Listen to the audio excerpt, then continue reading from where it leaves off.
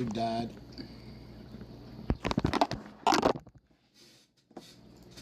Squoze it. He squoze it like it's a little pet gerbil or something down there. A little gerbil thigh. Dude. The great James McCann is back.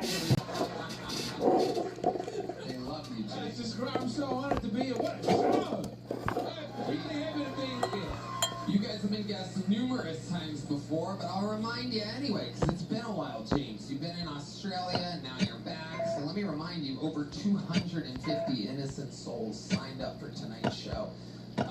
If they get pulled out of the bucket, they get 60 seconds uninterrupted. You know their time is up when you hear the sound of a kitten. That means they have to wrap it up then, or else they bring out the angry West Hollywood bear, which is just loud and interrupts their set. And then I conduct an interview. We talk with them about anything, and we find out more about them. The whole thing's televised. Anything can happen. You guys ready to start tonight's fucking show? I'm gonna let this disabled truck driver pick the first name. There you go. And here it is, and it's out of the bucket. There it goes, and it's off. Here we go. While we go wrangle that first fucking poll, I have one of the greatest golden ticket winners in the history of the show here to debut a brand new man. He does more minutes than any golden ticket winner in the history of the show. This will be fun. Make some noise for the great Martin Phillips, everybody. Oh my God. Great Martin Phillips. What's up? Cool, hey, cool. I would never do human trafficking because I hate regular traffic. You know, who's doing this, right? Sometimes I like to wear women's clothes, you know, it's really tight and it makes me feel fun. And people are like, man, Murray, you look so swole. And I'm like, nah, this is my sister's dress, you know?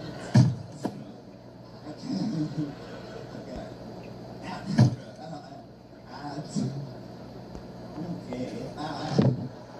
At school activities, they say, make room for Jesus. And say, yeah, he's trying to grind too, right? He wants it on this. Is that Exactly. Martin Phillips. Welcome back, Martin. Hello. Okay. It's alright. What do you got around your neck? So, there's one time I was at the show and I tried to play harmonica.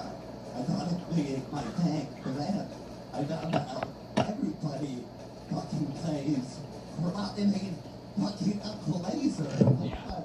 Yeah, Funko. Yeah, Funko Laser. Do it, yeah. Yeah, exactly. You know, so I look for a unique instrument nobody else could play. The dog whistle. That's a dog whistle? Dog whistle, not a rape whistle, but it's a rape whistle if you're being assaulted by dogs. Or it could be fun if a bunch of dogs save you. Yeah, I guess. All fun. They don't want to kid. I love that. Either way, if you're getting raped, bring some dogs in the house. I mean, if it's you getting raped, the dogs would probably join in. They'd probably be like, this is easy. I'm gonna bust a nut in this wobbly dude real quick. If I was a dog, that's what I would do. I'm a horny dog. I would fuck Marty for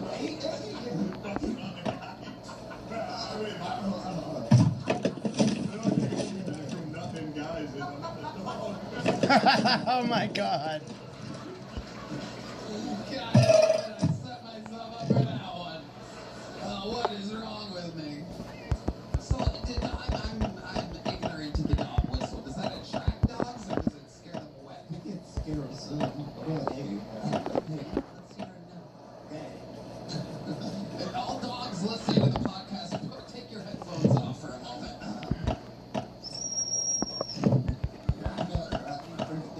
Oh, that sounded things that are scared dogs. Pretty good, right? It's working. Okay.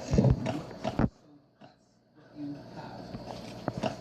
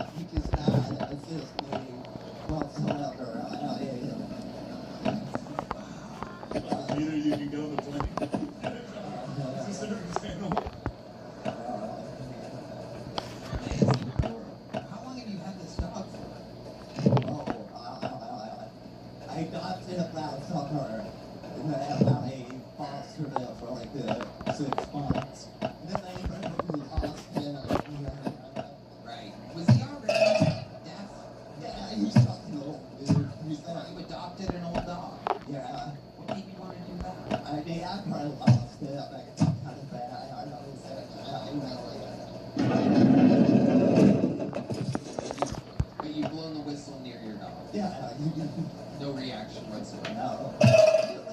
When you open the door and come inside the apartment, just even though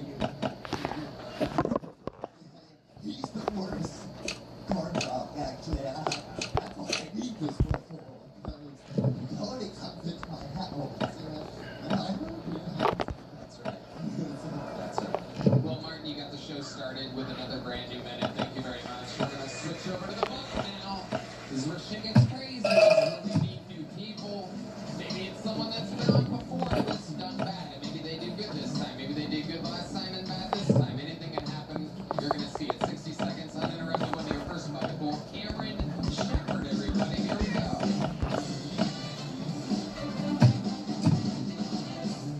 Yeah, those are my kids. Make some noise, everybody. Hell yeah. I recently saw the worst documentary of my life, everybody. I saw the documentary on Robert Wadlow. Now, Robert Wadlow is the world's tallest man in American history, okay? This sumbitch was 8'11", alright?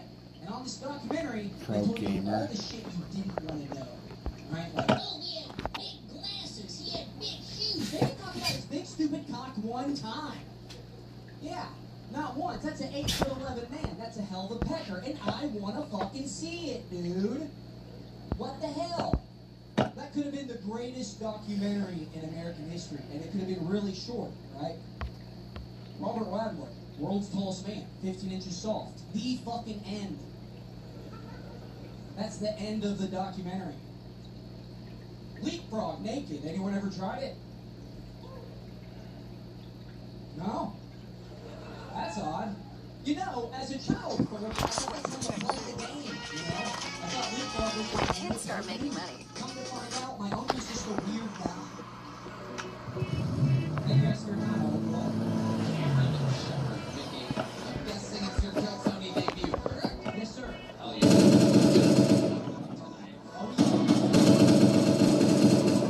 I don't think I've ever seen a pocket on a tank top. It looks like you put it on yourself. Is there something that you keep in that pocket?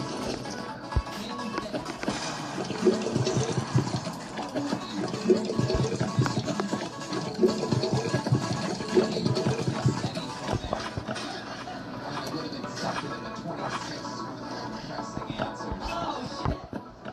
Goodness, what have you been doing? You look like you're your own dad. You look like you made you.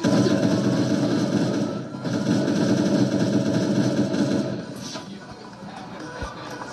We'll figure out. We found out our Richmond has lost 6 pounds in 2 weeks, everybody.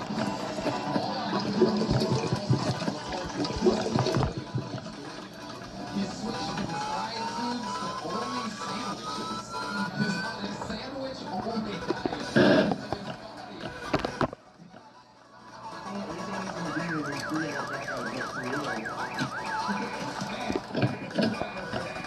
What's going on with these child rapists and sandwich dogs? Cameron, you look like you've exclusively been eating McDonald's French fries your entire life. How exactly do you keep that amazing frame that you have? What kind of protein are you on? So I'm not on any protein. I exercise a lot. So I climb trees and then I do backflips off of them. Okay. 400 reps a day. You should have been in the 90s, bro. Dude, perfect. What type of music do you like? You like 41? No, I like Cigarette? drill rap. I like that type. Drill rap? Gay. Like British slamming music? No, I'm an American. You like hard black killing people in the street? Oh yeah, straight from the block, baby. How many drill rappers can you name? Can you rattle off some for us? 4-2 Doug, Chief Keef, Okay. FBG Doug, 4-2 Doug. I messed that up because I'm white and I lied. Okay. What do you do for work? I work at a hardware store. What exactly do you do at the hardware store? Okay, so some guy comes there and he's like, and then some guy comes to me and he's like, hey, I need a hammer, I need a drill, and some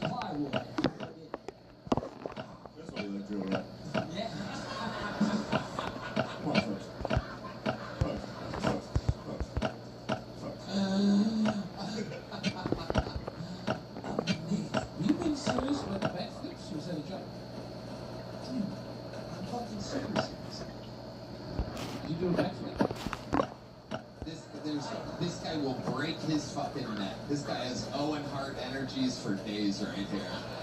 It'll be the first fucking corpse we have to drag out of here. That coroner's gonna have a fucking lot on his hands. He's gonna be like, wait, this was the body of a 50-year-old. His ID says 26. So, Cameron, what do you do for fun? What are some hobbies in real life? Like, not silly, like tree climbing. Like, the real So I like to sing a little bit. I like to sing some songs. Are they originals? No, I like to do homosexual covers of songs. Okay. That's basically everything that I sing. That's incredible. So what exactly does that mean?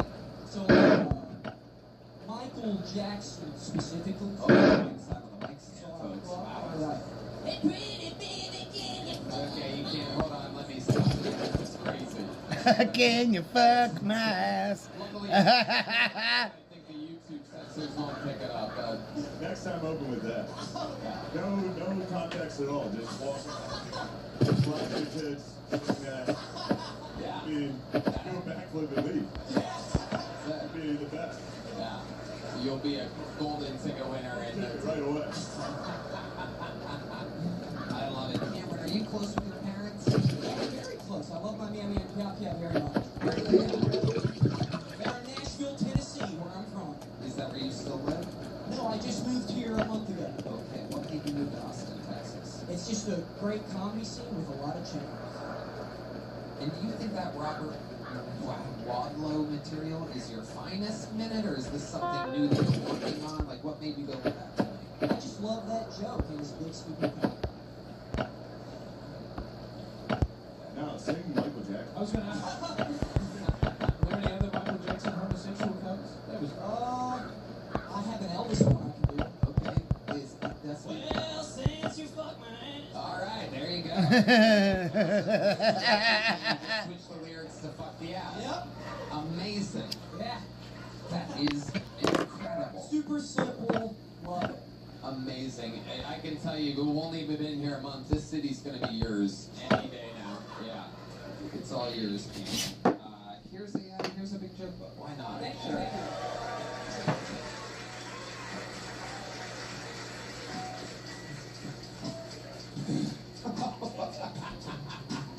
Oh my goodness, it's the lovely Heidi, ladies and gentlemen.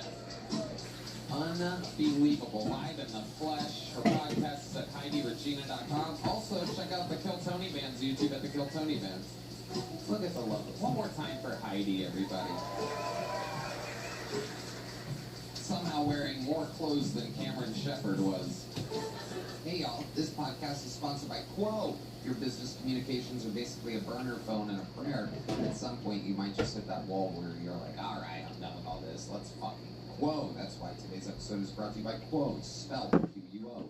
The business communication system built so that you never miss a call. Your entire team can handle calls and texts from one. I've been here for. Someone qualified professional before making any trade decision.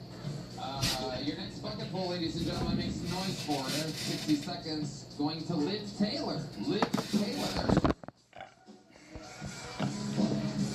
What's up, Austin? I've been here for about a year now. And there's one thing I know about Texas before living here. It's hot, right? But it gets pretty cold at night. It got pretty cold during the winter. So cold that I needed help to sleep at night. So I started listening to Negro spirituals. Yeah, we're like, this crazy bitch has got like Wave and Water video on Spotify. And it's fucking crazy. No, it was just me being too lazy to change the batteries and blood pressure.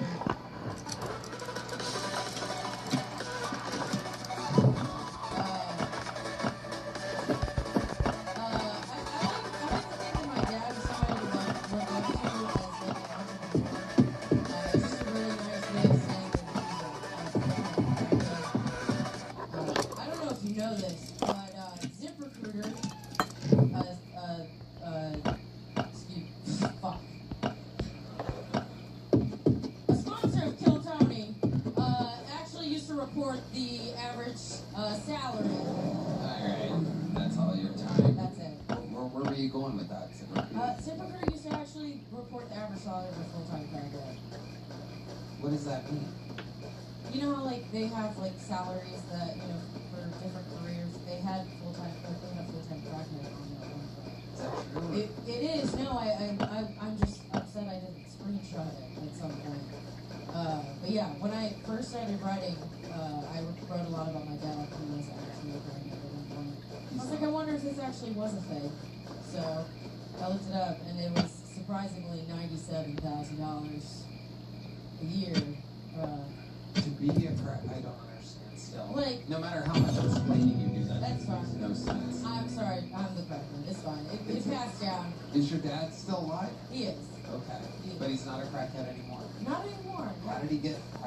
What made him stop? Probably COPD and, you know, just getting old. And ignorance.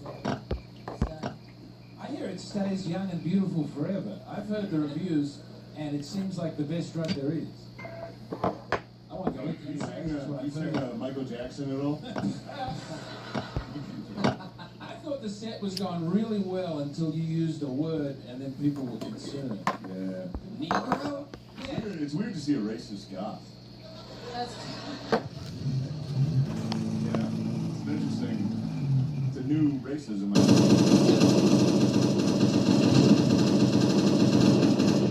That's so crazy. I'm Hispanic, does that count? That's even crazier. Hispanic racist goth. Yeah. Where are you from? Sorry. Good, go ahead. I moved here from Georgia, so Yeah. yeah. Checks out. And how long have you been doing stand-up?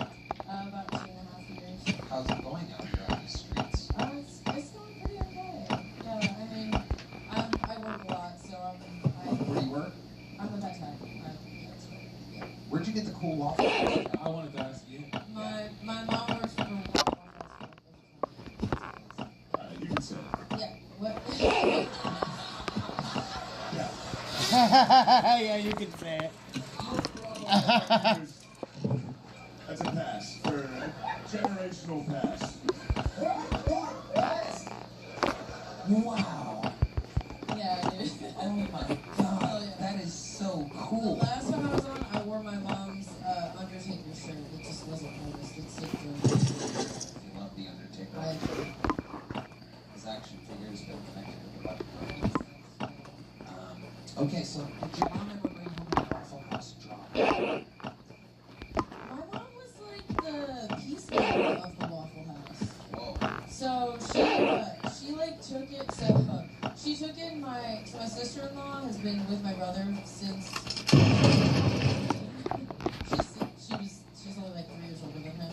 But my mom took her under her wing. She was in like a really bad relationship, and so I need a babysitter. Come work in my house instead of here. And yeah, she was just more like she didn't bring me. Just smoked it. And both parents are Latino? No, my dad is Puerto Rican, my mom's Italian. Was Italian. Was. Yeah, she where's it at, Rogan? Come on now. You have to say how did she die? She got hit by a car. She got hit by a car. There you go. There it is. Goddamn theft. Fuck. Amazing. Yeah. Man, I bet by the end of that accident she was smothered and covered and it's a walk. Chunked and There it is, yeah, I can dice. remember. Yes. All of that. Yeah, it's alright. How long ago did that happen? August of 23. What She's the up? reason- her On passing kick, is on the kick. reason I got it, so. That's great. Yeah. It helps you. You perform a lot? I try to, yeah. I mean, like, I like living well now. You know, I've been a vet tech for almost 10 years, and if anybody knows, vet techs don't make money, but You ever blow a dog whistle before? no. What do you think it does? Do you think it attracts dogs or scares them away? I think it puts them, you know, unless they're sad and cropped and they're just up all the time. Killed a lot of dogs. It's not the person that takes you. I'm sorry. But it is sort of. I give them drugs they don't want. I hold them down when they don't ask for it. I make them. You ever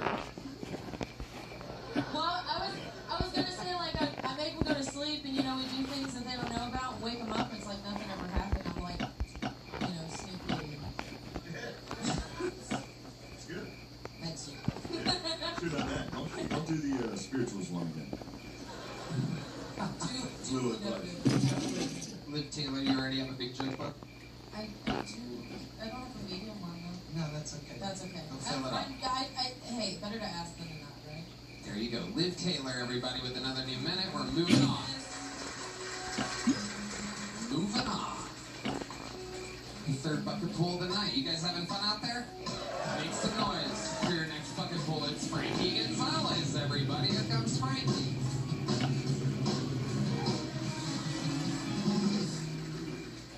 Hey, Austin, how we doing? I come from a pretty weird family. My brother, he just came out of the closet.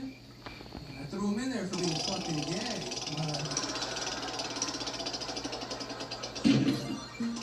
We love him. Not publicly, but we love him, you know? I have to ask my dad, we'll see. No, I know I'm not gay, because I kissed a man once, and I felt absolutely nothing after I came. Like, I was good. Yeah, we're roommates now, that's besides the point, you know?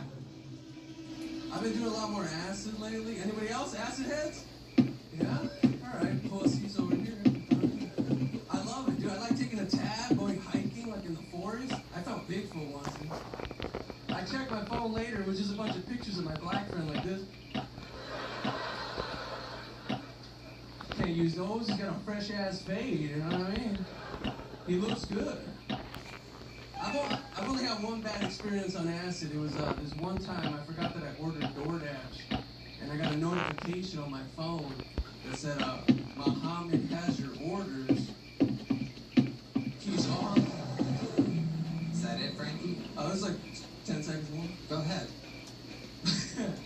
I forgot that I ordered DoorDash, and I got a notification on my phone that said, Muhammad has your orders. Nice. He's on the way. So for like 6 hours, I thought I planned 9/11. I was like, what orders did I give out, dude? Popeye's, Pentagon, they're right next to each other, dude. Fuck yeah, Frankie Gonzalez. Rock solid set. Welcome, welcome. How long you been doing stand-up, Frankie? Sorry? How long you been doing stand-up? Oh, 6 years? 6 years. Where at? San Diego. Nice. You still live there, or are you here now? I know I still live here, just visiting. Nice. What do you do for a living? How do you make money? Well, mainly stand-up is taking up half of the income now, so that's what's up. But the other half, I work at the YMCA. Okay. What do you do at the YMCA? Shout out the Y. I'm a trainer. I work reception. No, they don't let me in the fucking back. They don't let me in there. It looks bad if I work people out, you know. I like the Hispanic pronunciation of YMCA. Oh wait, what? I haven't heard what? YMCA? What? YMCA? We call it. You can hear it? Can you guys hear it? Let me hear. Let me hear. YMCA? Alright, that's fine. Alright. White it up. Sorry. San Diego. I'm sorry. No matter what ethnicity you are, if you're born in San Diego, you're white. I have a lot of black friends from San Diego that are they're super all white? Yeah, that makes sense. Except for when like there's a chance to have like a guilt or anything, and they're like, I'm totally black. Unless they're in court, you know. Are you really a trainer at the YMCA? Oh no, dude, I work reception at the YMCA. Okay, that makes Yeah, sense. I mean, people check in. You guys can see me. You got a lot of cute anime tattoos. Oh, what? You got a little ghost here. Yeah. And you got a lady on. Oh, this is an actual one though, yeah. What's happening with all that anime? I thought I went through a phase when I was 20. I regret it. I was. It was during COVID. So horny you got a fucking tattoo? Well, yeah, she was dope in that one show. Nobody knows. Okay. This is. That's okay. Yeah. How are you doing? Okay, good question, Frankie. I want to tell you this. Yeah. I'm actually coming to San Diego to do a show next week. And I would like to invite you to come and watch that show. Whoa! Oh, shit. Frankie Gonzalez has activated the light. Front row? Yeah, sure. Still available. Front row seats still available for James's big show next week in San Diego. Frankie, do you really have a gay brother, or is that just a joke? I do, yeah, hella gay. Yeah. Okay. Has he always been gay? How old were you when you realized your brother was gay? Oh, he's a couple years older than me, so he's about 30 now. He used to eat his ice cream cones like a little bit too passionately. Oh shit. He used to let it drip down. I was like, that's just like inconvenient. Why would you want that to happen? That's when I realized it. And what do your parents think about him being gay? They didn't like it for the first couple years, but my dad's getting older, so I think he feels bad now. When you say they didn't like it, like did they verbalize that? They didn't speak to him for about like 2 years. Yeah. So. Did they talk to you about it? Yeah, they did. Like, why is he gay? And I was like, I don't know. There was that one time when I was 8. You and it was like, guys have a quinceanera for him? He wanted one. What's the gayest thing you've ever seen him do? Oh, I fell asleep on the couch one time. I got really drunk. I was like 20 years old. I fell asleep on the couch. I wake up. A man comes. I was living with him alone. A man comes out from the room. He comes out. They both walk out the front door. 2 minutes later, a second man comes out from the same room and leaves out the front door. He comes back in and says, "Don't tell mom and dad." And that's all we ever talked about. He's about 5'4". I don't think he was one of the guys on top. You know what I'm saying? Spinner. Wow. Yeah, say. Yeah. Wow. Wow. Frankie, that is incredible. And how about you? Do you have a girlfriend? I do, yeah. Where'd you meet her at? San Diego. Where in San Diego? Just at a bar, just a brewery. And then you went up to her? Yeah, she looked like I have a Jewish fetish. Ooh. And she looked. Wow. So you saw her, she was picking up a nickel off the ground. She was. Well, I tossed it, so there we go. Hell yeah. So it was cool.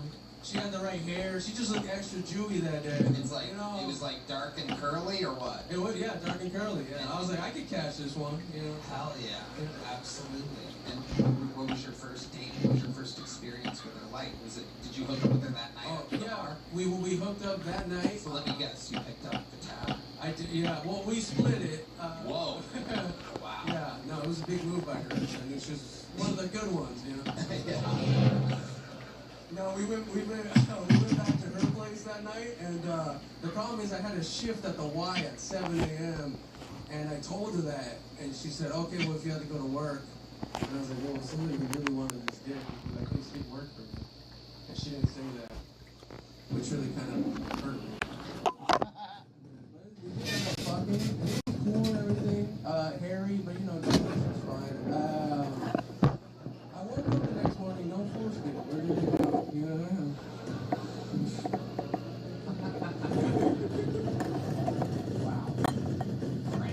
Nothing happened though. No, she's not mad that I told everybody that because that's literally what happened. Yeah. Jewish girls get mad about anything. Oh, that's cheap. A little. But this wasn't your first Jewish rodeo. Oh God, no. You loved the Jewish. I'm sniffing them out. Wow. I like to invest. I like to. It's like employer's best. He goes into bars and he's like, "Are you harboring enemies of the state?" Speak Spanish. Amazing, Frankie. Congratulations. Very fun set. Very fun interview. It was a big joke, but there you go. So much. Frankie Gonzalez making his Kill Tony debut. We are rolling, everybody. How do you do? This podcast is sponsored by Cheers Health. You know, recently I woke up after a totally normal night of drinking alcohol and still felt bad the next day, even though I drank responsibly. What up, what up? I did everything right. Water, food, sleep, and somehow it didn't matter. I felt awful. And then I discovered Cheers Restore. I slept well, made me feel at least 50% better. It even caught me off guard how normal I felt. You just take it after your last drink or before bed, and then it works while you sleep. Your claim to fame is you feeling 50% better or your money back. So you wake up feeling like you drank roughly half the amount.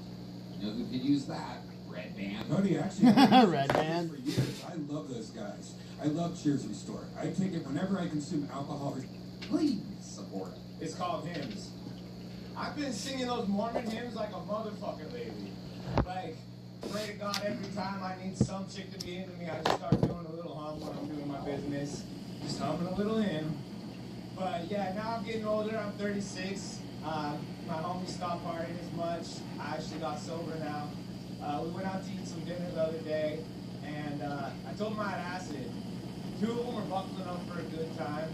The other one cost me some FLB. I was like, God, man. I mean, it's true. I'm capable of both. I have the good times, and I have the fucking reflux. Man, that was rough.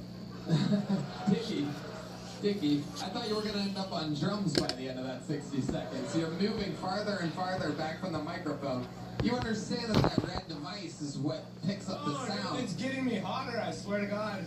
Okay, but you have to talk right into the tip of that thing. Oh, okay. Oh, baby boy, what the hell? Yeah, the set may have gone better, but I could hear it perfectly fine. It wouldn't have. James McKinney. Oh, Let's fucking blow that wall. That's the tip of that thing. I've done this for a while. I've never heard someone go, you gotta talk right to the tip of that. I'm not used to working the tip like that. Right into the shoulder's head with the microphone. Put your mouth, hold it by the shaft, talk to the tip. Oh my God. That's what's going on, dude. Well, Dickie, all I was going to say is there's a lot of setbacks in this business, and there's a lot of things that are going to make you think you can't keep going. What up? I just I've never seen got anyone- raided.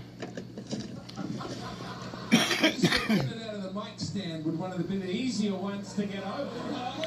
Because there's going to be so much worse stuff that happens in your dream of being a stand-up comedian. Oh, yeah. Getting the microphone out of the mic stand. Dude, that thing was scary. I was like, is this thing working? You still haven't taken it out. You just grab it. I believe in you. Yeah. Oh my God. Let me start that over. Powerful. Powerful. So Excalibur over here. Dickie is sweating bullets, ladies and gentlemen. He is Human over here. soaking wet. He was dry as hell when he came out. He's dripping in this moment. God. My, I flew out here. I didn't sleep last night at all. This is fun. okay, that's it. So, Dickie, we're gonna get to that. Relax. Oh, man. So, how long have you been attempting stand-up comedy? Dude, this is like my second time. Okay, so where was your first time? When was that? It was in Salt Lake. When? Probably 6 months ago. So 6 months ago, you did an open mic? Yeah, I was on mushrooms. Okay. Somehow I did way better. Well, you think you did. You were probably nowhere near the microphone. Magic of mushrooms, I guess, dude. You were probably in the lobby by yourself. At least I was having a good time. Absolutely. So, Dickie, was that at Wise Guys in Salt Lake City? Yeah, it was the Wise Guys. Okay.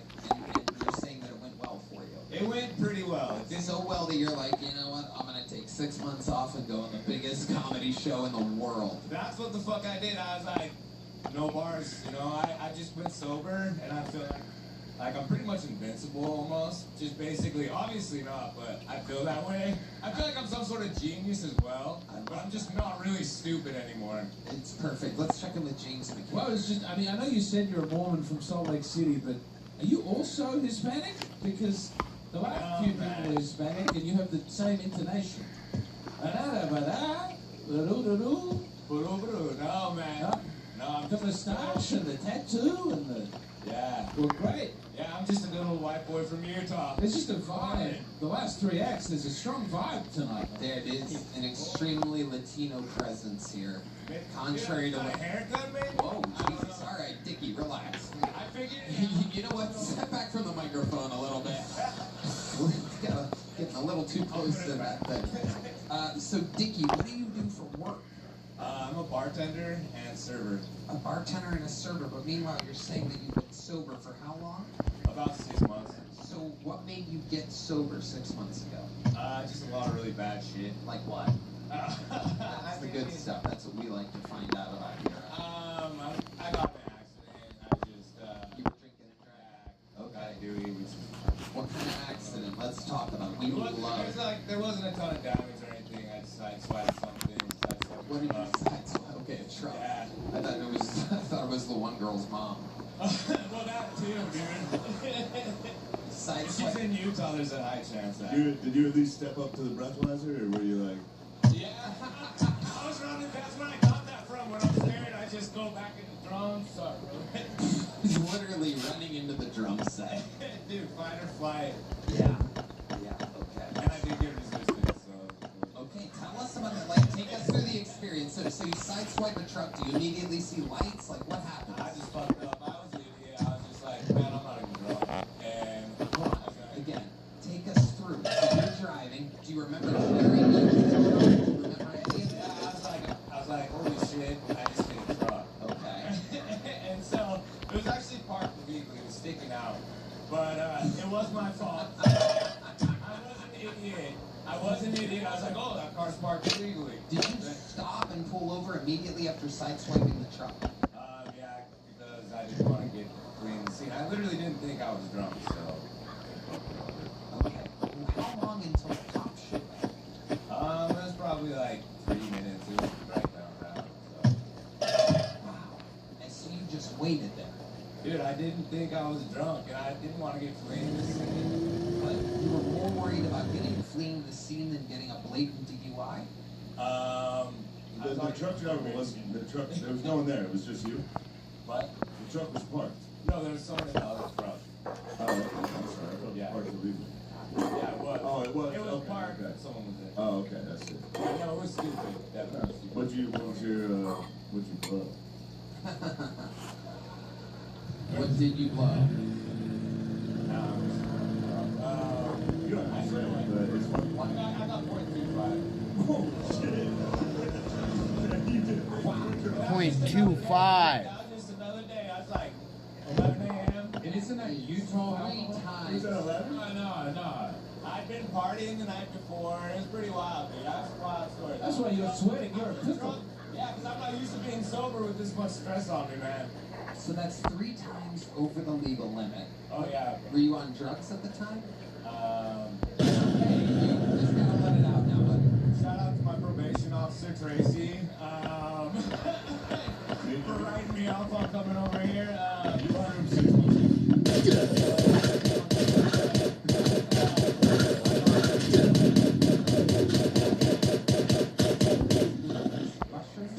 Okay. So we're 3 times over the legal limit and on mushrooms. So tell And I us. nailed the test, dude. I swear to God. If you see the footage, I nailed the test. That's so much worse than if you didn't. If you were at 0.25 and you were getting that, you're slamming that test. That's so scary. I know, that's why I stopped drinking. What do you have to get to be drunk? It's gotta be just What? That was so.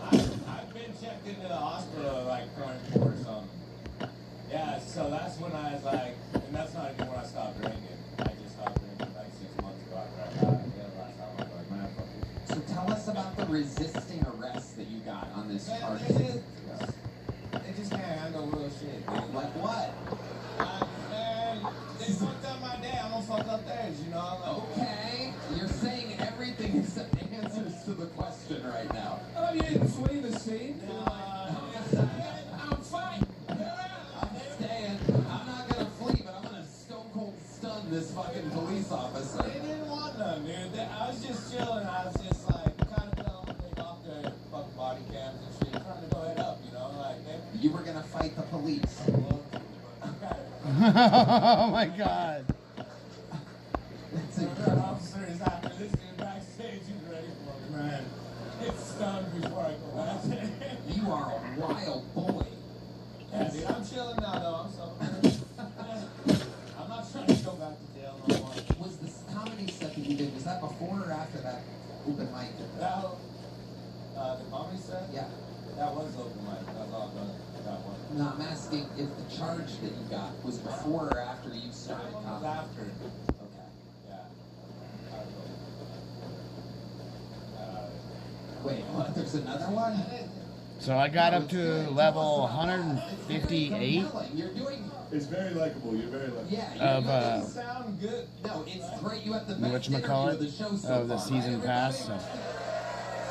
Thank you, guys. The honesty is bleeding through. Look, I know, like, I'm just ashamed of all my Mormon family. It's great. You've turned your life around. Don't come home. No, it's great. It's Now great. I've turned my life around, yeah. It's good. Okay. So what was the other charge? What else? I have a couple. Like, it's just, what do we want to talk? I have another DUI. I got, like, raided when I was, like, a while ago. You got raided? Oh fuck yes. What did you? What did you get raided for? Just having fun, dude. Just having fun, dude. Life, man. Just having fun, That dude. is unbelievable. You have like your own thing. I don't know if you, I don't even think you know how funny you accidentally are. I own Salt Lake, and they just like, man, we have to rush them again. They don't like doing it, you know. Like, I bring the good times to Salt Lake. So. Oh my god, this guy's a fucking machine. So what were they raiding you for? Well, that was, man, this is a story. Okay, here we go. I got a restraining order against this crazy chick. Because she kept showing up to my house. Yeah. So she went so crazy that she reported me to the DEA. Oh. For what? Growing mushrooms? Being a G, dude. No. Being a G. DEA. No, that was it. That she's like, this guy's Steven off the charts. He's got to be on something. That's all it was. So they raided you, and what did they find?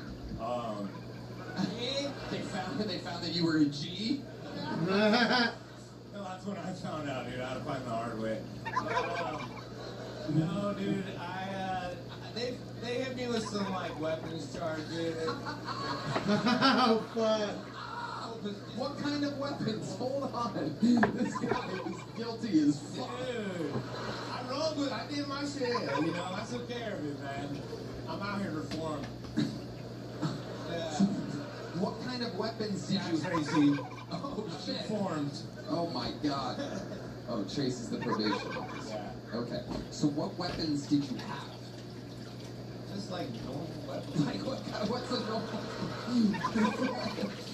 So like me personally, I had a couple roommates at the time. One of them had like an AR. I had like a shotgun and 3 pistols. 3 pistols. Yeah. Just in case you have to shoot people with both hands and your You feet. just shoot shit for fun, man. Like, Right. It depends on like what really fucks with you. It's like, what? You know, Right. Might get a little AR action. You don't know. Absolutely. Fucking wild out there, man. You are so wild. I spent so much time with you on the interview. It's crazy, but and I by the way, I don't want to move on. I have like 1,000 more questions, but I literally have to for the sake of the format of the show. But I feel like we are just cracking the surface of your wild ass. So sign up again sometime and we'll ask you more questions. There he goes, everybody. Dickie, everyone. You saying it like you fuck. Thank you, guys.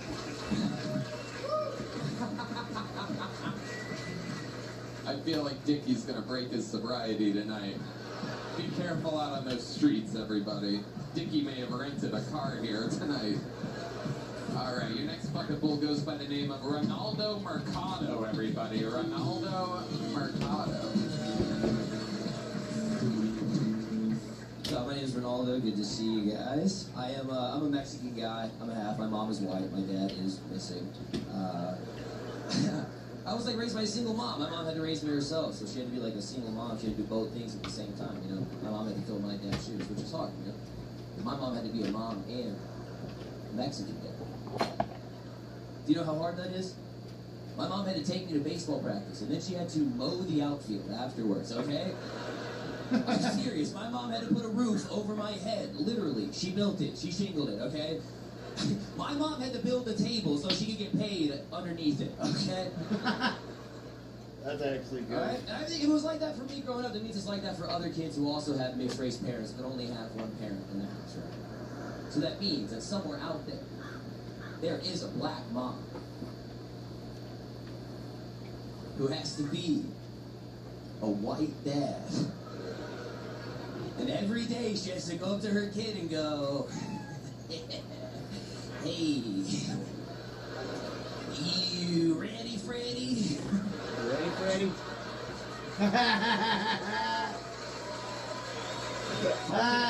Ronaldo Mercado, everybody. That's epic. Fantastic fucking set. Thank you. You've been on the show a couple times before, right? Yeah, yeah. Awesome. It's my third time. I love it. Fantastic. Welcome, welcome. Thanks for having me. Of course. Yeah. It's the bucket's fault, but yeah, of course. So tell us, how's life been? What's going on? It's good, man. Things have been fun. Been doing a roast battle here in the city, a roast battle here at the club, and I won. The show was awesome. It's just been fun, man. It's been great, yeah. Yeah. Yeah. What else? How about in like real life? Just been boozing a lot. You know, Doing a lot of drinking. Mostly that. I got so drunk the other night I went and ordered a torta from a Mexican food truck. And then I was walking down the street, I was trying to find where my Waymo was, but I was looking at my phone with my torta in this hand, and then I tripped and I hit the curb and I smacked my knee and I fell really hard. And I fell so hard that some dude behind me was like, "Yo, are you okay?" And I didn't turn around. I was embarrassed. Did you drop the torta? I did. Tell me there's not a big Hispanic vibe tonight. There is. There is. I can confirm there's definitely a vibe. Contrary to the mainstream news reports of deportations, they appear to be deporting them to Shakespeare's, the bar next door. This is what ICE is doing. Shane, what's going on? Cooking or something? No. I was just got the knock loose on. It's another goth Hispanic. Yeah, they are. They're very gothic. Right? When I was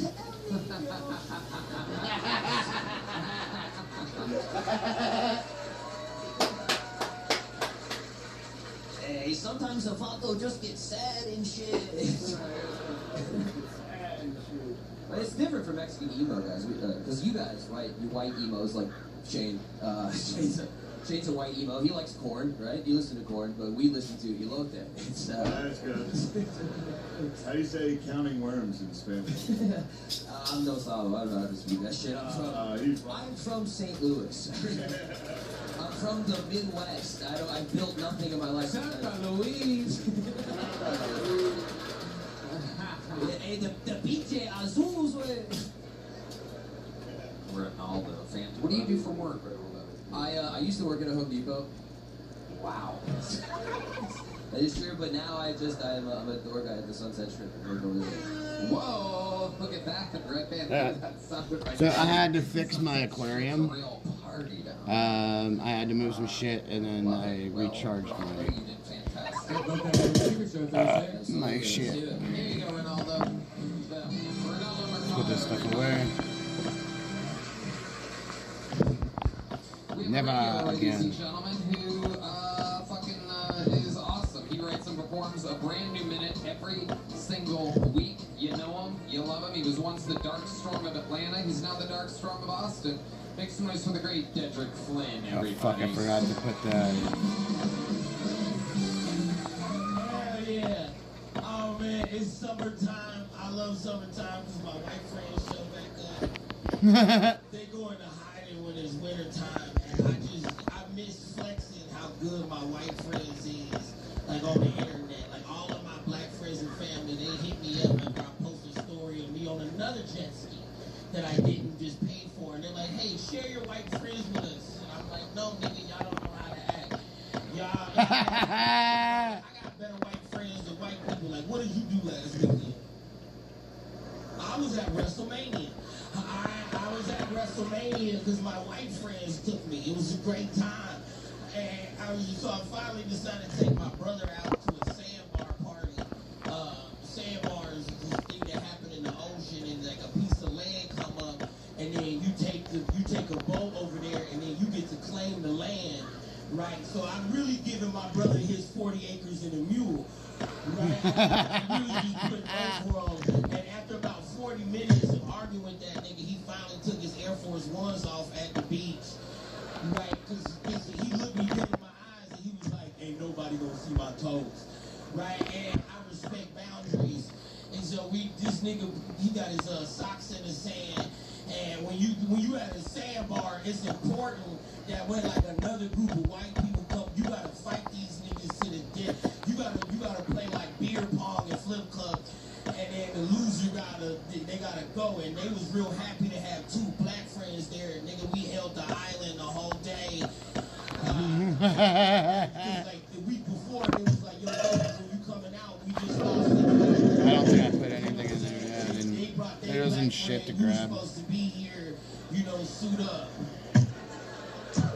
That's my time. Dedrick Flynn with another brand new 1 minute 55 seconds. Always working overtime every single week. You did it again. What are sandbars like? I've never actually been to one. Oh, bro, you gotta. I'm introducing you to my white friends. It's literally just like a mini beach, and then Take like a boat out there? yeah, we take the boat. We got like kegs of beer, and like we have our own bar.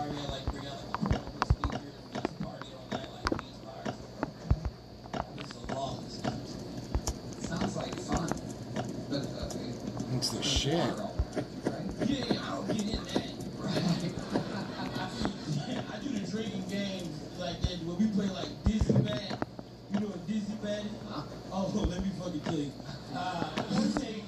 You take a plastic baseball bat, you cut it off by the handle, you gotta pour a beer in there, and you chug it, and how many seconds it takes you to chug it, you gotta put the bat on your head and spin around, and that nigga's throw a can at you, and if you hit it, you good, but if not, you got no again. Oh, shit. I mean this totally out of respect. Can you swim? No. I ain't really looking. I get it. I'm the white guy that takes some black guys out on boats sometimes, not like Tony, but then we start drinking, they start getting confident in their swimming. And they jump in. At first they're like holding on the side boat like, drink 5, they're like, I'm doing pretty good. And I gotta save them. Yeah. Fucking Lemaire and Nate. Yeah, They really is. They're tough to wrangle. I can imagine why deep in the genetic memory white guys might not want to get on a white guy's boat. That was cheap. I apologize. Don't bring that up. Okay. Bring that up. Well, because I didn't do it, so it's funny to me, but you... Yeah, but what you guys do? We don't want to talk about what we did. What we did. Hey. I know exactly what you did. They eradicated an entire... whatever. Aborigines? Yeah. They Y'all love taking them out. Well, we say sorry sometimes. It was also like the 70s. Crazy what they did. Like, men down under came out, or men at work came out like, wow, that was that. Gotta have a good soundtrack when you're doing a genocide. I don't know what to tell you. Vietnam, that shit rock. Hell yeah. What a cool Eddie Guerrero shirt you're wearing. I just want to say that. Hell yeah. That was good. You tricked me. I was high. Damn. Detrick, you did it again. Another fantastic 2 minutes. It goes on and on. Later, buddy.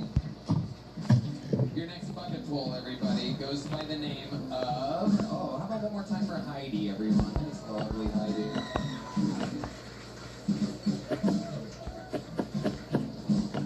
And we're going to keep it moving. Your next bucket pool, 60 seconds uninterrupted, goes to Brandon Fields, everybody. Here comes Brandon, everyone.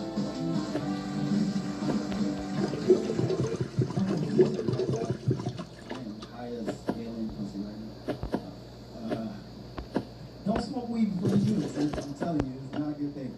Anyway, my name is Brandon. Yeah, I'm a black guy with a white name. Believe it or not, I can tell you what kind of phone I have. I'm being black. Believe it? You're like, oh, you got an Android? God, that guy's full. Got it full. I judge people off of their phones, man. That's nuts. Because I don't have an iPhone, I'm not cool. Maybe? Alright, fuck that. Anyway, yep, I got a white name. White thing about me, I can swim. Unlike that dude on House Arrest that just looks suspicious. He was actually on House Arrest, so I saw that anger monitor and shit. Thank you, Brandon. Okay, Brandon Fields. Welcome to the show, Brandon. You did nothing. Let's talk about it. How long you been doing stand-up? On and off for like 3 years. 3 years. Where at? What part of Tampa or Atlanta exactly? Actually, I started in Colorado. Oh, wow. Yeah, Colorado Springs and Denver. And, okay. What were you doing in all these white places? I was in the military. I was in the Army. Oh, nice. Hell yeah. What were you doing in the Army? Bombing.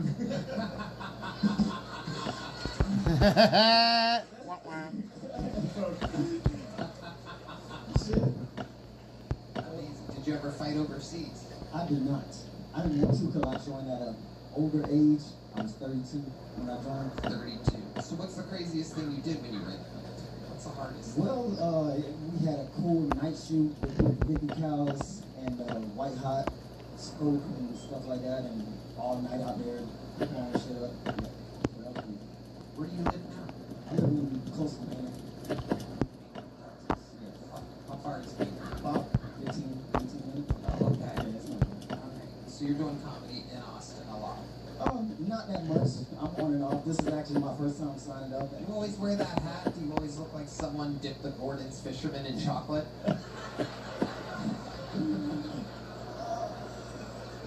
Is that hat your thing? Are you attached to the hat? I mean, I'm trying to get used to it, but I have a big forehead, so...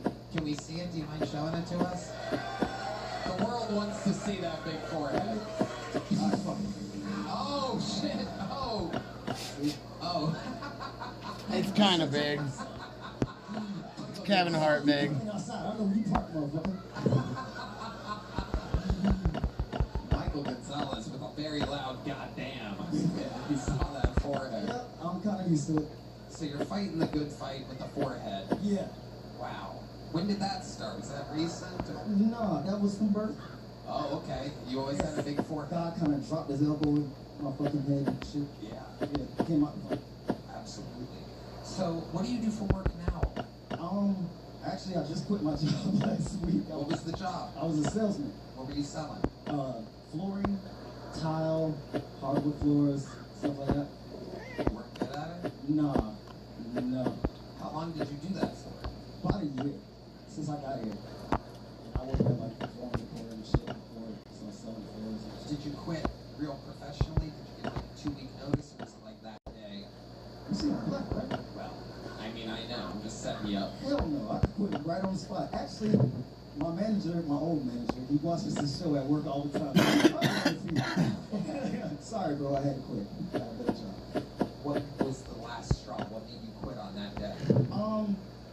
I just didn't feel like it anymore. And I got another job, so. What's the new job? New job selling tires. Okay. All right. Hey, selling tires, yes sir. I think you'd be good at that since you kind of look like one. Yeah, I'll start tomorrow, so. Hell yeah. It's going to be a good year. Go on, folks. No, you didn't. That was a inspiring joke. What? It was good. It was a, yeah, I got it. Speaking of tires, season 3, still Season on 3. Netflix. Coming soon. Did you make any money with the flooring thing? No, I Yeah, can't suck. I- You can, it's commission and Yeah, stuff. I tried to sell bathtubs. Yeah? Fucking $0. I worked there. I didn't make a single dollar. Yeah. I've been. They just trick people at Home Depot. It's like, you want us to come remodel your house? And I'm like, yeah, sure.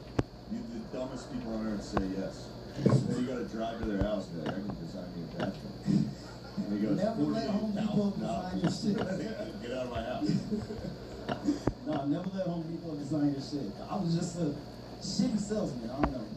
I'm a short, black shit that look like a school shit. So, And I think you're going to be a great tire salesman.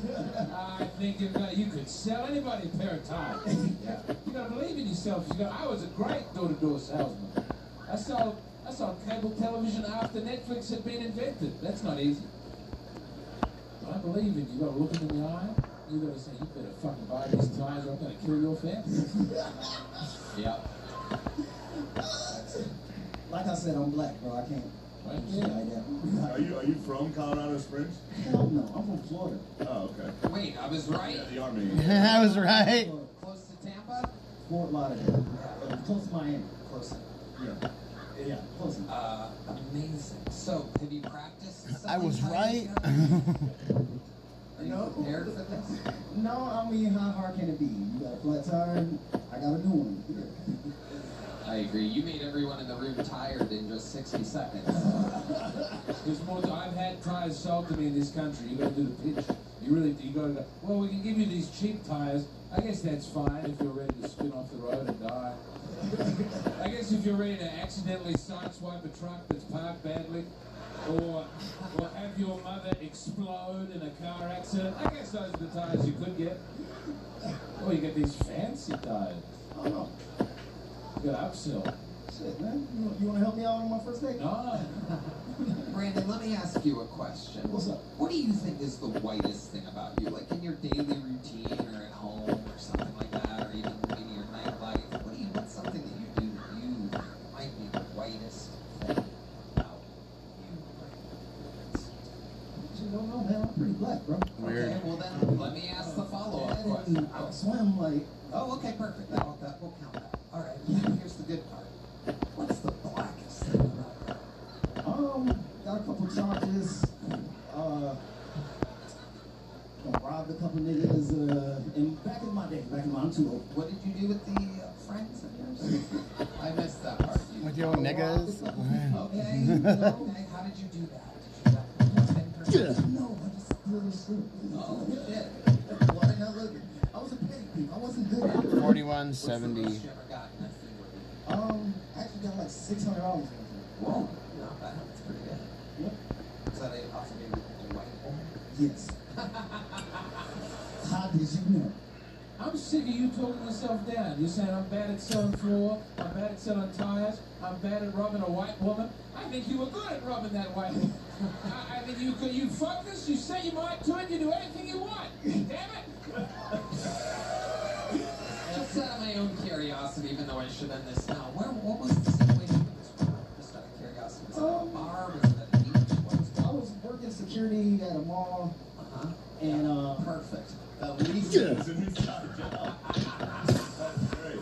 hell yeah, she lost her wallet Ah. and I found it. You said you're Did she report it to you? No. I went to the store and I was like, oh yeah, I have a wallet, came out, here you go. That's not a robbery. No, I thought you Steal stole from the lost and found. Yeah.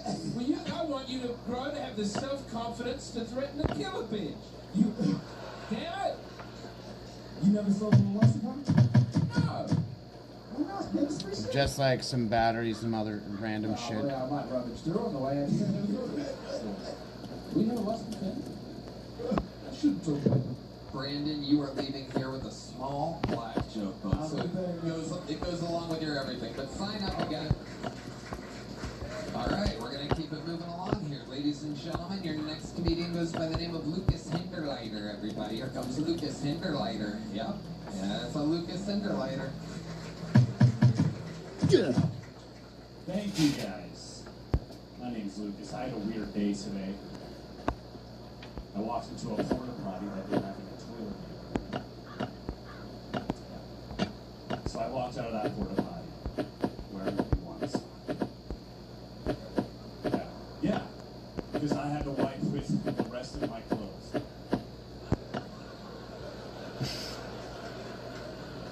Y'all ever do that? Y'all ever walk out of a porta potty with a sock on your dick?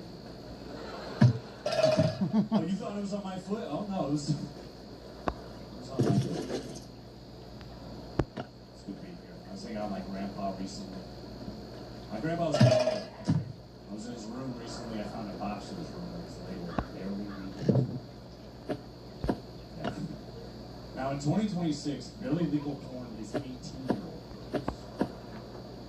But my grandpa sold that it was all just interracial.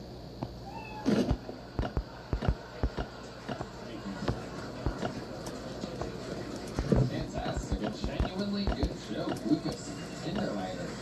I love it. Welcome, welcome. Have you been on this show before, Lucas? Yeah. I remember. Yeah. Welcome back. How's everything been going? Fine. How long have you been doing stand-up? 10 years. On and off 10 years.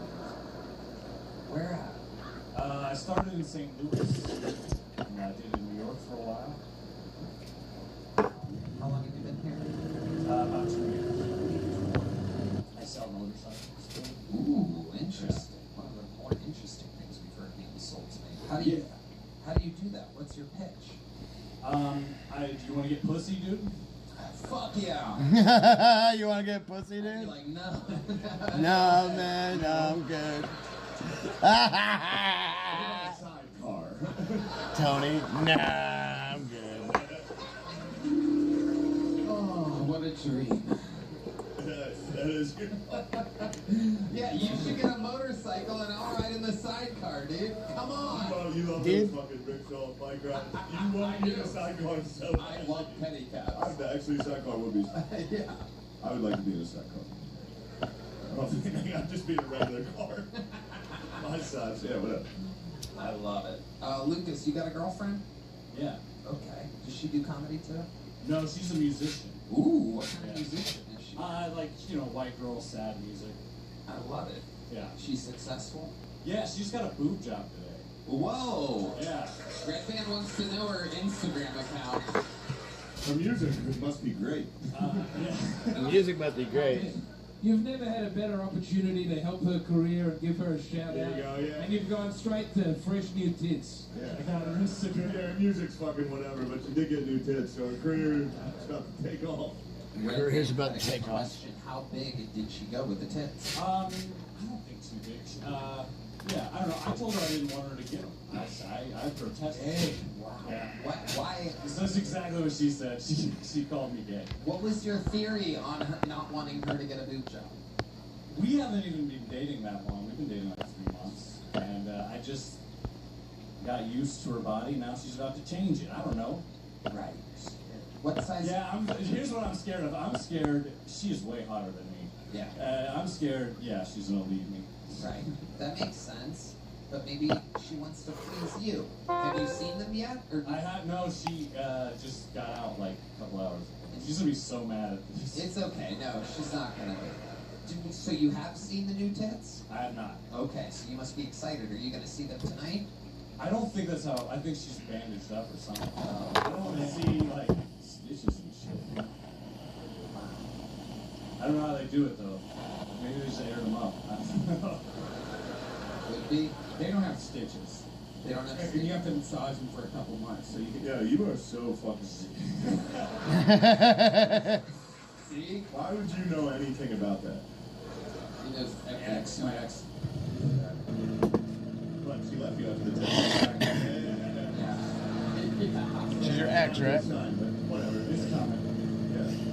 Amazing. So, you don't want to see changes or any damage whatsoever. I'm afraid, like, I know they're gonna look fine, but I'm like, that first picture, I'm afraid they're gonna look crazy. Like, lopsided or some shit. She was in Canada, so it was like free healthcare tits. Like, those taxpayer tits. Yeah, those are. Yeah. I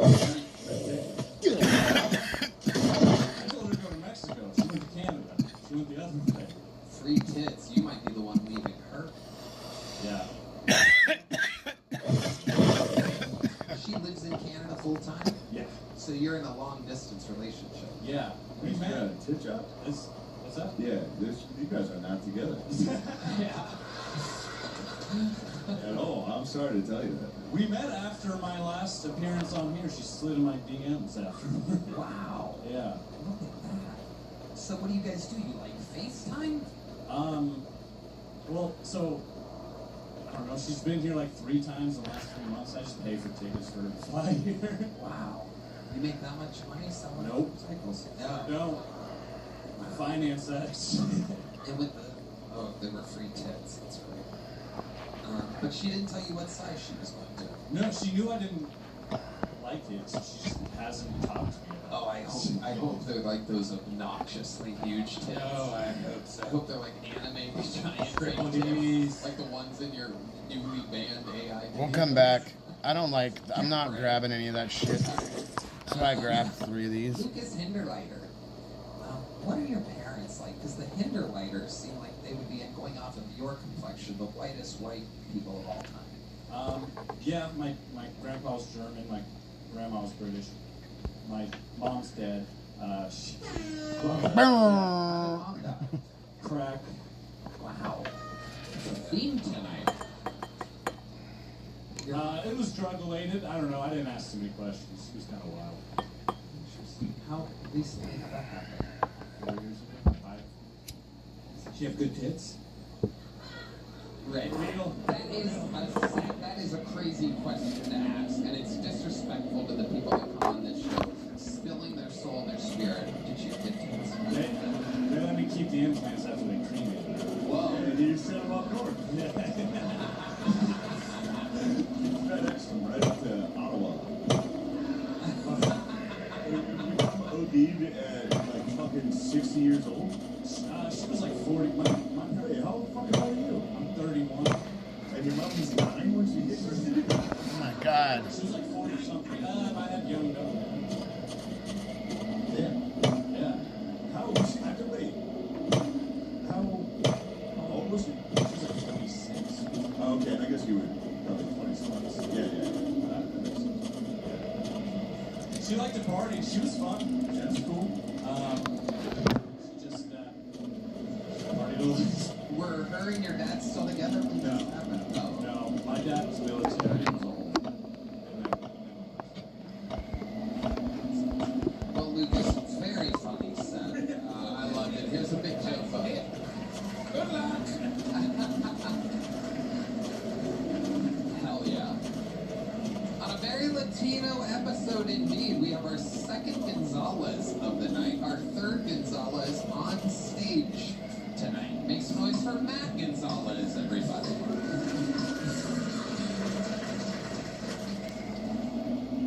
What's up?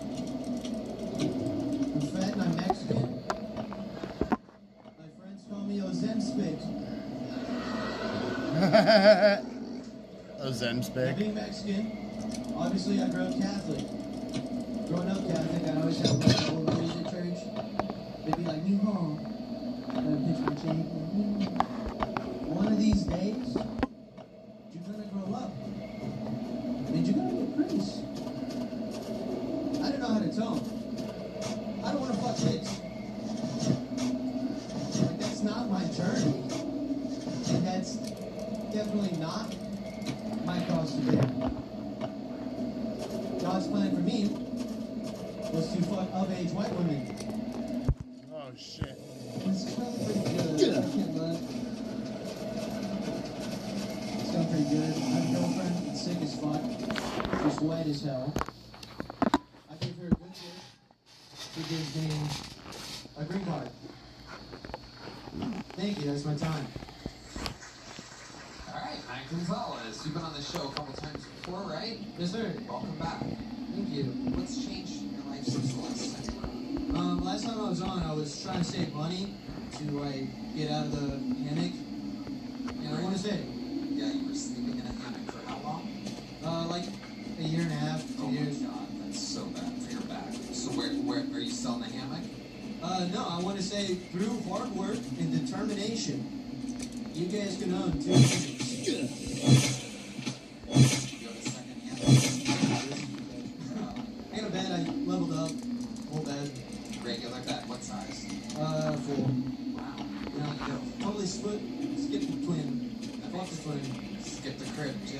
Yeah. That counts. Incredible. Probably the first person out of the bucket tonight that has a full-size bed. Incredible stuff. What do you do for work, Matt? I am a mechanical designer and shoot with AutoCAD. It's kind of dumb and gay. It's drafting, buddy. What do you do for fun? I like to go fishing. I don't know. Go fishing a little bit. What else? Golf.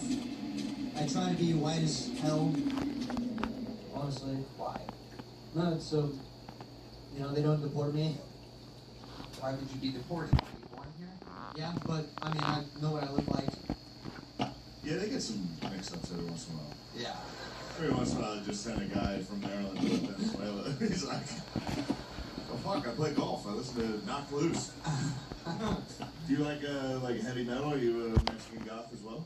No, no. You're not? I wish I was, dude. No, alright. What type of music are you into? I listen to like, I don't know, I call it desert rock, you know, like... You guys are fucking dudes. Good. What's desert rock? Desert rock, you know, like shit you listen to, like, you know, fucking, you know, like, America, you know, it's like, that one fucking horse song. Like, I've been through the desert on a horse, so don't name it. Yeah, go on. You know, don't act like I don't... Wait, are you saying that the whole genre is just songs about the desert? Yeah. Name one of the desert rock songs. Fucking Hotel California, I don't know. Wow. I don't know that there's a desert mentioned in that song. Yeah, but I get it. Hey, You know what I mean, right? Yeah. are you trying to say that you like vegetables? Yes, yeah. Guys, you can on a dark desert highway. That is a lyric. It's literally like songs with the word desert in it. Yeah. I thought it was dessert at first. Amazing. Amazing. Matt, what's the weirdest thing in your refrigerator right now? Probably like, something really weird. I don't know, just like some exotic or something. No, there is. Think about it for a second. I'll give you a second.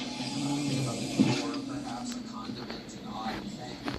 I don't know, like, I live with my grandpa and my brother. Perfect. So, what's in the fridge? I don't know, I haven't gone in there. I know there's in my bathroom, though, there's I saw my roommate's sex toy,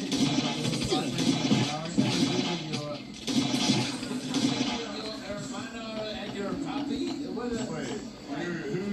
Wait, it was a cock ring? I thought it was gonna be a fleshlight or something. You found one of them. Cold ring for the penis? Yeah. You found your grandpa's cock ring in the shower? Yeah. Really? Did you ask him about it? No, it was either my brother's or my grandpa's, so... How old's your grandpa? He's like 87. Oh, fuck yeah. What's his phone number? It's like from the Titanic.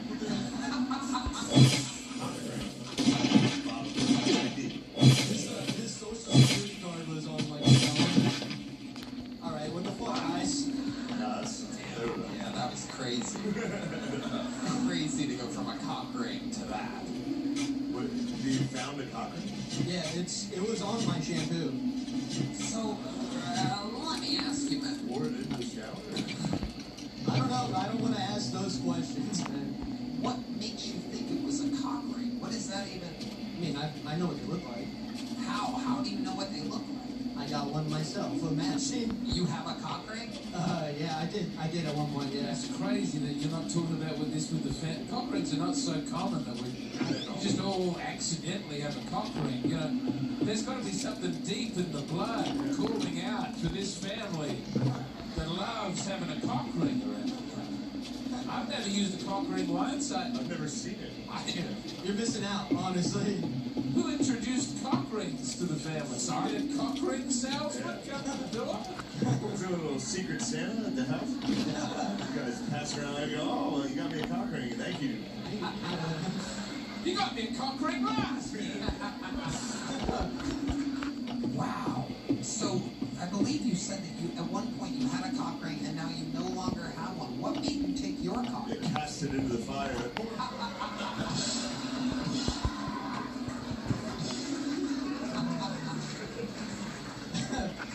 When you push your cocks together, Shazam comes out.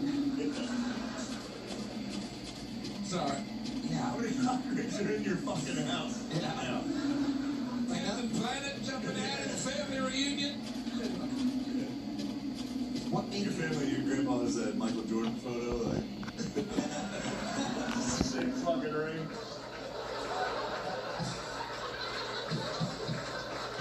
Oh, fuck.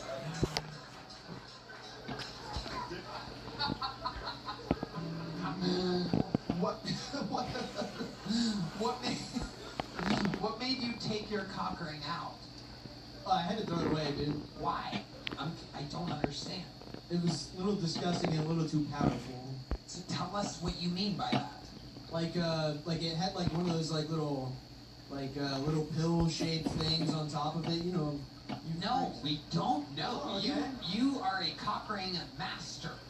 You are the Frodo of cock rings. Lord of the cock rings. You are Johnny Cockring. So tell us what you mean. Describe this. The ring doesn't. That's not fair. Yeah, it must be my grandpa's. No, so it was like one of those cock rings that had like a small vibrator on it as well. And you were just too good at sex? Is that what you're trying to say right now? No, I'm saying I needed a shot. I needed a little help. That's all I'm saying. Look, I didn't. Well, hold on. You gotta tell me about this thing. Why shouldn't it be mine?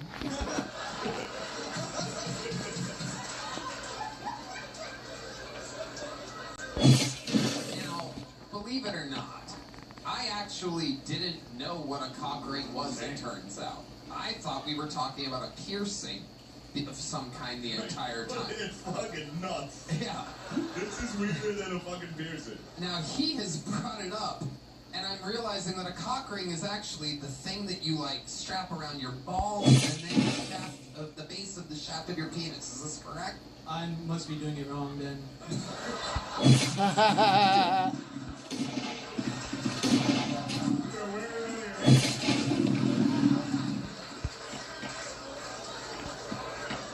How are you doing it? What are you talking about? What do you mean? You just go around the shaft, that's what I thought, you know? You just have one that squeezes around your shaft? Yeah. Okay. Keep it hard? Is that, yeah, what do you use this for? Not really my stuff. It's, you know, it's got a vibrator on it, that's why I had it. Okay, so you had... Well, some extra. For the ladies. Yes. So you would put it around the shaft of your penis and then flip a switch. Hold on. No offense. Were you getting a lot of pussy? No. Okay. No offense. So, the initial, you'd get to the pussy and go, hold on 1 second. Fucking see this. I had to turn it on first. How did these fat white women, how did they feel about it? Don't, that's mean and nasty, I don't like that. My girlfriend's really nice. No, I'm not saying her. I'm saying the previous ones when you had them. I would never disrespect. Oh, yeah, those, yeah. Yeah, that one, yeah. So, like, you would literally bust this thing out. Let's say you just met a girl and you're lucky enough to have her back to your place on your hammock or whatever at the time. You would literally, I'm just trying to confirm our beliefs here. This was hammock days, right? It was pre-hammock day. Pre-hammock? What the fuck were you sleeping on before? Newspapers? Newspapers? This is before I got evicted from the bed, and then I got, you know, a hammock. Okay, so you had a bed at the time in which you were flipping the switch. Yeah. Okay. And so there were times in which it would be like a one-night stand or whatever, someone that you just met. Mm-hmm. Okay. Now... Yeah, you're correct. Mm-hmm. Yeah. Bro. That's fucking nuts. It's actually just above the nuts. Tony. Hey, come on, that tickled. Stop that. I did not tickle him. Was the shower in the morning when you saw the cock ring? It was at night. Okay. Yeah. I wasn't sure if your grandpa passed out with the cock ring on. Still buzzing. And in the shower, I was like, oh shit, I forgot. So one could assume that this was your grandpa's cock ring and that perhaps he was jerking off in the shower while simultaneously using the vibration, while trying to hold out or something like that. I mean, it's one of two people. Okay, right. So it's either the brother or your grandpa. It runs in the family. It's a lot like Teen Wolf. I don't know if you guys have seen Teen Wolf, where Michael J. Fox reveals to his father that he's been turning into a wolf. His father shows him he indeed is also a wolf. This is a cock ring bathroom. It's in the bathroom. It is in the bathroom. It's a bathroom mirror, and it opens on the dad's, who looks a lot like James McCann, by the way. The dad, pull up the dad in Teen Wolf. It shockingly looks like James McCann. I think it's beautiful that your granddaddy took that opportunity to hand the cock ring down to you. It's James McCann. That is incredible. Teen Wolf's dead. You gotta just zoom in. Oh, you can't really. Oh, there's no. Oh, fuck it. You look like a hairy guy. Yeah. That's what you look like, James. Wait, have you and your brother discussed cock rings? No. You guys have just both stumbled upon it equal, like... No, I don't bring it up. I don't say anything. Do you have your brother's phone number? Can we call your brother right now? How many dudes are calling your brother? We are in overtime in this interview. This has gone on way too long. I think it's time we solve problems because let me remind you, if the brother says that that's not his cock ring, that means it is the grandfather's cock ring, ladies and gentlemen.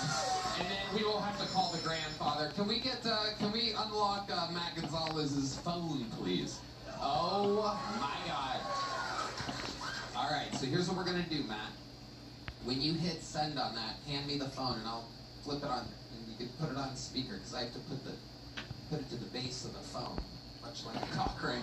There we go. We are calling The base. Down to the base of it. Hello? Hey, Sammy, how are you? Good. I'm here with your brother. This is Kill Tony. You are on a live podcast right now. I just want to warn you. And your brother's crushing on stage. He's 14 minutes into an interview, and we have a crazy question to ask. Okay, alright, go ahead. This is a lot like Who Wants to Be a Millionaire? Phone a Friend. But, What's it? A? You're going to... Yours. So, here is the situation, Sammy. Your brother, Matt, was in the shower recently, and we know that you live together with your grandpa. So, can you hear me okay, Sammy? Yeah. Okay, here we go. There's a big question happening, because we found out that your brother once owned a cock ring, and he had to, and then he threw it out. He no longer has the cock ring. And the other day, he was in it was very recent, right? Yes, the other day, he was in the shower. So we are curious, because it's either your cock ring that he found in the shower, or it's your grandfather's cock ring.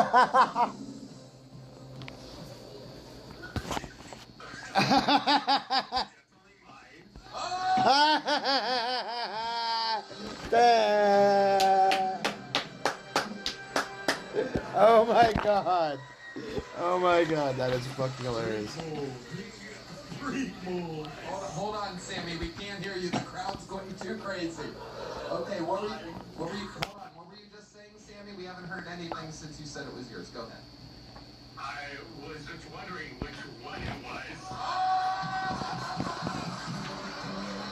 Oh my God. How many different ones do you have, Sammy? Well, there's one that just goes around everything. There's one that just goes around the balls. Holy shit. Which one? Matt, can you describe to your brother the cock ring that you saw?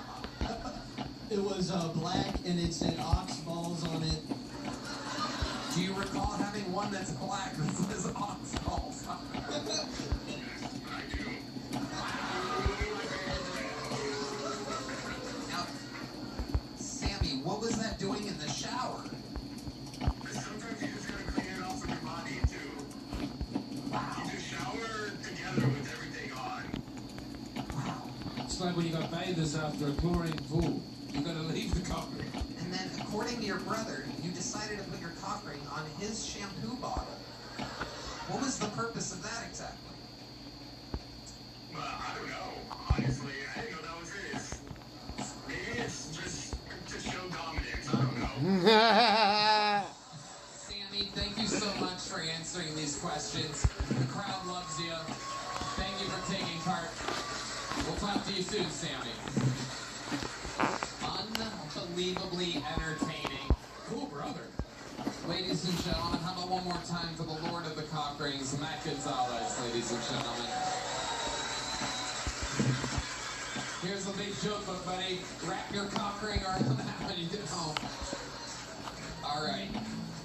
Everybody, your next bucket pool is one of our favorite co-producers around here. Someone that helps out with the show all the time. Make some noise for Dusty Carter, everybody. He's back. Dusty Carter.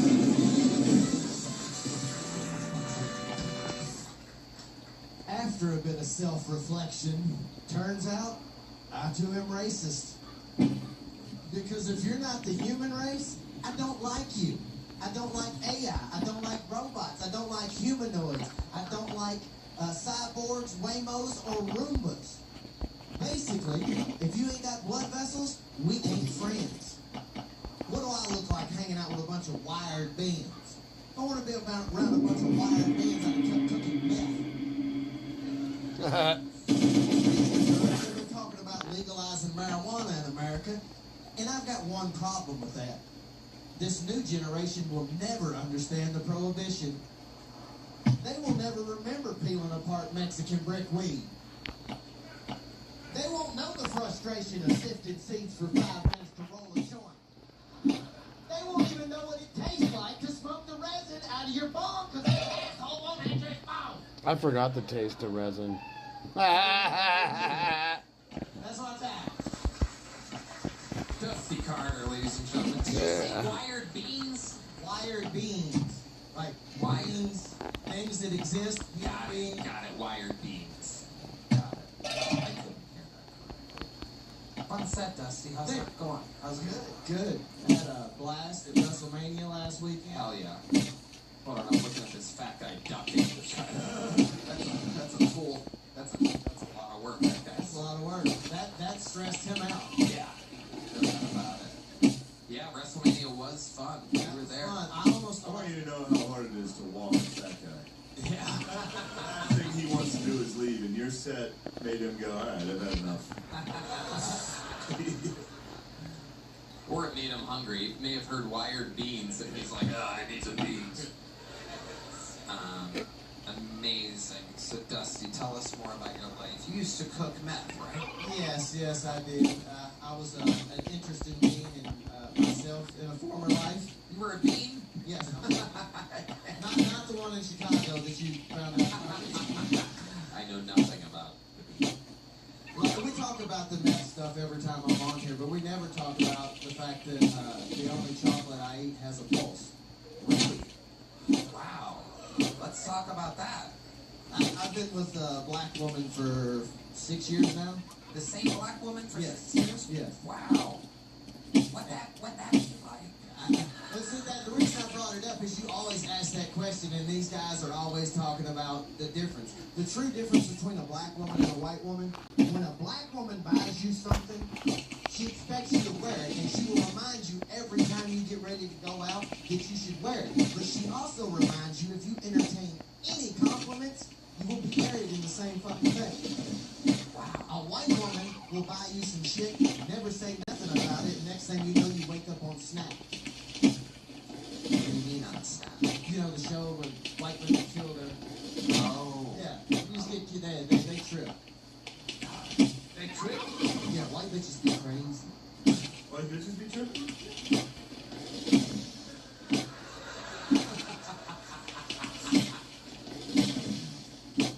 But there's certain things you have to know when you're with a black woman. Like you have to know what setting spray is. What setting spray? It's a special spray that the ladies use after they do their makeup, kind of seals it up. Clear coat the paint job, if you will. Oh, wow. It's very in Yeah. Because if they're not wearing it, you end up fucking looking like the love child of Jimmy Kimmel and Justin Trudeau. Oh, blackface. Yeah. God. And when you're out in the public and you realize she's not wearing setting spray, the first thought you have is she trying to have me killed or cancer? Very interesting. Where'd you meet this black woman? She was a military lady we met on the internet. Okay. First date, what was that? We went to a comedy. Is that the first black woman that you've been with? No. Okay. Wow. Look at you. You ever wear a cock ring, Dusty? Yes. Wow. Look at this. We are the last to the cock ring party. Shane, how about you? I was back there listening thinking I could explain this whole story. Grandpa can't keep it up. He rapped it, but it turned out it wasn't Grandpa. How many members of the band are there? 1, 2, 3, 4, 5, 6, 7. Who's used the cock ring? Just as a sample size. I know you're good at it. Carlos Sosa over there. Oh, yeah.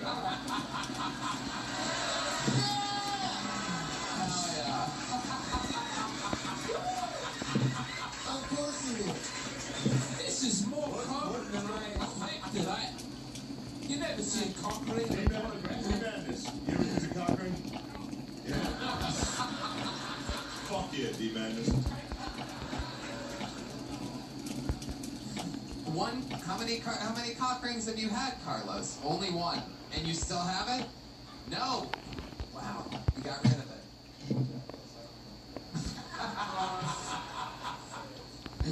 Oh my God, this cock. Sit on the couch. What do you mean? I think I lost mine in the divorce. I don't remember. Shit.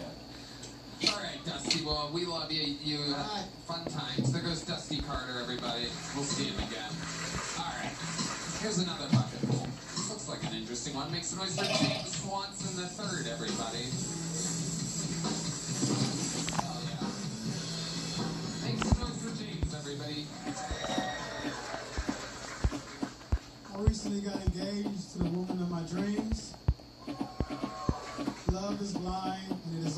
3 feet 6 inches. I fell in love with the midget. I can only handle half of a woman's problems. When we go out on dates, I carry her in the front pack like a little baby kangaroo. We always get our 50% off discounts, and we only have short arguments. But the best part is my dick looks huge next to a midget.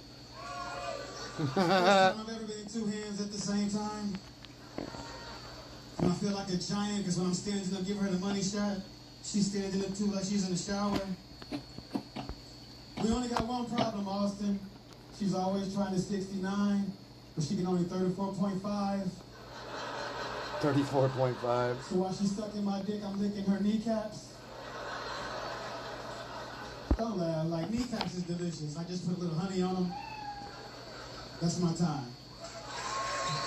James Swanson, the third. Yes, the third. Welcome. Is this true? You're really with the midget? Yes, I like short. Oh my God, that is incredible. And it's very hard to find. I know. You do look like unsuccessful Kevin Hart. Well, not after tonight, Tony. That's right. The Star is Born. James Swanson, the third. Yes. And you're currently in love with a midget? No, I just made a joke. Oh. I'm in love with a midget. She's short and she's short. Oh, yeah. Amazing. James Swanson the third. How old are you? I'm 53. How long have you been doing stand-up? I started I first touched the mic 2011, but I fell off. I got in and out of it. But I've been really serious about it the last 3 years. Okay. You live here in Austin? No, I'm traveling from Las Vegas. You live in Vegas? Yes. What do you do in Vegas? I'm an Uber driver. Why'd you smile at me for a second? Because I quit a 6-figure job to follow my dream, so. Wow. What was the job that you quit? I sold timeshare upgrades in Las Vegas. Timeshare upgrades? Yes. Wow. People actually like timeshare. The crowd That's turned what's so up. fast. Everyone was like, he quit a 6-figure job!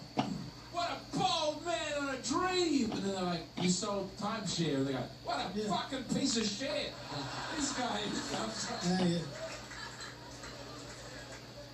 I've never heard I don't know what the fuck his problem is. I don't know. Me either. Nah, I gotta fuck him up.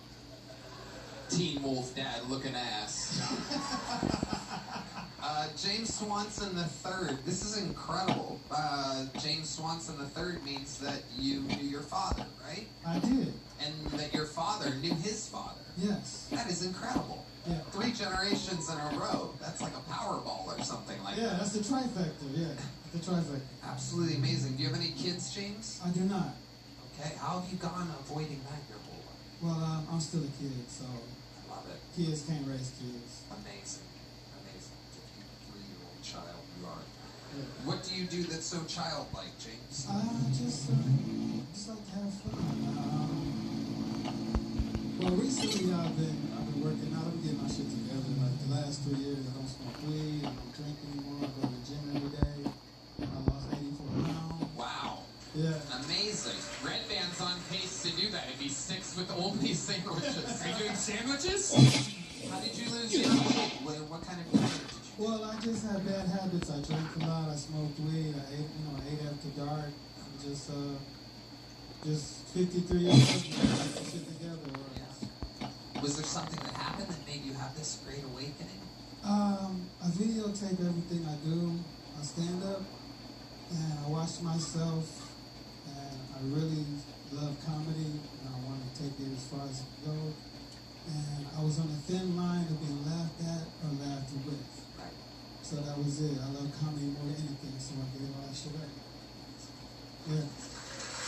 What did you replace it with? Just comedy? Is there any other vices or anything that No. I go Guilty to the gym pleasures? every day. I go sometimes twice a day, but and I drive Uber because with the 6 figures and going to 5 figures, you just gotta work a lot harder. What's the craziest thing in Vegas that's ever happened in your Uber? What's the wildest shit you've ever seen? That place is absolutely nuts. Yeah, So I dodge all the nutty drivers. I drive halftime in the morning, a little bit in the evening. But I had this, I swear to God, this lady was like a lunch teacher.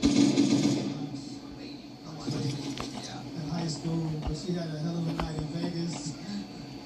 And so I waited for her.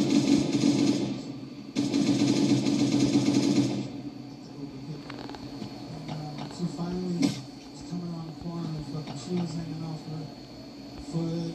What time of the day is this? This was 8 o'clock in the morning, so she had been in the, she was in the casino all fucking night. Yeah. So shoes falling off, money's falling out of her purse, she jumps in my car, and the first thing she says is, "You are the worst Uber driver ever." Oh shit. I told that bitch she was the worst passenger to get the fuck out of my car. Yeah. But she refused to get out of my car. I had to go get security and the police to get this chick out of my car. I think I knew the security guy. He even ended up with her wallet that night. Wow, James. So living in Vegas must be hard to avoid all of those temptations. Drinking, smoking. You know, Weed it's is legal there. Yeah, you just gotta find something you love more than all that bullshit. Is there a joke that you want to do that's not fucking an imaginary midget related? I'm just curious. It seems like you really love doing this, and we're just kind of one note tonight. I'm curious if there's something else that you might have up your sleeve. I got something up my sleeve, but it's longer than a minute though. Well, in that case, do you have anything short, quick? Shorter than your 3'6" imaginary midget girlfriend?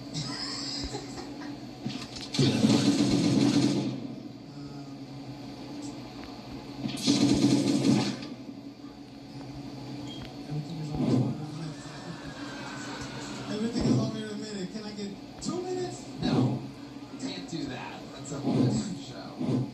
That's tough though. I couldn't do All my shit is stories. That's all I got. Alright, well, anything else crazy about your life we should know? No, that you will see me, James Swanson will be coming to your television very soon. I'm hilarious. You're gonna steal these people's TVs?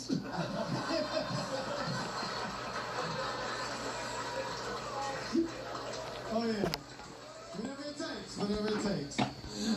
James Swanson III, here's a medium joke book for you. Come back, sign up again sometime. Alright, let's get one last bucket pull up here tonight. How about a hand for the lovely Heidi? Sweating bullets keeping these boys hydrated tonight. Alright, your final bucket pull of the night's definitely a new name, I do believe. Make some noise for Matt Worldly, everybody.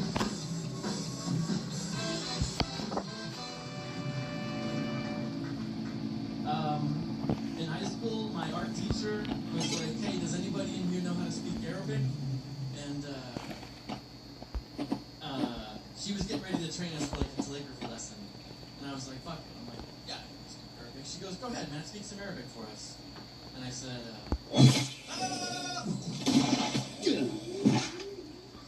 and everybody laughed in the classroom except for her. She was like, "Matt, that's rude, that's insensitive. Does anybody in here actually know how to speak Arabic?" And I was like, "Well, yeah, I do." And she was like, "Are you actually going to say something in Arabic?" And I'm like, "For sure." I said, "What I just did wasn't cool." I'm like, "Not going to do it." She goes, "Go ahead." And I said, in perfect Arabic, I said, "Laqad amsaktu min akhina." And she gasped. She was like, "Oh my God." I said, "That's beautiful. Do you know what it translates to?" I said, "Hell yeah, I learned it from Call of Duty. It means we've got a soul station."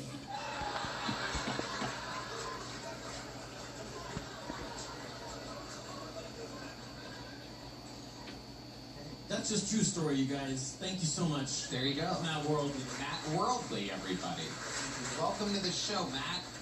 Thank you very much. Amazing. How long have you been doing stand-up? You know, I tried it like 15 years ago, took a big break, and now I've been at it for maybe 2 months now in Denver. Okay. What made you want to start again 2 months ago in Denver? You know, my dad came into town, and I thought it would be a really cool bonding experience for us to like go out and do some stand-up. So we did some stand-up at the Lions Lair on Halifax. Your dad did it too? Yeah, he did. He did. Was it his first time? Pretty much. I mean, yeah, he could go something. Did it go better for you? A little bit, yeah. Was he happy that he did it afterwards? He did. He just like she was too in his head about it. Because like before we were pre-gaming, watching Kill Tone, because the night was on Mondays.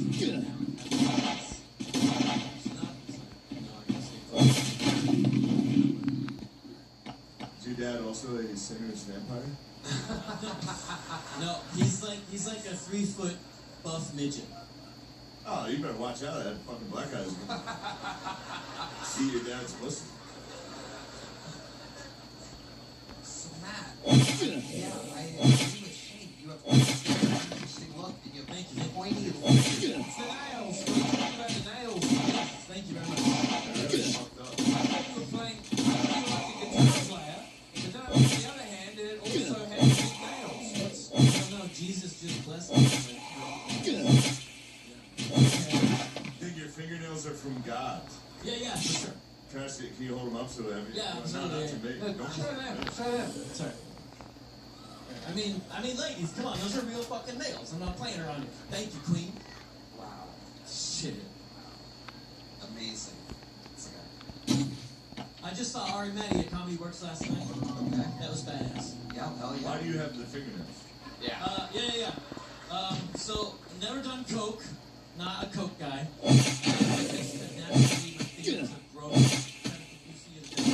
No, but hold on, you know there's a device that you can use. Yeah. That will make them shorter. But I like it this way because it kind of plays into my persona and my personality. What is that? Yeah. It's like what I would call like an alien lizard scientist. Yeah. You look like the state of New Mexico in one person.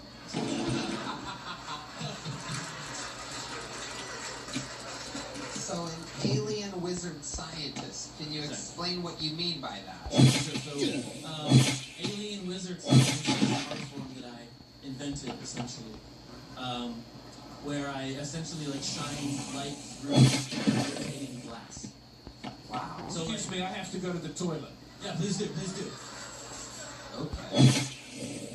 You're fucking retarded. You'd be surprised. You're one to talk. I would be.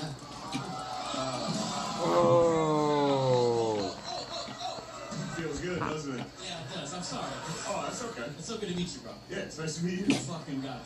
It's alright. So, you do wizardry through class? Yeah, so I have like this crazy laboratory in Denver, Colorado. You have a laboratory. I have a legit laboratory. There's like lights. There's like lights embedded on the floor. The floor is sound activated. And I can do crazy light experiments on my YouTube, and I essentially manipulate light and then make music to it in real time. You make music to that. Is it dubstep? So, not really. No. Not really, but... No, it's like a very meditative experience. Okay. It kind of puts you in that like state of mind of tripping without tripping, because it's like natural light refractions. But then... It would be so fun though. Yeah, alright. Alright, what did I miss? What kind of wizard are you? Alien lizard scientist. Yeah. Sick. Wow. So other people go there and they do this, right? They trip. We brought up your YouTube. Oh fuck yeah, dude, that's me. We are the 4th viewer on this video. I've never even seen that before. It's actually crazy that they let you know that there's 3 views before this. Even bots are like, oh no. What the fuck is this shit? This guy's a fucking psycho. Alright. So there is definitely a very... How did you, That's a shitty ass video, Red Man. Come on. Pick like number 27. Pick that one right above your finger there. No. The one, the most views, which is 0 views. Okay, thank you. No, come on, go back. Let's see his most viewed. Do the one with 61 views there. That one right there.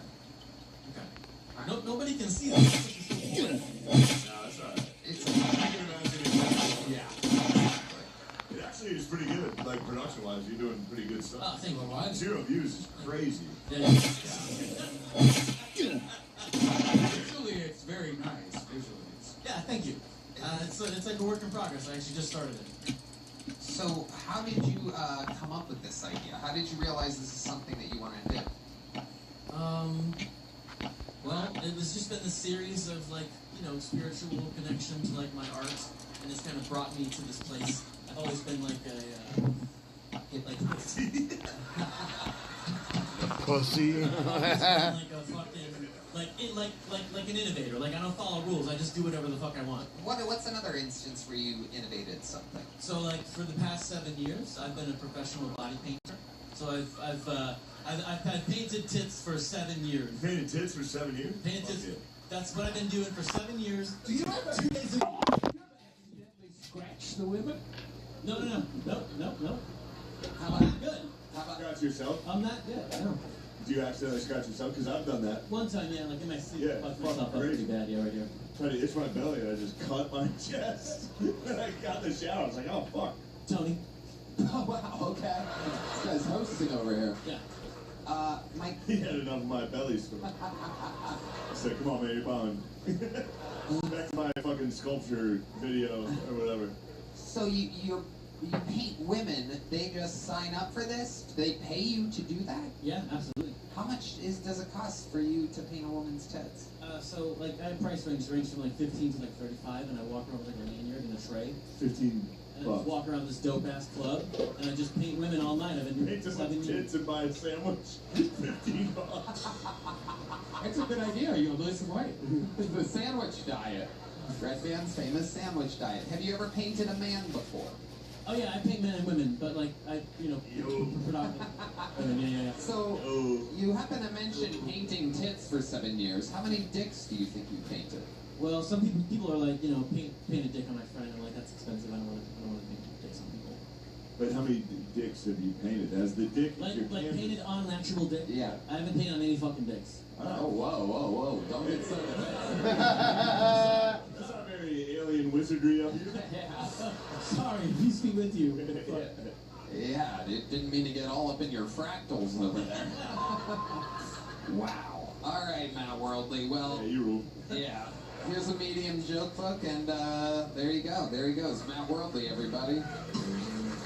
All right, that was a full episode. We have one regular, everybody. He is the newest regular here on Kill Tony, and we absolutely love him. He's been on a fucking tear. He's hilarious. Make some noise for him. This is a brand new minute from your newest regular, ladies and gentlemen. This is Pat O'Neill, everybody.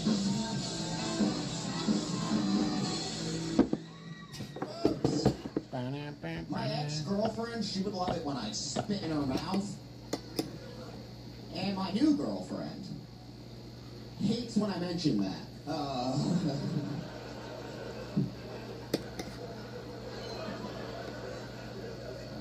First time we hooked up, I didn't have a condom, so I tells her, hey, you better not have herpes. Because then I will have double herpes.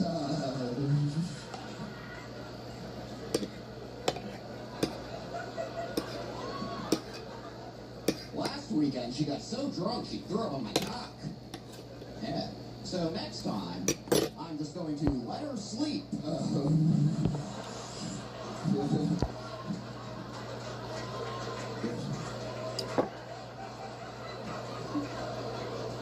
Fuck.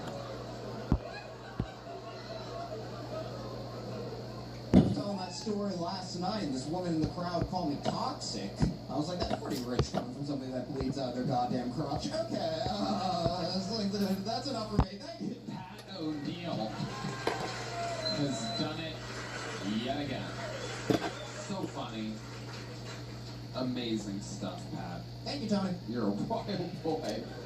Everything about you is hilarious, especially the way you look, the way you write, and everything that you do. Your delivery, everything. I absolutely love it. James McCann, this is your first time seeing Pat. Oh, it's the second I saw you just before I left town. And I'm so proud of the glow up. I'm so proud of where your career's going. Thank you. I can't believe you haven't had a haircut yet. You know, But no. I'm Holding on to all of it. I'm really impressed. I don't have anything nasty to say. I'm proud of you. Hell yeah. Shane, this is your first time seeing Pat, right? I don't think it is my first time. That was great. Yeah, he was on the Netflix. Yeah, that was very funny. Thank you. Yeah, that was great. Could have done without the end. Yeah, I kind of You like. had him. I lost the timing of it. I don't want to just sign off on it. Yeah, it's alright, but it was. I like that one where you woke a sleeping woman up by shoving your penis down her throat. You know? Because it was so charming. I didn't notice that's what it was about. Yeah. And then I thought about it later and I thought, I think he was mouth fucking a sleeping woman. And I didn't know that could be so funny. And you don't look like the type of guy that would do that. You don't. That's what's so fun. It's a nice misdirect because you seem like a classy. You're a cruel, nocturnal mouth fucker. Pat O'Neill, always. Now fuck Ratu. Are you dirty in bed? Like, are you freaking the sheets?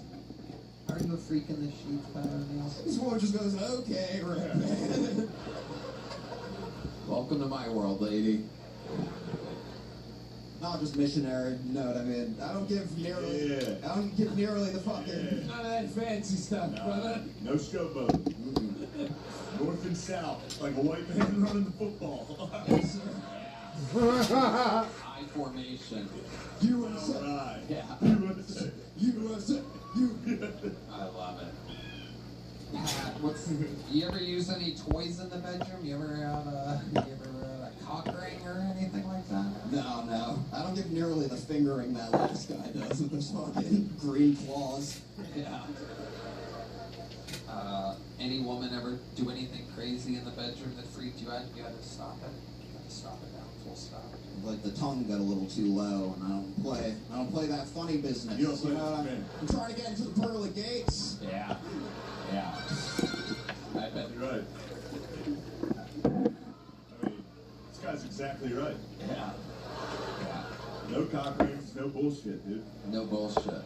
Does the carpet match the drapes? Are your pubes longer on the sides than they are in the middle? Pat, you're the man. Yeah, I love you closing out this show. Such great jokes. You did it again.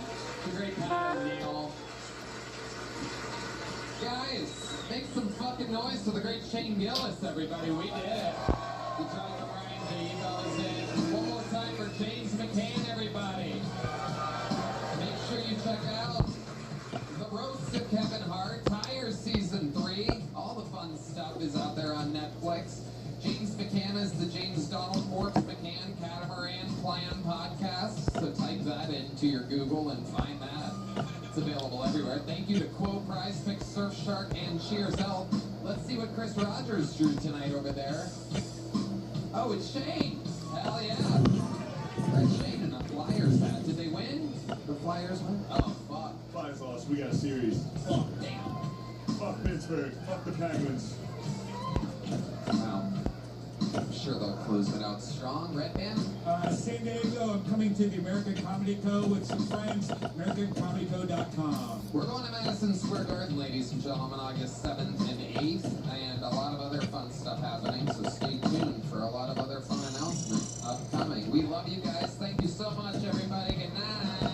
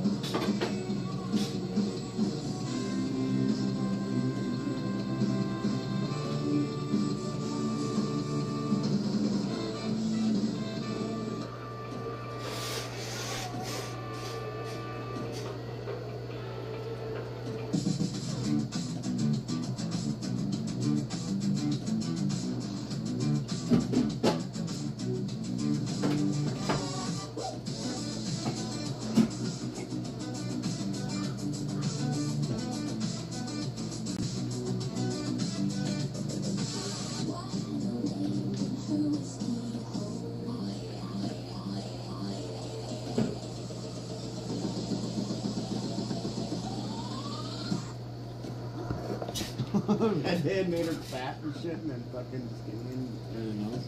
It's kind of nuts.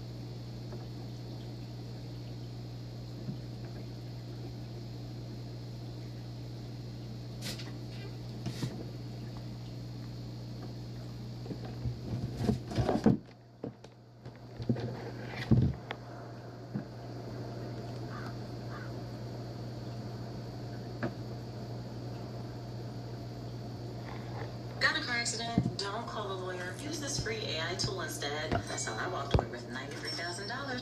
There are reports of a shooting at the Islamic Center of San Diego. There is an active shooter report there. Again, this is video from just a few moments ago. Police are asking people to avoid that area completely. This is happening just east of Mission Bay. It appears there's at least one casualty. We are working to get more information on this. Now, there also might be a special report from ABC News. If that happens, we're going to bring that to you. We'll keep the images of the fire in Simi Valley on the screen. Again, this is a report of a shooting at the Islamic Center of San Diego, which is Claremont, 20 minutes north of downtown. Now, one of the things that we're going to tell you about as well. It's already over. 3 dead suspects. If you have 2 killed themselves. know of somebody that might be going to San Diego today, the Dodgers are playing in San Diego. Petco Field is in downtown San Diego. Claremont is 20 minutes north of downtown. So just to give you an idea, if you know of someone who might be traveling to San Diego, possibly to go to the Dodger game, understand that there is now breaking news in San Diego. Reports of an active shooter. People are asked to avoid the area. This is in Claremont. Again, 20 minutes north of downtown. 2 dead suspects, age 17 and 19. Yeah, they killed themselves, right? The images of the fire in Simi Valley on the screen. So you can see I think that's what people are saying. Heavy police presence after a report of an active shooter at this Islamic Center. Great. Just coming out of San Diego, you see the little kids. Yeah, that, I mean, what a relief. Terrible to see. Not another fucking retard that they're gonna drag out and do this. Yeah, that's so sad. I mean, I think it's obviously really bad. A security guard was killed. Oh shit. So 3 people were killed, and they killed 1 security guard, and then they ended up killing themselves. Holy shit. President Trump has been briefed. What the fuck, man? That's awful. Yeah, I don't even know what 5 total. Wait, 5 total people were killed? Oh my god. And 5 died, 2 suspects? Jesus, man. It's being blamed on Zionists on Twitter.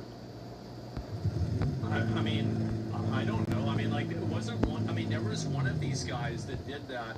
That was like an atheist. Like he left Islam. I mean, like I don't think that necessarily just because something like if a mosque gets attacked, for example, it doesn't necessarily mean that it's somebody from like a different religion. It could be somebody that's unhappy with that religion. I don't know what happened. I mean, I don't think anybody knows what happened. So where is this here? Islamic Center, Islamophobia. Like, I mean, this is the kind of stuff, right? Islamophobia.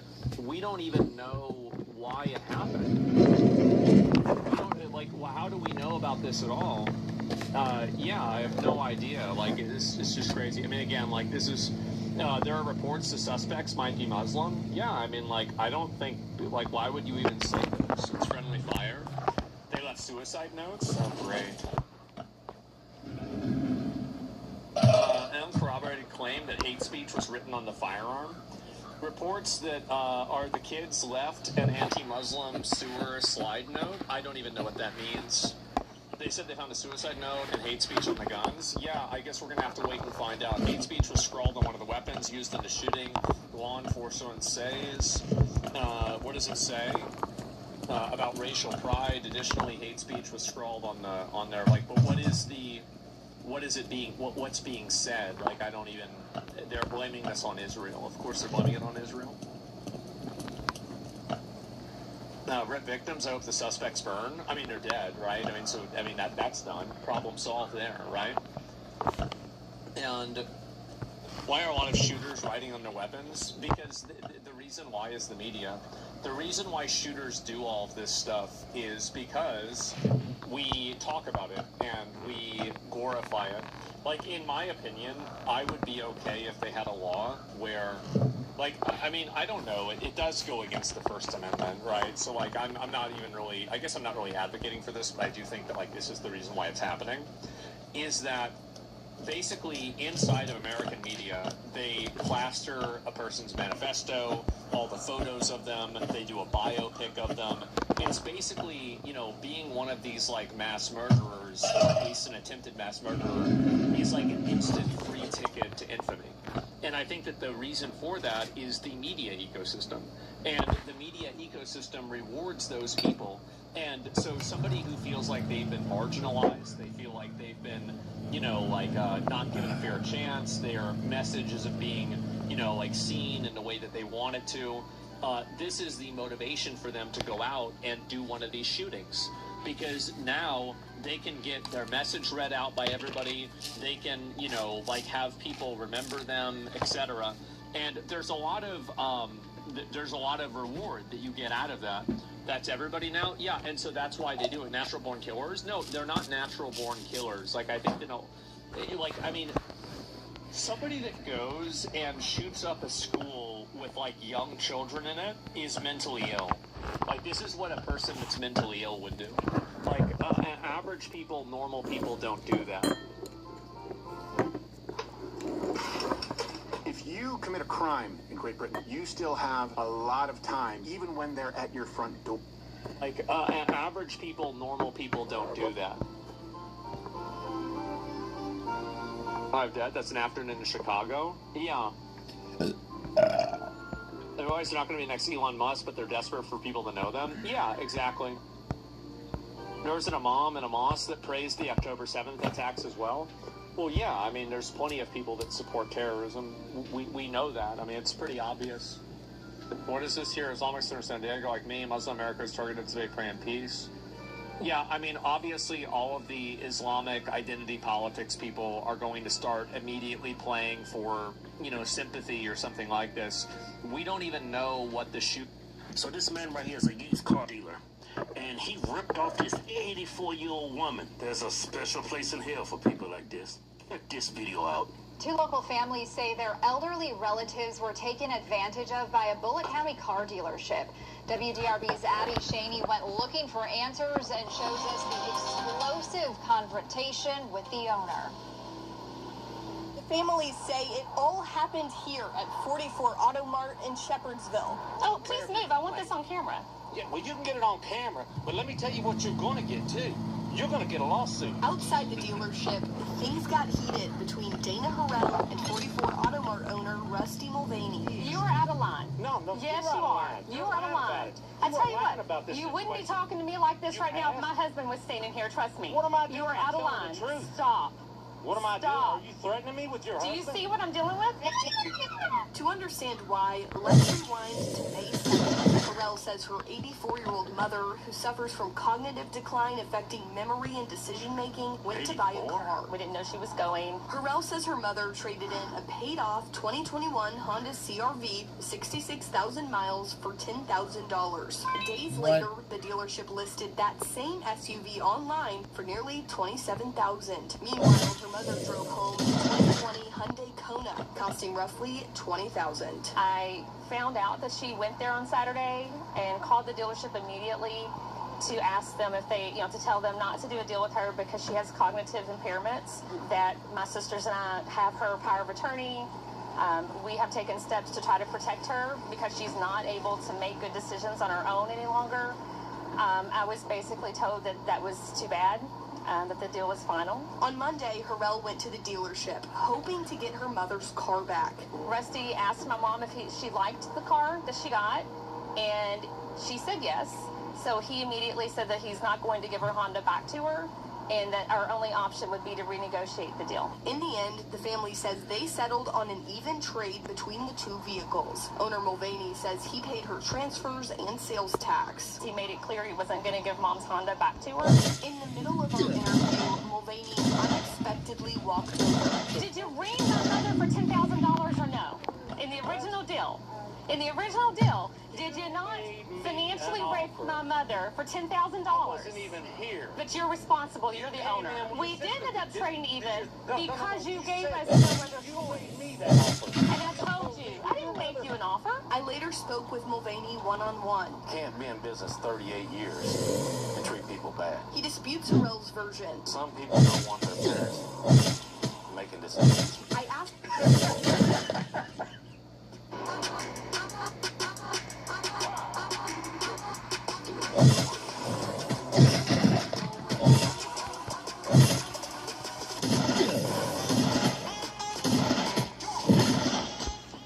Once in a lifetime, it's never for the ring finger or every finger. Well, she's 84 years old. She's got cognitive decline. Her daughter has power of attorney because of that. Some people don't want their parents make decisions. I wonder why. Wait a minute, she tried to get her vehicles paid off. It's worth over $20,000? It's worth close to Close to $30,000. Yeah. He gave her $10,000 for it. Yeah. Right? Yeah. And then he put her in a 2020 Hyundai Kona. For what? How much? It was for like another 20, but that's like... But that car's worth like $14,000. Yeah. A used car. Why would you treat someone's elderly mother that way? That is nuts. Okay, so that woman was 84 years old. You know what 84 years old look like? Joe Biden. Yeah. Walked in now with a paid-off vehicle. Yeah. I want to trade it in. Give me something new. I like that sound. How much you give it for? How much you give it to me, sonny? And what? You gonna give me? How much you gonna give my cup? You gonna give me $10? That sounds like a damn good deal. And you gonna give me that phone over there? Well, how much? How much you give me? Oh man, I hit my lucky jackpot today. Crazy to see. That's just horrible. That is horrible. Man, I hope you burn in hell. Can't be in business 38 years and treat people bad. He disputes Harrell's version. Some people don't want their parents making decisions. I asked him about the difference between what the dealership paid for the Honda and what it later listed for online. I'm not going to get into numbers. And if the original deal, while illegal, was fair. As far as fair is concerned, that would be subjective. Carell's family isn't the only one raising Sue him. concerns. End of story. Done. Since late 60s, I bought 11 trucks in my life. Okay, I go through them pretty good because I was a bricklayer. Neil Bennett says a salesman told him the 2016 Chevy Silverado he wanted was $38K and that the price would be knocked down with his down payment and trade-in for his 2018 Chevy Equinox. Until he started getting papers in the mail from banks saying his loan amount was $38,000, what he paid already taken out, and a 16% interest rate. Can you afford that? You want to know the truth? No, I can't afford it. That we go over the numbers very well with our customers. Do y'all trust that face? Nobody in their right mind goes to a used car dealership like this on the side of the road. You go to like a reputable dealership. Yeah, these are used car salesmen, man. They are horrible. You see that interest rate? You believe that was done in this case? I have to believe it's done. Bennett says he left without any copies of the contract. So we asked how this happened. The dealership showed me the page he signed with the correct amount. Right here on the contract, the amount financed is given. But Bennett says he signed most of the paperwork on a mouse pad and couldn't see the computer screen. He says he didn't know the terms he agreed to until his daughter got part of the paperwork over a week later. They kept reverting back to this, going, well, it's plain as can be, black and white, but I see black, blue, and green. Yes, you use a different color ink, every dealer does, to highlight what that response to their offer would be. There are no specific federal laws regulating how dealerships interact with elderly customers. Be your family member's advocate, which is what we were trying to do. Addie Shaney, WDRB News. Oh, that sucks. And I don't think they have a leg to stand on, really. They just got ripped off because it's subjective. That's a horrible deal. Someone that old coming into a dealership, you would want to treat them with a lot of care. Yeah, these are elderly. We're supposed to protect our elderly. Yeah, you're supposed to dot your I's and cross your T's. Yeah, and look out for your elderly. That's just being a good human being. Well, he's just looking for a commission. He's just looking for a sale. He's just trying to make some money. Well, business is probably doing bad, Kelly. He's probably looking at, man, I'm going to take advantage of this. Yeah, it's time to get paid. I'm going to have to close my doors. That's just, you just speculate, Rick. But like you said, you can't treat people bad and stay in business for 38 years. Yeah, you can. Do it all the time. Used car salesman. Mm-hmm. Yeah, I know. What a horrible story. Yeah, it's like, why'd you even want to try to condone something like this? This is like, you don't have a heart. It's like you don't have a conscience. Well, that's why we have hell, man. You gonna have to answer for this when you. Well, we got hell. No, you can't come in here. What you did to that elderly girl? You can't come in here.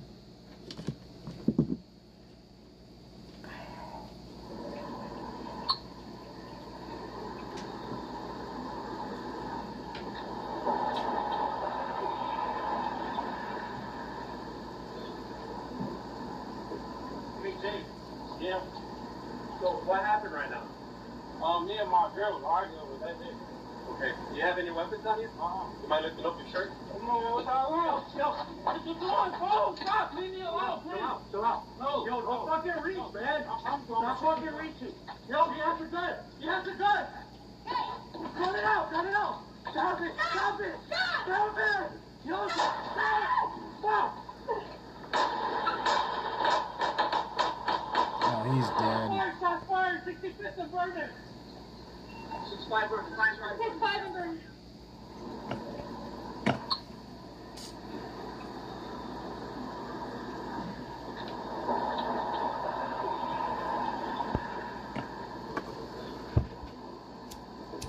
Hey, James. Yeah.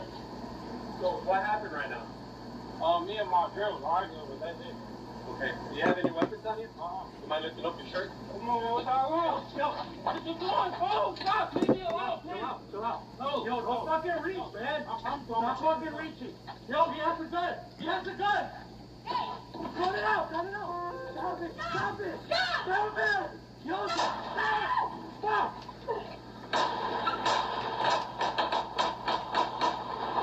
Shots fired. 65th and Vernon.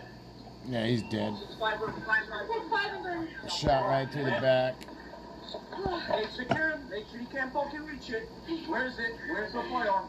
65 running with secure. So what happened right now? Me and my girl arguing, but that's it. Okay. Do you have any weapons on you? You mind lifting up your shirt? Come on, man. What's all on? Yo. Stop. Leave me Chill out. Yo, that's fucking reach, man. I'm fucking reaching. Yo, he has a gun. Stop it.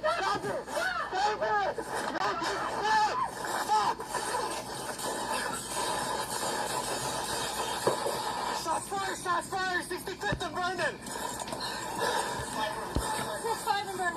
Fuck, man. It's secure. Fucking reach it. Where is it? Where's the firearm? Right here. 65 running with security. Fired. Man, did you see anything? That's not the order that was. He had to shoot. I already knew. I told him he got to switch. I knew he had to switch. You see it on the ground. They was arguing. Yeah, they just killed boyfriend because he pulled the gun on the police.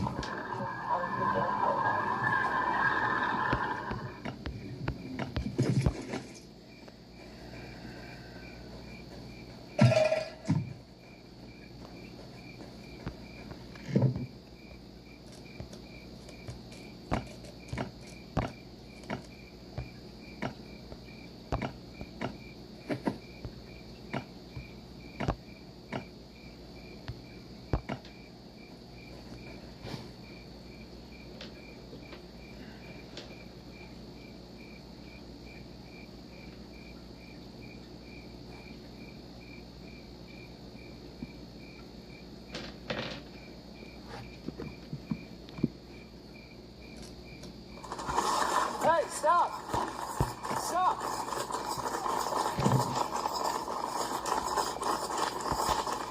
Hey, southbound, see my big fella? You don't mind us running across the street? Hey, stop! Hey, stop! One at gunpoint. Drop the bag! Same location. South Street, Marginville, or North Street, Marginville. Hey, stop!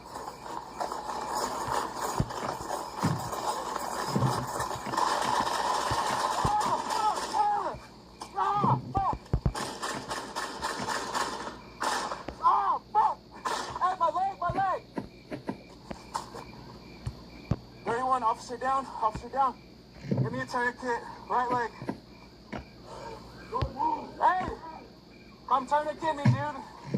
Come tourniquet me. Don't move. Lean, come tourniquet me, dude. Yeah, I got him. My leg. My right leg. Hey! Unit's going north, he just passed us, west side of the street.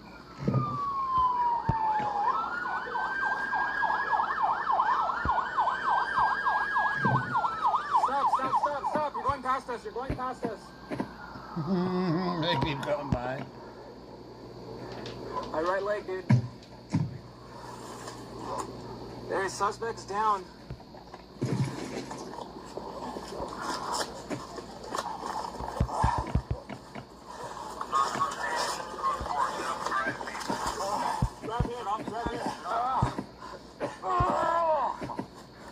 Hey, stay with him. I got this.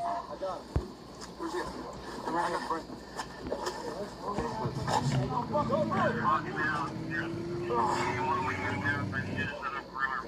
Fuck. Let's find out where it's at. Where you at, Brian? Right leg. Oh, fuck. Right leg? Left leg or left leg? Right leg. Possibly my left side. Get his stuff. That's off. Get that tourniquet on there. I might get might be my left hip. My left hip. I expose scammers in Tokyo. As I said, my guess for this video is that they were not actually Japanese people. Now, am I going to be right about that or not? I wonder. You're in Tokyo, you're a pimp. It's crazy because you come to Japan and You've been attacked by African scammers. oh, hey! Jesus. Why is there a gang of African thugs scamming, robbing, drugging, and beating tourists in one of the most famous nightlife districts in Tokyo? Why the fuck did they put up with this? It's amazing how the whole world is just totally cucked by this garbage. The safest and most ethnically homogenous countries on Earth. Oh my God. My wallet was stolen, everything. And I woke up next to another guy who the same thing had happened to. So I had to check in on America's greatest ally, Japan. Back up. Hey. I'm honored to die for my country. I'm not gonna fuck my country to any foreigner. The base. Oh, we're thieves? Uh-huh. You're these criminals attacking people. All right, prepare for the chase. Nigerians, out women. Oh my God. Tough, yeah? So make sure the third because you don't have guns wouldn't claim another victim. Well, can't you just get this?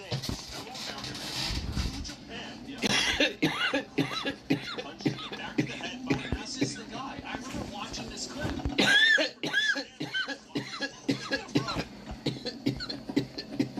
Why would you even do this?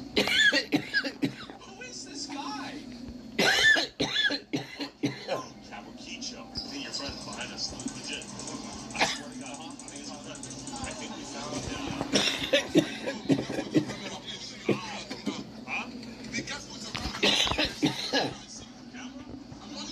What do you mean you're on to me? On me for what? On me for what? Why don't they just have the police go all these people up and put them in jail? That's what's so crazy to me is like, I feel like this is such a simple solution. You're like, oh, this guy's causing a bunch of problems. All right, come with us. You know, that's what That's what they do. Nice. Yeah. Keep walking, Buster. It's just, it's sad for me to see high trust, high value, great societies that are being basically cuffed by these complete savages that come into the country. They scam the citizens, they commit violence, they break the law, they're just causing problems, they're hostile, they're aggressive. Like, what the hell is going on? Because you can't, the thing is, you can't have a culture that has these values whenever you have these people in it. You can do one or the other, but you can't do both. All right, I think we found our friend who attacked the young James. James, let's go to your line right now. I think we found him. There's a common misconception about Japan. A lot of people say it's illegal to film in public, it's illegal to film other people. There's protection. They can ask their faces before it. But if anybody tells you you can't film here, you can't film here, that's a lie. You know, you're talking about there's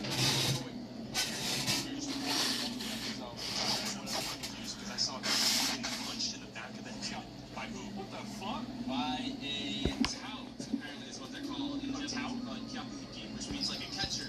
They try to get people into their bars and offer drugs to people and such in the nightlife areas of Tokyo. Oh yeah, this is definitely, yeah guys, this is totally somewhere I want to go. Let's go down here into the basement fucking strip club here. Such in the nightlife areas. I don't think so. Yeah, in the past they called it the red light district. These days they say that it's actually cleaned up a bunch. So now those are the nightlife area more or less, but amongst Japanese people this is definitely known as the most dangerous area in Tokyo. Which goes to show how safe at large Japan actually is. In this area, Kabukicho specifically, there are a whole bunch of fights occasionally between drunk people all the time. Yeah. But in terms of people being attacked for seemingly no reason, it often tends to be these I saw this. African tout kyakuki guys.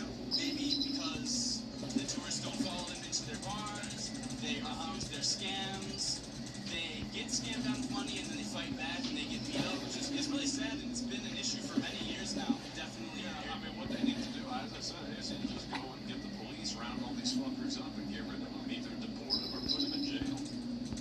Like, people are just a public fucking nuisance, if anything.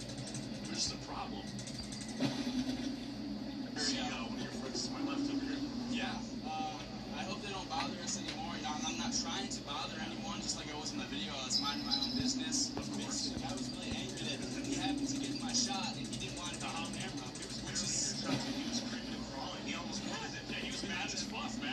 It's been all over social media. It's nuts. So, from my understanding, look who it is. Oh, man. You know it's big time now, guys, because look at this. I'm reacting to it. From my understanding, a lot of these guys own or work at some of these bars. They try to lure you in with the prospect of a cheap bar experience. And then what happens next? from the stories that I've heard, basically, they international clubs. I reacting? We speak English. You're probably tired. You're in this country where nobody speaks English. It's difficult. Check it out. You guys, you want to meet some foreigners, actually mingle with some people where you can really talk. Yeah. And you think, hey, you know what? That sounds kind of nice. I've been with this man for 2 weeks. This guy seems really friendly. And you say, yeah, you know what? I'll follow you to your international club or bar. You go inside. And there's a couple different things that may happen. The most common one that I've heard is they tell you one price at the door or something like that. This much. There's a small door fee. And then they give you the tab. The tab is much higher. You try to dispute it, they block the door. They don't let you leave until you pay the tab. And you will hear so they just rob you, basically. So they just go and rob you. Stories, some people talking about getting drugs, so they... That was AI? Oh, wait, I thought that was real life. I thought everything in Japan is animated.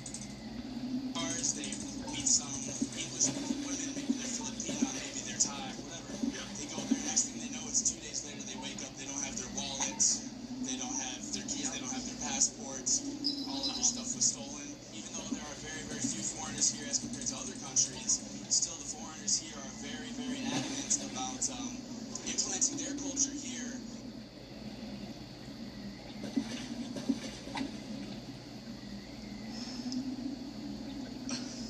The certified classic.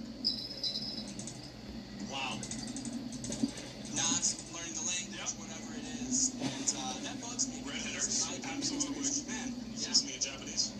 Minasan konnichiwa. Yoroshiku onegaishimasu. It's awesome. Sing pretty good. Circling, that's like beating. Is that Neveron? Should we move? Yep. Yeah. Which I'm like, is that a wild Neveron right now that we have to feel? That's the death. That's the death direction.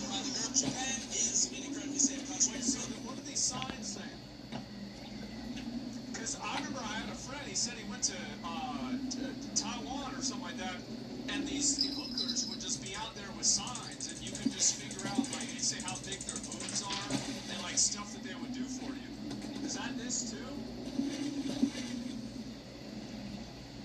Yeah, he was in the Navy. This is an incredibly safe country. It really is just this area, so you have that to be thankful for. Because I'm not saying this to pander. There are a lot of Japanese people and Chinese, Kapiki as well, who also try to offer you things. Chinese. Uh-oh. Most people who are trying to follow them into your bars are selling some scamming. And let's be honest, we know that places that are really badass and most popular bars, restaurants around the world, they don't need to put people out on the street, hey, follow us. Yeah, true. The food speaks for itself. People are lined up out the door, so, yeah. For clarity, and also, as we're walking around here, I keep my head on a swivel. Yeah. With the camera, you have to. No, you have to, totally. They're aware of us fully with the camera. Hey, man, when I was hitting the back of the head, I mean, that dude had a running start. Ran up right in the back of the head. That's very dangerous. He's got a little tap. There's a reason that in boxing and MMA, they don't allow you to hit into the back of the head, so. If I get hit in the head and I go to the police, what will they say? They will likely say, what were you doing? How did you get hit in the head? Why? What made them hit you in the head? And then they'll say, be safe. This area is dangerous. You should know that. There are street cars running around occasionally. They give announcements that say, be careful, don't follow anybody. This is basically what the police did to me. They victim blamed me.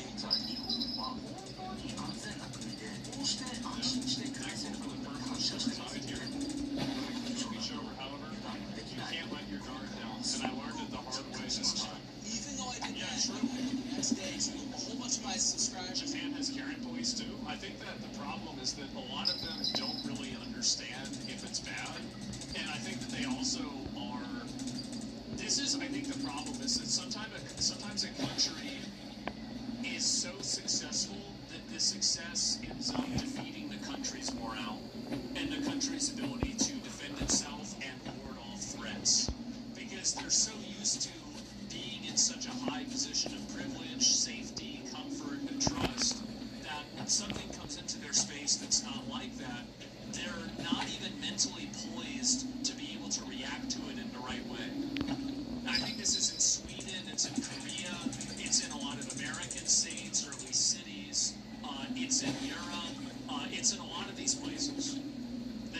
to they forgot how to PvP, exactly.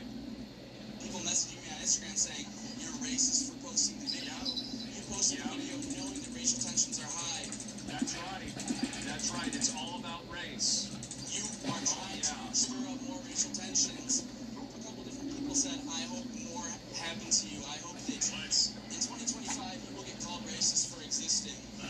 You're a truth bomb. Of these few up violent things you've seen out here, who has perpetrated them?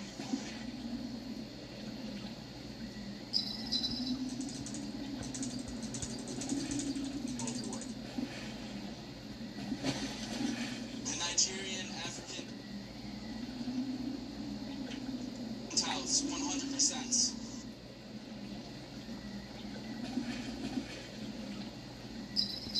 I am so glad that we are in a position now that we can just call this out for what it is. If there's a group of people who are causing problems, just because they're all of the same ethnicity, it doesn't mean that you shouldn't be able to talk about it. If these people are causing problems, they're causing problems. It doesn't matter if they're white, black, Asian, Hispanic, or anything Arab. Yeah, it doesn't matter. You're causing problems. You can't be doing this. It's nuts. Well, we were walking around like professional bodybuilders. I feel like for a really long time, this was like a thing that you had to talk around.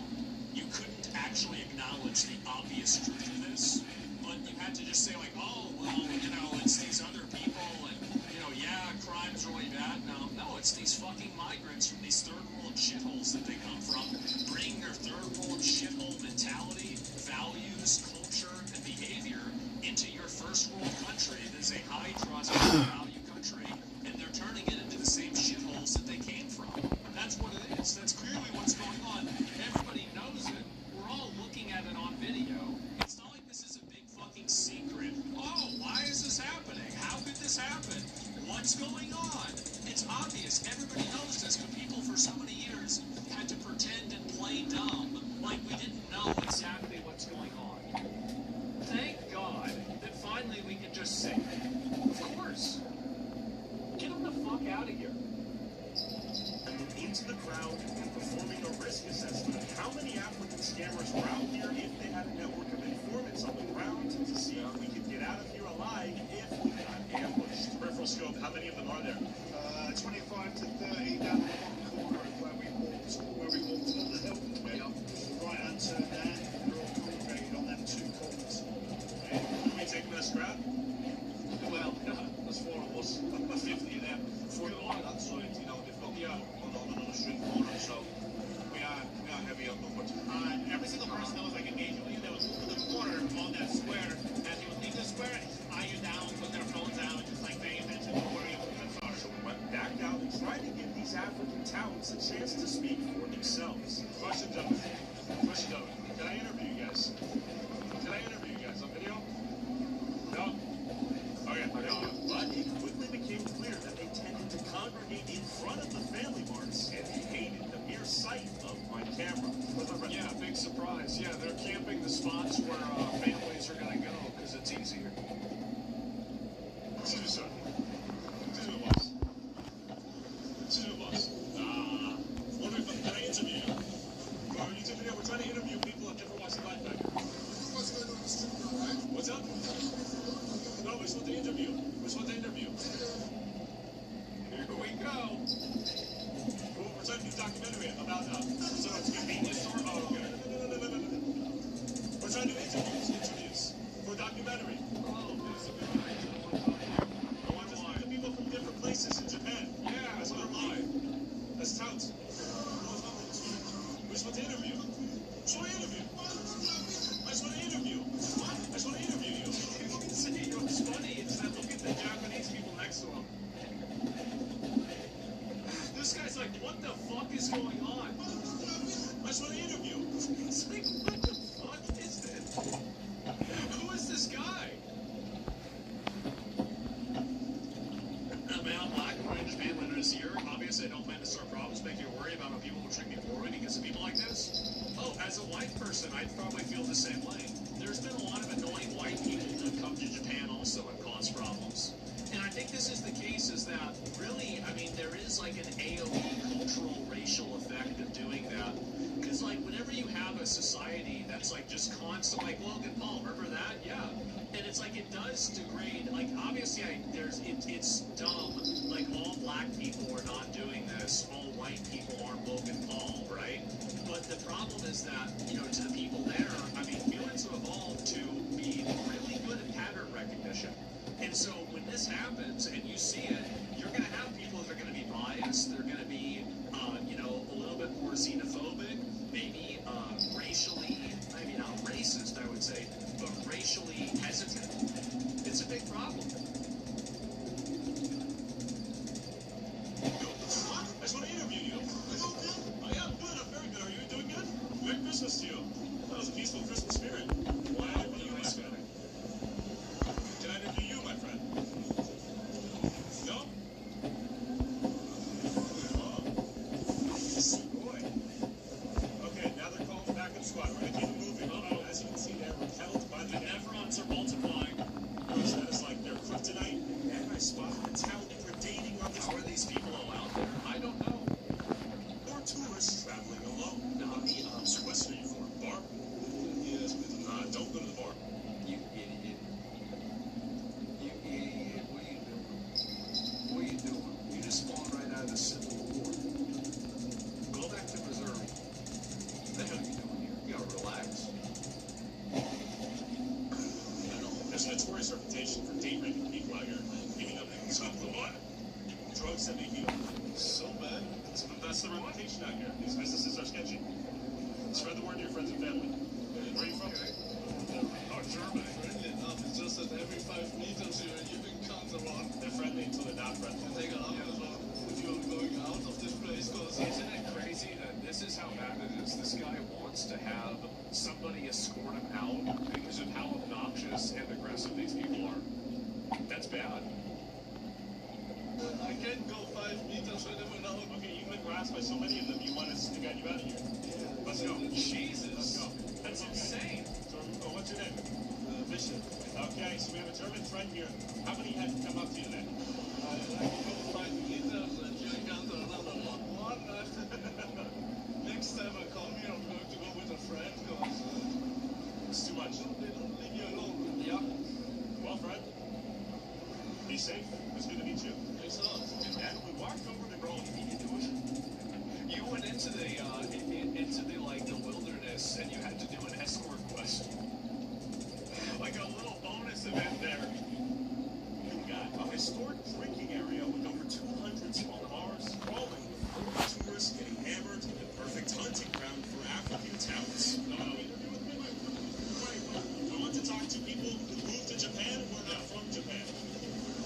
So I want to hear their story, how they got here, the work they do, and how it is in Japan. $50. Your drink? Yep, $50. It's more now. Heavily populated corners, so it's more than 1 and 2. It's more like 4 on each corner now. It seems like they've almost like put a satellite on. As soon as we're spotted on one street, they're picking where we are. Question for you. Can I interview you? No. Okay. Do you guys live here? Okay. So they really don't like cameras. They don't. Doesn't get interviews. And then I met a British tourist. I believe these touts were victims of a bigger criminal organization orchestrated by the Yakuza. Oh, God. The scammers. Oh, you're just trying to... You are the guy. You're trying to blame the Nigerians. Oh, my...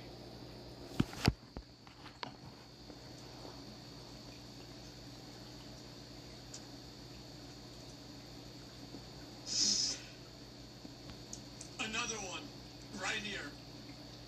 White male Karens, that's right. This is the equivalent of the middle-aged wine mom watching The View. The male version is the pretend-friendly late 20s to 30s, white man with a performative personality that wears his politics on his shoulder as a mating strategy. This is it. We used to have a word for them, but we can't use that word anymore.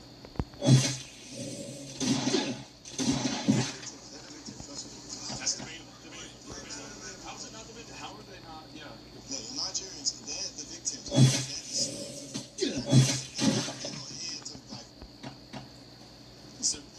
Why the fuck are they in Japan?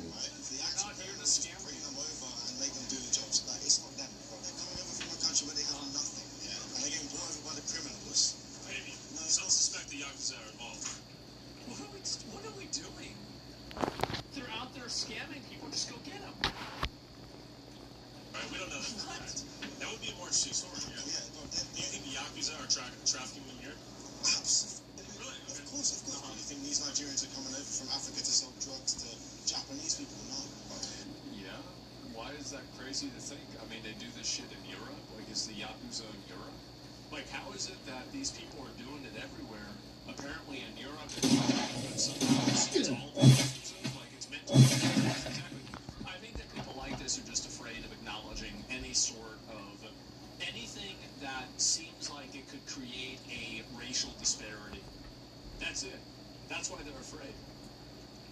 They're not Japanese people. Tourists. The tourists, Japanese people, they're all homeless, right? They all have a boss who's making them do all the selling all these drugs. They're literally below minimum wage, right? Give them a little bit of grace. It's all I ask. Give them a little bit of grace. We're just trying to talk. None. Absolutely none. Get every single one of them, round them up, lock them up. That's how you do it. Get them out. To them. That's our goal. At the end of the day, I don't think anyone's forcing them to be here in Japan. I think the door is wide open back home in Nigeria. For bringing havoc, chaos, and I think it's about time we go back home. Yeah. That's true. Yeah, exactly. Yeah. Not a sob story justifies aggressive and it's so fucking pathetic. The justifications for why it's okay. Go easy on the scammers because they had a hard life. Trust me, if it was up to me, it would be a lot harder. Hard life. They were throwing spears and shit, cutting shit apart in the jungle. Unfortunately, we have too many of these cucked, losers that are out there that are trying to preach empathy to the people that are scamming everybody else. Jesus Christ. I hate that. We stumbled upon the same guy who attacked young James. Again, he seems to be the attack dog of the gang, doing the dirty work of beating anyone in the area holding a camera. That's our point. My friend. Uh-oh. My friend. Come talk to me. Go get him. Go get him. My friend. Get his ass. Why are you punching people in the face? Why are you attacking people? Why are you attacking people, huh? Why are you attacking tourists? Why are you punching tourists? I mean, it could be a higher org they're working for. Who cares if it's why do you even care about whether it's a higher org? They're out there scamming people and hitting people. Just go get them. That's the end of the conversation. They're clearly causing problems. Just go get them. Yeah. This guy right here. What's your fucking problem? Show yourself. Show your fucking self. You're real tough 101, huh? Real fucking tough 101. Attack people. No reason out here. You man, you'll notice two areas surrounding the family. This guy right here is a scammer. You are sick. You know that? You are sick. He's not as aggressive as he is as one person. He's real tough. Look, hey. Don't touch it. And the thing is, what I find funny is that you do have some people who are this is funny. This is funny. Chat, you can man, talking about Tyler's Karen ass. So do you think that these Nigerian scammers are bad faith actors in the Japanese community and actively trying to cause problems and be violent? They're a nuisance and cowards and quit in my country. Huh. That doesn't sound like the answer to my question at all. Let me repeat it. So do you think that these Nigerian scammers who are coming into Japan are bad faith actors and are intentionally coming to take advantage of and be violent and intimidate people in Japan and cause problems? I mean, you were sitting in here causing trouble. Yes, and so are the streamers? Really? Okay, so there's streamers causing problems too. So why hasn't Japan gotten rid of these guys? So like you agree, so then you agree with the fact that these guys are bad, they're causing problems, but the real thing that you have an issue with is the fact that Tyler Oliveira is recording them. That's the thing you're upset about. Let me ask you something. So you've acknowledged now that these people are a blight and a problem inside of Japan. Don't you think that it's helping them? That you have more people coming out talking about this, trying to hold them accountable, raise awareness for this? Is naive to suggest their bad faith or agents to the Yakuza because Japanese government allows the Yakuza to engage in criminal activity? And as long as they don't target Japanese citizens, they use non-Japanese actors to avoid policing as well. Debate someone, you coward, quit running away. It sure seems, it looks like we're debating you right now. It seems like you're the one running away. You're the one arguing about this over and over. So this is the problem, is that you're deflecting, and because you know what's going on. You're trying to argue and fight with me, and also this, oh, I followed you for a long time, and now it's disappointing. You followed me in February. I mean, let's be honest. I was doing the same stuff in February that I'm doing today. So you're just getting here, getting mad, getting your feelings hurt, upset about this, masturbate, matter, and rage bait crimes. It's so crazy. All you're doing is getting mad. I don't know how. We gotta have the mods do a better job, okay? We really do have to have the mods do a better job. Because there are a lot of these agitators in these regions that come into chat every day, and somehow they never really get banned.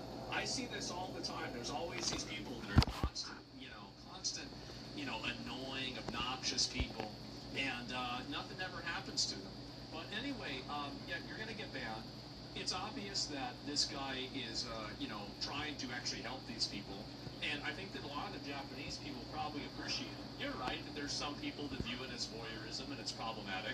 But at the end of the day, I think that the Japanese people probably resent the Nigerian scammers a lot more than the people who are going over to try to stop the Nigerian scammers. That's it.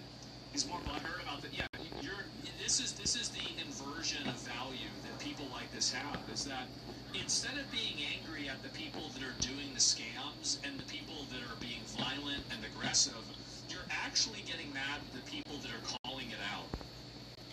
This is the inversion of empathy, the inversion of logic, the inversion of all rationality. I cannot stop talking about, because it just...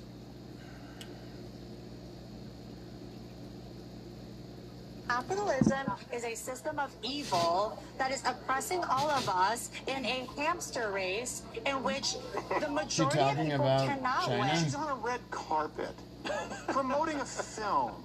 She and this is the walking example, the epitome of what people loathe in capitalism. So this actress, Poppy Liu, so she was born in communist China, and to be clear. And I don't know if you guys know this, like, capitalism has become a dirty word. That's why I use the term free enterprise. But we can't allow people to simply paint a picture or to try and draft a narrative that's untrue. Right now, it's really, really popular to just say capitalism is the cause of all your ills. And it's really a hard pill to swallow when it comes from a lady, I'm using that term loosely, from a communist country. So when she was asked about what was annoying about capitalism, some would say a leading question, she gave this answer of word salad, and then it's echoed by all our castmates.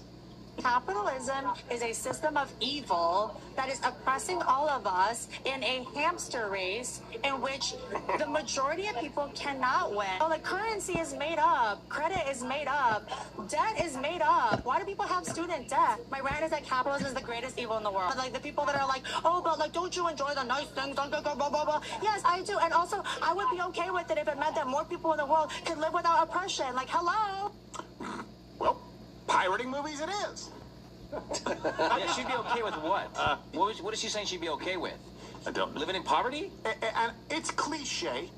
It doesn't mean it's wrong. Like, people often say, well, you're not racist because you have black friends. It may be cliche, right? It may be all that, but it's a perfectly legitimate defense. An actual racist probably doesn't have a lot of friends from other racial groups or ethnic groups. In this case, it's cliche, but she's on a red carpet promoting a film. She's promoting a film that nobody needs, nobody asks for, and nobody actually, in order to watch said content, needs to see a red carpet premiere, and she's wearing expensive fashion. Think about this for a second. Capitalism, right? What they're doing, it's not, okay, determination of the cost, raw material goods and services. It's some kind of piece of art that maybe people want or maybe people don't, and fashion is entirely entirely based on building up a lifestyle brand to overcharge people in order to achieve some kind of social status. She and this is the walking example, the epitome of what people loathe in capitalism. The communist overlords would kill her first. They would kill her first. And her castmates in the film, and they look about exactly as you would expect. It's a film called I Love Boosters. They weighed in with their own equally stupid takes on capitalism, but I don't think all of them are from communist countries, so we have to listen. There's a long list. The only people that really benefit are the top 0.003%. Agreed. It's very simple. It's just way too imbalanced. There's no way you need to have all that damn money and people out here. Or frilly epaulets. Figure out a way to make capitalism work for everyone when you kind of need someone to be poor for someone to be rich. I don't know. Then you think that putting other people down is the only way that you can win. Okay, well, we're in late-stage capitalism, so if you don't love it, it's almost over. The unfairness of the entire system. The idea that we can't all win together, I hate that that's what comes from this all, because we can't. Why are we all grinding? Why are we all working so hard to make money for who? What is this for? You're on the red carpet to make money for you. The movie's about stealing. I like that the one lady said the top 0.003% because she had to do the math to figure out where she lied. Yeah, exactly. On that scale. She's like, wait, I'm 0.004. It's like, yeah. The ones that are richer than me. That's a safe bet. And they're not making this film in order to give all of the money, the profits, back to the poor.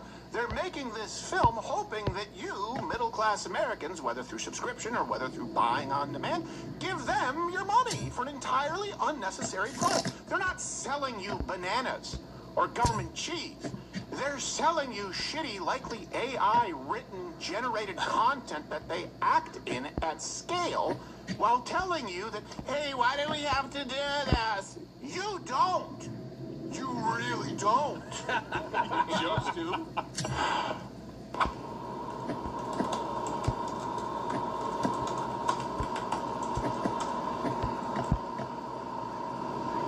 Everything okay, Josh? You look a little down.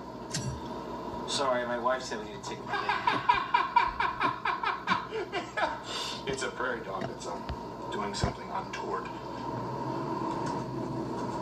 Yeah. That's really funny. My wife said we need to take a break.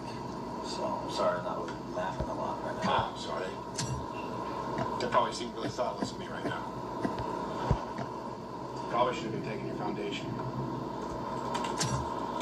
What? How is taking a multivitamin gonna help get my wife back? How does that even make sense? Think of it this way, right? You take foundation, it's clinically proven with clinical ingredients, we lab tested, right? You'll have better overall health. And then one of the clinically tested ingredients that's in there is garlic, which improves cardiovascular health and blood flow, including... Whoa! So then you wouldn't have any... you'd feel better, and she wouldn't be so disappointed. No, that's not the problem. I am excellent in that department. That's not what I hear, Casanova. What did you hear? I heard, frankly, that you were, an imprudent lover. I don't even know what imprudent means, so that's not even possible. It has to be bridled aggression. It has to be, you have to... It has to seem like you have a stick-to-itiveness, but also safe. Is that what you do? No, I'm incredibly lonely. But the garlic will help with the libido issues and the blood flow. If you take it every day, the foundation deal, they get 40% off, then you just feel better overall. And, whether it's your wife or the next one where you try again. If at first you don't succeed, try again. Proven science, zero secrets. That's your foundation. Visit foundationdaily.com today. Subscribe, save 40% off for life. Let me see that video. What? Let me see that video. It's always the people in the most unnecessary professions bitching about Fucking capitalism. You don't see construction workers. You don't see people up there fixing the phone lines going like, I don't know, why do we need to do this? Yeah. Who needs this? Everyone. Like, who needs this movie? I Love Boosters. That's a good point. Kill yourself. Yes. You also don't see red carpet interviews in communist China. No.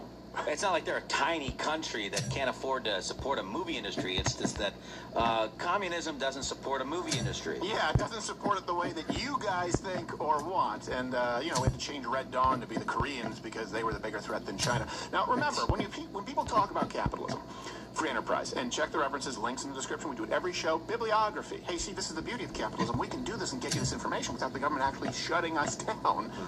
11 a.m. is when we stream. 56% of Americans going to find themselves in the top 10% of earners in their lifetime. Over 73% going to spend at least a year in the top 20%. And over the course of its history, capitalism, free enterprise, has lifted 6.5 billion people out of extreme poverty. Wow. Communism obviously has lifted no one out of poverty, objectively. No one has been lifted out of poverty from communism, aside from people who are in the actual communist regimes.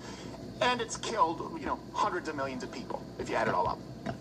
You'll say, oh, I know, capitalism kills people. Well, sure, but it's not because of capitalism.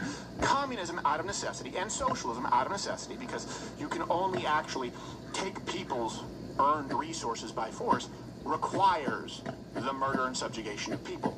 And it doesn't lift anybody out of poverty. It's not possible. The synopsis of the film is a group of shoplifters take aim at a cutthroat fashion maven by stealing her clothes and reselling them at a lower price. What they call fashion-forward philanthropy. Oh, my God. Did every one of you guys at the red carpet, did every one of you shop at Goodwill? Huh? The people who are actually buying these expensive clothes. It's you. Fashion-forward philanthropy, stealing, and so kind of like, remember old Homeless Hank's consumer-centric cigarettes operation. It's like that. Only Homeless Hank, I know what I'm getting. Could you find? I thought, like, okay, before I read that synopsis, I was like, maybe they're stealing food, medicine, like things like that, and they're going to try to, no.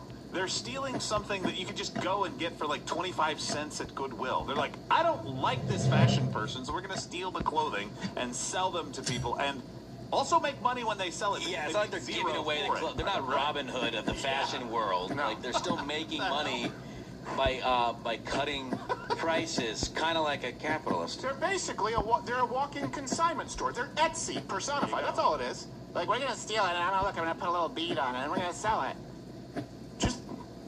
Die. Hey, do you like what you saw? I don't know how, because it's on YouTube and we have to cut all the good parts out. So you should tune in live weekdays at 11 a.m. Eastern on Rumble. We can still speak freely and even use words like and get and so. Whoa. You been here this whole time? Yeah. Snuck in. Snuck in. Oh, fucker. Today, I'm going to show you how to do the Japanese natural Ozempic. No fluff. Let's get... No fluff. Fuck, dude.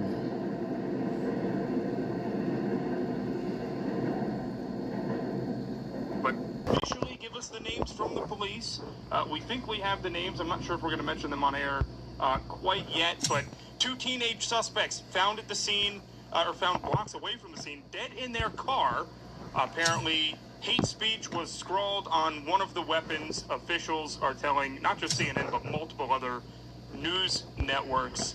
What are you guys' thoughts on this? Because this is obviously a mosque. I've been yelled at in my comment section all day for not calling it a mosque for some reason, even though it's called the Islamic Center of San Diego. But this is a little bit different, I would say. Typically, it isn't a mosque. What are your thoughts, Ian? The whole hate speech thing is always concerning to me. It wasn't a topic 15 years ago, 20 years ago, when with like the Columbine kids went and shot up that school in Colorado. I think it was Colorado. Yeah, it was. It didn't matter. Like, obviously they hate somebody if they're killing somebody. Like, what is it? If it says the word hate on the bullet, does that make it more egregious? Do we need more government funds to spy on people so that we can test them with pre-crime if they said the word hate yesterday? Like, I don't know, man. It feels like propaganda. And secondly, they should be armed. These people should have gun rights in California. And bad parenting, I think, is leading. So I blame the parents. Yeah, well, I mean, you look at this stuff, and hate speech, the problem with calling things hate speech, Mary, it could be, the definition of hate speech has, I don't know, what's it evolved years and years and years since the term first came up, and now, especially in California, like what is hate speech defined as? I know, it's very difficult because they take these words and they normalize them. They make them all normal, so everybody hates everybody. So, I mean, hate speech is ridiculous to me.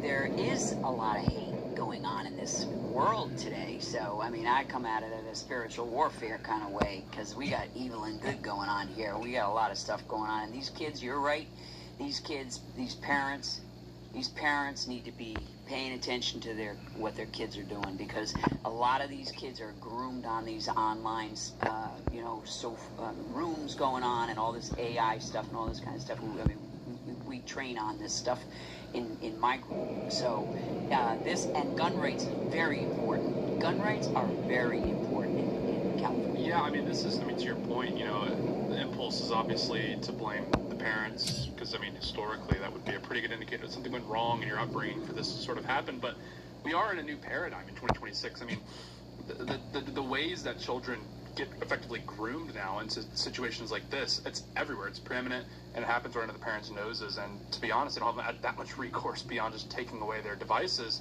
So parents in 2026 are in an entirely new paradigm. These two kids were kids. Well, one of them was a kid. One was a teenager. I think one was 18, according to the police report.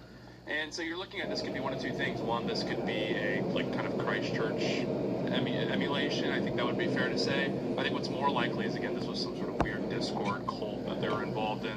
We're seeing this happen quite a bit, and just pushing these kids to the edge who end up quite atomized. And unfortunately, there's a large chunk of Gen Z primarily is completely atomized, and they end up finding community online. Sometimes it works out. Sometimes you get married. Other times this happens. And you are talking about the parents and such, and holding them accountable. It's another story that we'll get to from Washington, D.C. here in a bit. But we just heard from this press conference where one of the mothers actually alerted police that her son was suicidal, that he stole her guns and her vehicle, and they were looking for him. And that's when they got the call that there was a shooting happening at this Islamic center there in San Diego. And I guess that brings us to, at what point do you start, putting some blame on the parents and be like, okay, well, how long did you know that he was suicidal? Were you getting him any help? We don't know. We haven't independently confirmed this, obviously, but it looks like NBC is reporting that Kane Clark, 17, and Caleb Vasquez, 18, are the suspects in the case, both deceased. I believe 3 victims are also deceased. And then a landscaper who was shot out front, and the bullet grazed off his helmet. Luckily he has survived. But what do you guys think on that? Because we're going to go more onto this when we talk about like that chaos that was happening at Chipotle in D.C. But where does the accountability end up for parents? Well, I mean, in this instance, they're 17 and 18. I mean, I think we have to draw a line somewhere if we are going to go down this route of holding parents accountable for the sins of their children. If these are 12-year-olds, probably, yeah, you would want to pull these parents before a court and have a conversation. In this instance, 17, 18-year-olds, they're completely autonomous.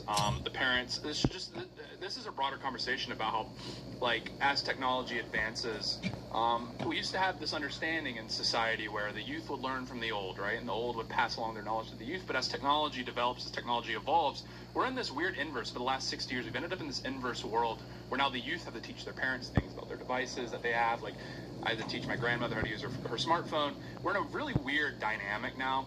And so, again, it's making it very difficult for parents because they're trying to keep the lid on a world that they have no idea how it works. I mean, we have an understanding. I mean, I'm 25 and I have an understanding. But even as a 25-year-old, I hear about some of these things that 16-year-olds are involved in, and I just have zero point of reference to understand it whatsoever. So I can't imagine. I imagine these parents are probably in their 40s, 50s. They're completely underwater here. Yeah, that dynamic compared with, just the overall breakdown of the family structure. And, I mean, you don't know these people. Every situation is different. But, I mean, likely there's probably some spiritual bankruptcy happening there that's going to lead to unsupervision and a lack of communication and understanding of their kids. You first want to maybe just accuse them of being chronically, almost, like they weren't around their kids enough. They weren't there to supervise them and look after them. But it's probably more complicated than that, you know. But you said something earlier that I thought was really interesting. You said training. What kind of training were you talking about? So we do a lot of training. I mean, we've been going around this country for 2 years and getting the fights, and I have put together.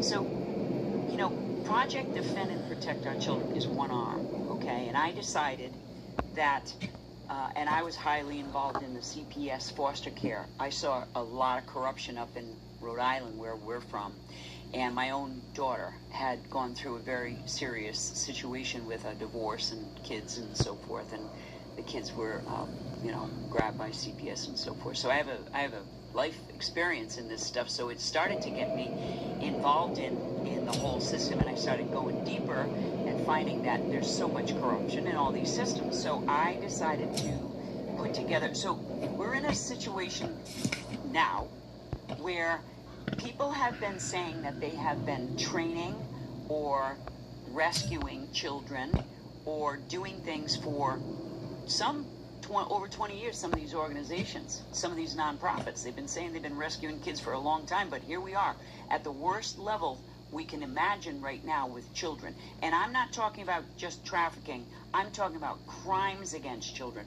All of so child trafficking is like getting normalized. You talk about the words, okay? Hate crime. Well, child trafficking is getting normalized. People go, oh, it's like nothing. So you have to try to change the whole kind of messaging to crimes against children, even grooming crimes, even parents who are not paying attention or no kids, you know. The biggest problem a parent has today is a child can go on a device and they don't even have to leave their house. Years ago, you used to have to say to your mother and father, where are you going, who are you with, what time are you going to be home, all those kind of things, right? A kid can be in his bedroom, go into a room, into one of these rooms on the internet, and literally it takes 5 minutes to suicide a child today. When they get them into these rooms. So my training, what I decided to do was put a team together of real experts, vetted experts, that go around the country. I want to go into churches, which is what I've been doing, because the role of the church needs to step up to the plate. That's a community that can save a lot of kids, a lot of families, if the pastors are true.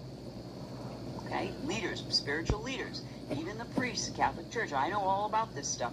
But I go in and I try to force, you know, the whole community in the churches to step up to the plate and do something to protect their people, their families, from the government, from all the outside things going on, like training. So we train on how to identify predators. We train on citizenry, on what are your rights, how to legislate. We train a whole series of tools that people can use to get their communities in order and go after criminals. I mean, right now, from the border, you guys, with the last 4 years, we saw the open borders. So every single community is an open border. Every community in this country is an open border with illegals and criminals. So, you know, that's what we do. We train very hard on this.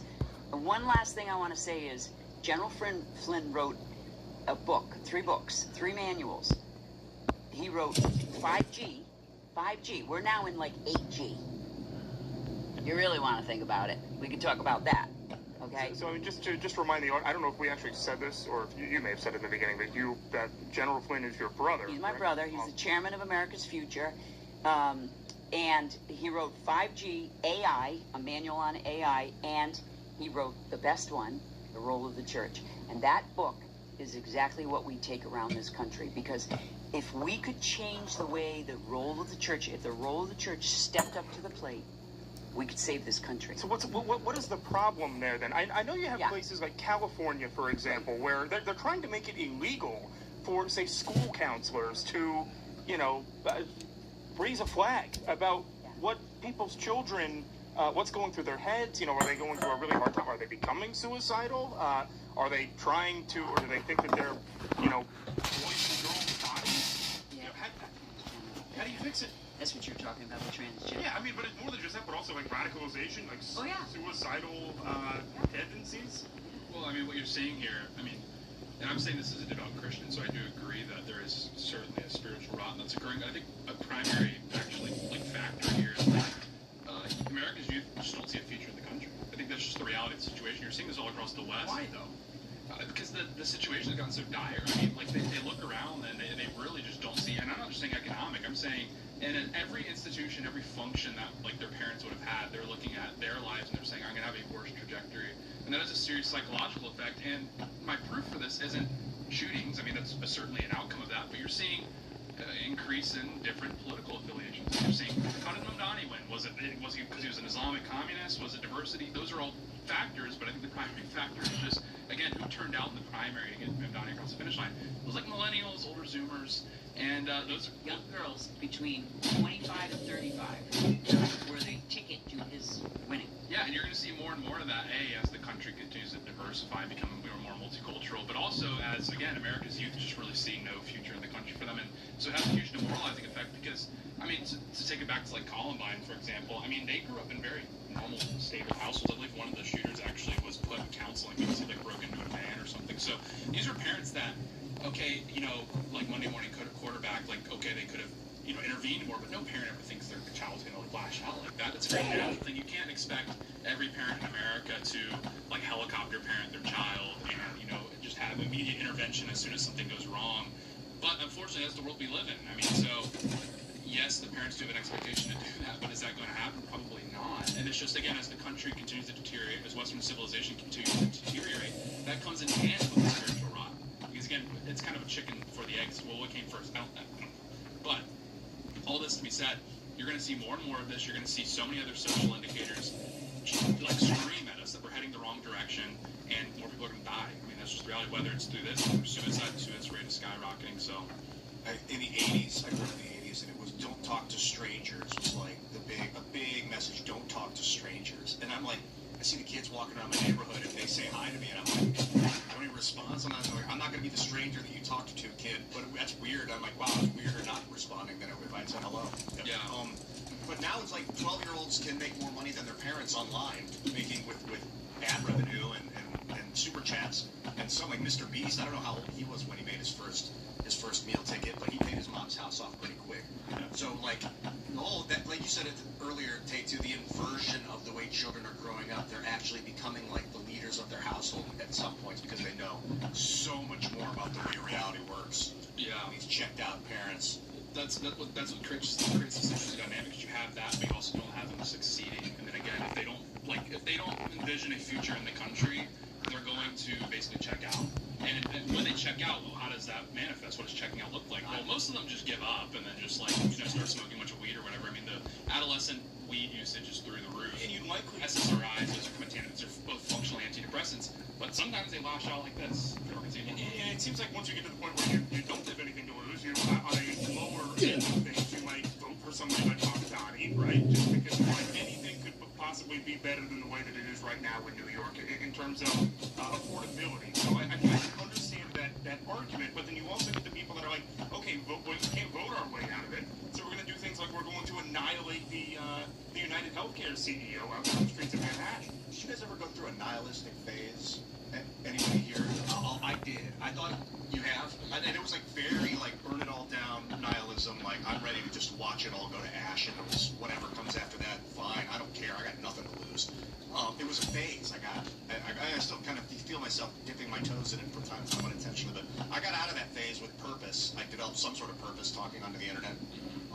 So hopefully a lot of the kids, if they're feeling it, know that it's a phase, but I don't know how long that phase will last. It kind of depends on your circumstances. And that's the tricky thing, because like, okay, the nihilism I think is at the cultural level, but I don't think it goes much deeper than that. And my evidence for that is everyone for the last 10 years has been like, burn it down, I want to see this all like fall apart or whatever, and then gas hit $4 and everyone freaked out and lost their mind. So it's like, people say they want one thing and they conduct their personal life in a nihilistic manner, but again, when it comes to the implications of it burning down, they freak out, they lose their minds. And so that just indicates to me that like people are not in control of their lives, they have no hand on the wheel whatsoever, and they think they want one thing, and then as soon as it manifests, like I need to make it political like a Mamdani, and then it doesn't work, they just double down on nihilism. They're like, okay, well, we didn't try socialism hard enough, or in other instances, Mamdani's only relevant because socialism's the only like manifestation that's like politically. Well, he's more than a viable. socialist. He's more than a socialist. Yeah. You understand that, right?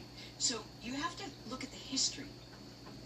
You guys study the history of this country and how it began, okay? And how they said the founding fathers did what they did. They went out and looked at every single type of culture, religion in the whole world at that time to find the best government that they, I'm going to say government, that they could find for this new world. That's what they did. They studied Buddhism. They studied every culture. And they came up with a constitutional republic, not a democracy, a constitutional republic that was a Christian, established on the biblical principles of this country. Now, I'm going to talk about history. In history, Christian nations are the best nations for people to live in. Okay? Because there's no supposed to be any suppression or oppression or anything.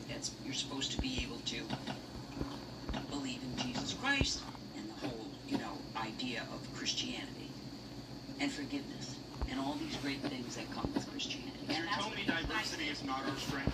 No, it's more about tolerance. It's more about tolerance. Tolerating each other so we learn to live with each other, to tolerate your beliefs, my beliefs, your beliefs. They drop the and I'm 65 years old, you guys.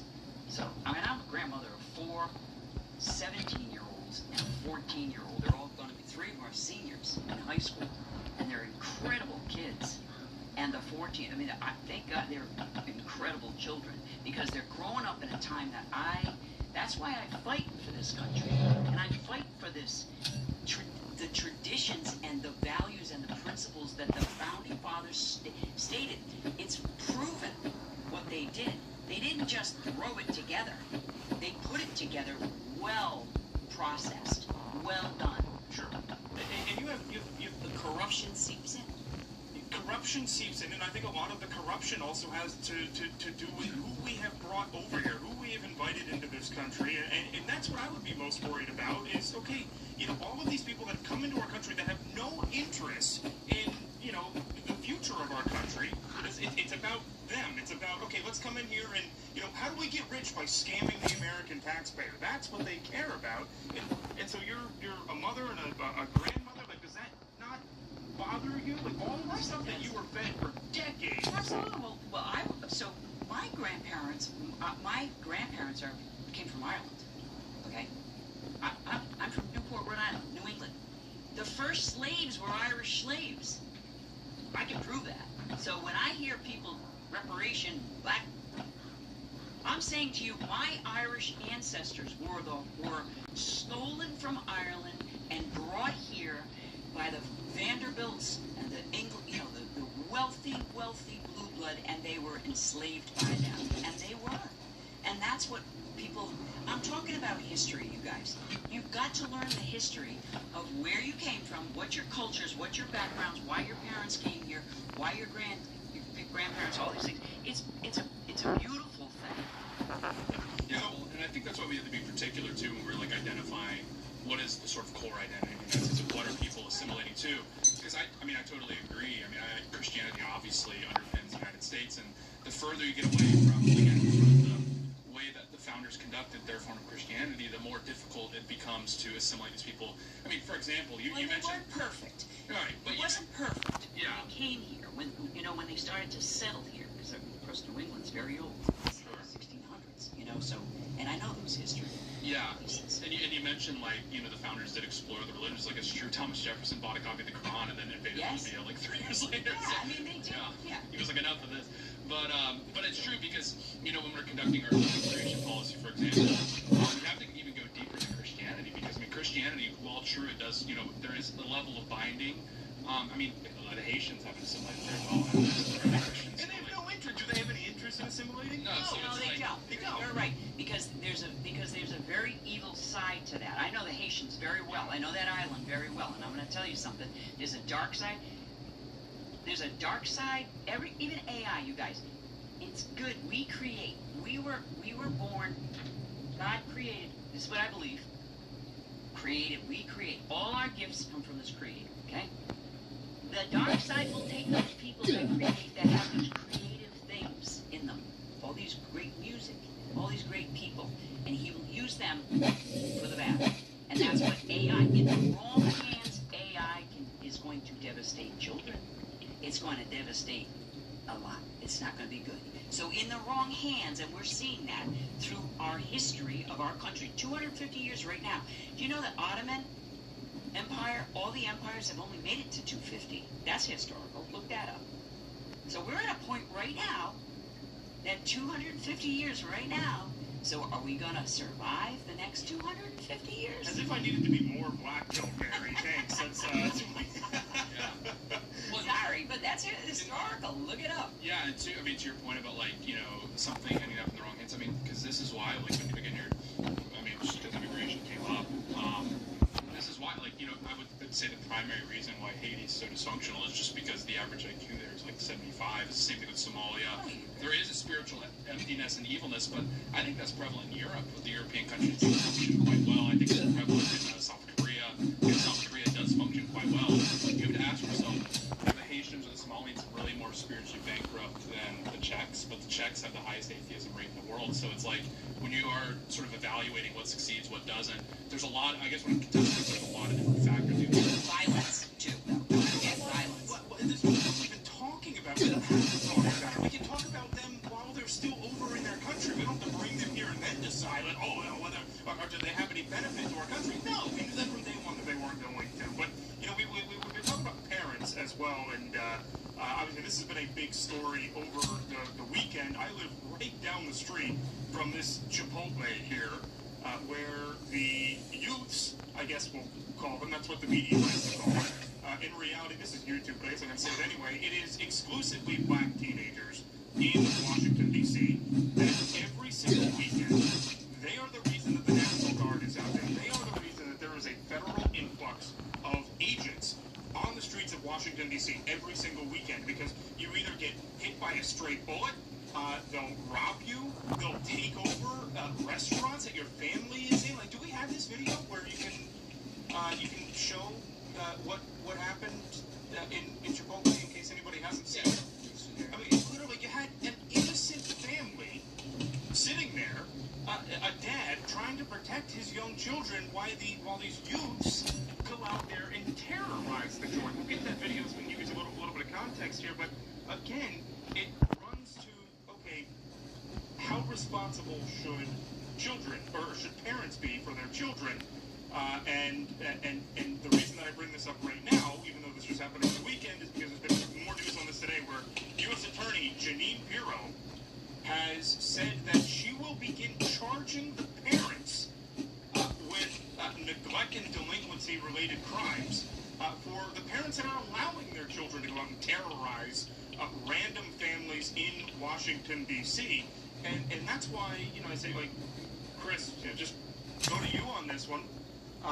Should you be responsible for your children? Are you going to let them go out and terrorize Washington, D.C.? Well, no, I'm happy to let them terrorize my neighborhood right now because they're 4 and 6. But when they get to be teenagers, I mean, here's the thing. Okay, so she can charge them. Are those charges going to stick with, judges in D.C.? I don't know if this is necessarily, I mean, it's in the right direction, but I don't see a solution here. When they talk about, doesn't in D.C. going to talk about certain zones you could be in at certain times? Aren't they just going to move to a different zone? But they don't care. This was a curfew zone after curfew. They don't care. So whoever's running D.C., and making these decisions, they're not coming up with any effective stopgap measures to prevent this chaos from happening. But I think she's just looking to do something very drastic, because something very drastic has to happen. Yeah. So, and they can do it. There are other ways to do it where if the parent knew if they have been truant from school, if they've been skipping school, and the parents have not done anything about it, that is something that the U.S. attorney could go after in conjunction with the local attorney general as well, who is up for re-election. I get phone calls from this, I don't know if I can say this word on there, so I'm not going to, real, like, type of guy that likes to watch his wife bang other dudes. That is the attorney general of Washington, D.C., and so they have to pretend like they're doing something right now. So it seems like maybe they can work together on this and start actually enforcing these laws, because we actually talked about this probably I think last time I was on the show or the time before, where these youths are sometimes paid to go out and steal vehicles by actual organized gangs, and they're paid several $100s to do so because they know that they're not going to be charged with anything that sticks. They're not going to get prison time, nothing for these violent felonies. And again, at some point, the parents have to know what's going on. Is that the video? Yeah, I'm trying to pull it up real quick. You know what? If a family has a dog, like a Rottweiler, and it gets out of the yard in D.C. and chases a kid down and like, that family is liable. The animal, their child is also an animal. If that animal gets out of the house and goes and does what that other animal, dog, I mean, humans are animals, straight up. If that animal causes harm, it's like you let your animal, your charge go. Like you've got to keep that thing on a leash. And I'm talking about your kid. Yeah. If it's crazy, like if you are responsible for that animal. And I don't know how far you take that, because if the kid commits like a white collar crime, that I wouldn't blame. Yeah, this is why you have to be like precise, right? If you're the district attorney here, is you have to basically set the precedent or set the understanding rather that, okay, let's just say 16. Let's say 16 will be the cutoff. If you're under 16 and the child does this while there's a curfew in place, then the parents need to be charged. And if they're over 16, then you try them as adults. That would be like the very simple solution here. And I imagine, because it is a federal district, they could actually make that happen. But the question is, how do you do this in a city like Los Angeles or Miami, where we know these things happen as well? It has to be a nationwide standard, quite frankly. If there's a curfew in place and then you violate it, if you're under 16, we try the parents. I think that makes the most sense. And then again, if you're over 16, you don't get the kid gloves. You're going to get tried like an adult. So. Yeah, well, but the other issue is they have to actually want to do this. The Democrat politicians out there have to want to do. They have no incentive to, because then they basically it's used as an attack against them. It's like, oh well, they're just kids being kids. It's like kids that are terrorizing neighborhoods in major U.S. cities. Like you go into this Chipotle. Do we have this video that I have on the right side? Yeah. Okay. So you pull this up here.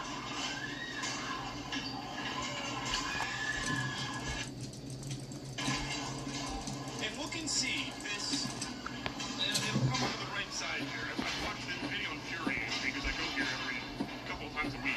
And if you look at the little kids grasping their father right there. There was like 2 or 3 kids there. And why should they have to live like this? Why should they? They're not going to forget this. If I was this age and I saw this stuff happening, this is going to stay in my mind all the time. He came out flat on his back with that. Yeah, especially like when people lie to you. Like it's obvious to everyone watching in the audience. People don't say it's like obviously like almost a uniquely black issue, but then no one will actually say that, and that just infuriates you more. Because like I grew up in Memphis, this is very familiar to me. I understand how this works.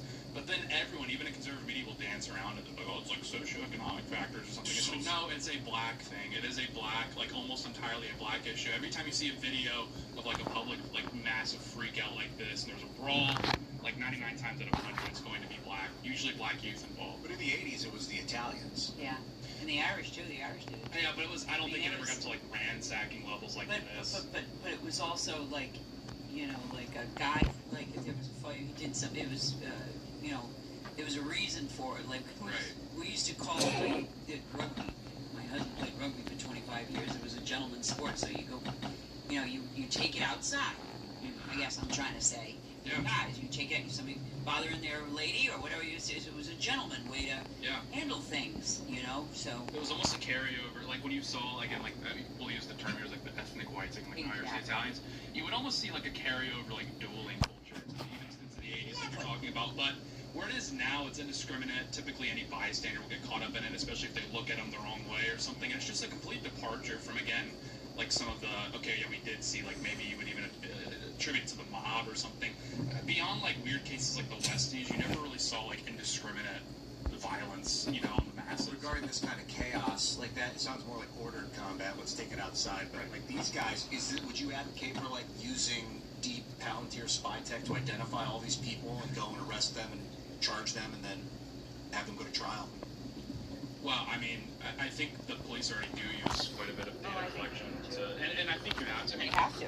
This goes back to the conversation we had on Friday, which is, again, if you're going to have like mass tolerance, a multicultural society and whatnot, then you're going to have authoritarianism, because it's just, there's no other way for it to function. Look at El Salvador, look at Singapore. I mean, this is just the reality of the situation. It's like you can't have both. You can't have a high trust society and a super diverse society. I mean, there's thousands of books of literature on this, like trying to get around this, and you just can't get around it. You either pick one or the other, and that is what, honestly, that's what like undergirded the Trump 2024 victory, was people were kind of thinking about that. Even if they couldn't articulate that distinction, they were in the back of their head, were like, okay, I see the direction America's going, and I have a lever to pull here to stop it. Well, they were defunding police. Yeah, Oh, that's a big problem. You can't take that. I mean, I come from that up in New England. It's like living in communism up there. It's crazy. Honestly, it really is, you guys. And I saw that growing up, and growing up, it was the best place in the world to be. But you know, as a family, and our family was Democrats, and they were the, you know, JFK Democrats, and then all of a sudden, and my mother ran for office too. So I mean, I saw this switch in the party really go into some serious infiltration of communism and Marxism. So, you know, the other thing we got to talk about too is the education system, the public education system. I've seen a huge change in that, and that has a lot to do with the way what's going on with kids. Well, the amount of them that don't even show up to school. I mean, Right. you got to at least start there, and that goes back to holding the parents accountable for truancy. That back years and years ago, they were held accountable for their kids being truant, which, just for anybody who doesn't know, which is not showing up to school for especially extended amounts of time. But I think another argument that needs to be had here, and you know, I'd love to hear Chris chime in on this one as well. Masking, right? You look at this photo here that we've got up. This is just a screenshot from that He's brawl. worried about hantavirus. Oh yeah, I'm sure. Yeah. You're worried about Ebola and hantavirus. I have no doubt that he's just help those guys. Yeah. And so, at what point do you say, I'm sorry, you can't wear a mask in public anymore? Like, is there at some point where you would support something like that? Well, and you know, Mary, what's your answer? Oh yeah, I'm 6 years late to that. Yeah, Oh, absolutely. Yeah, no more masks. Listen, OSHA never allowed it. I mean, we won an OSHA case on that when COVID did. Really, I mean, you couldn't do that, OSHA, and we did. We won that case in the Supreme Court. So Is it legal to wear a mask in public right now? I believe they tried to, Trump tried to sign an executive order saying that it was illegal to wear a mask at riots or protest riots, whatever, but it's not really enforceable at the moment. And it might be in Washington, D.C. I don't really know, because Washington, D.C. is obviously a very, it's a federal district, which is very different than anywhere else in the country. But what you pretty much know, if you see somebody, they've got their, it was like 85 degrees that night. Outside, you're wearing your hood up, you've got your mask on, you've probably got a warrant, okay? You're trying to hide your identity for some reason. Either you've got a warrant or you're afraid that you're going to, or know that you're going to commit some sort of crime and you want your face to be concealed. Good luck finding this guy right now. This one that threw a high chair at somebody else in the Chipotle with the hood up. You can't identify him in any way besides maybe fingerprints on the high chair because he's got a mask on. unless intel comes in, somebody gives it up. Will they? Maybe. If they catch a few of these guys. Depends on how much background, you know, how many charges some of these kids have on them. I mean, that could be another problem, is some of these kids probably have, some charges on them. Who knows? Maybe they've got warrants. I don't know. Those kids know what they're doing. Any public, private establishment should have the right to ban masks. Absolutely. I think they already do. Yeah, they I would do. imagine. And if you get caught committing a crime with a mask on, it should be an aggravated charge to hide your identity. I think it's fair. And, yeah, I mean, to your point, the private sector's already implemented solutions for this in places. That's right. Oh, but then, since you couldn't wear a mask into a bank, right? Yeah, right. And like even in places where you see a bit of these, magical situations like nightclubs banned shiesties a long time ago. Like they understood that, like, again, even if you go to the UK, I mean, they realize in the UK that if people dress a certain way, they're probably going to be up to no good. So they banned what they call tracksuit wear, athletic wear, which means you can't wear sweatpants or joggers into a nightclub. Now, that's almost horrific for Americans here because we typically wear sweatpants in places we shouldn't.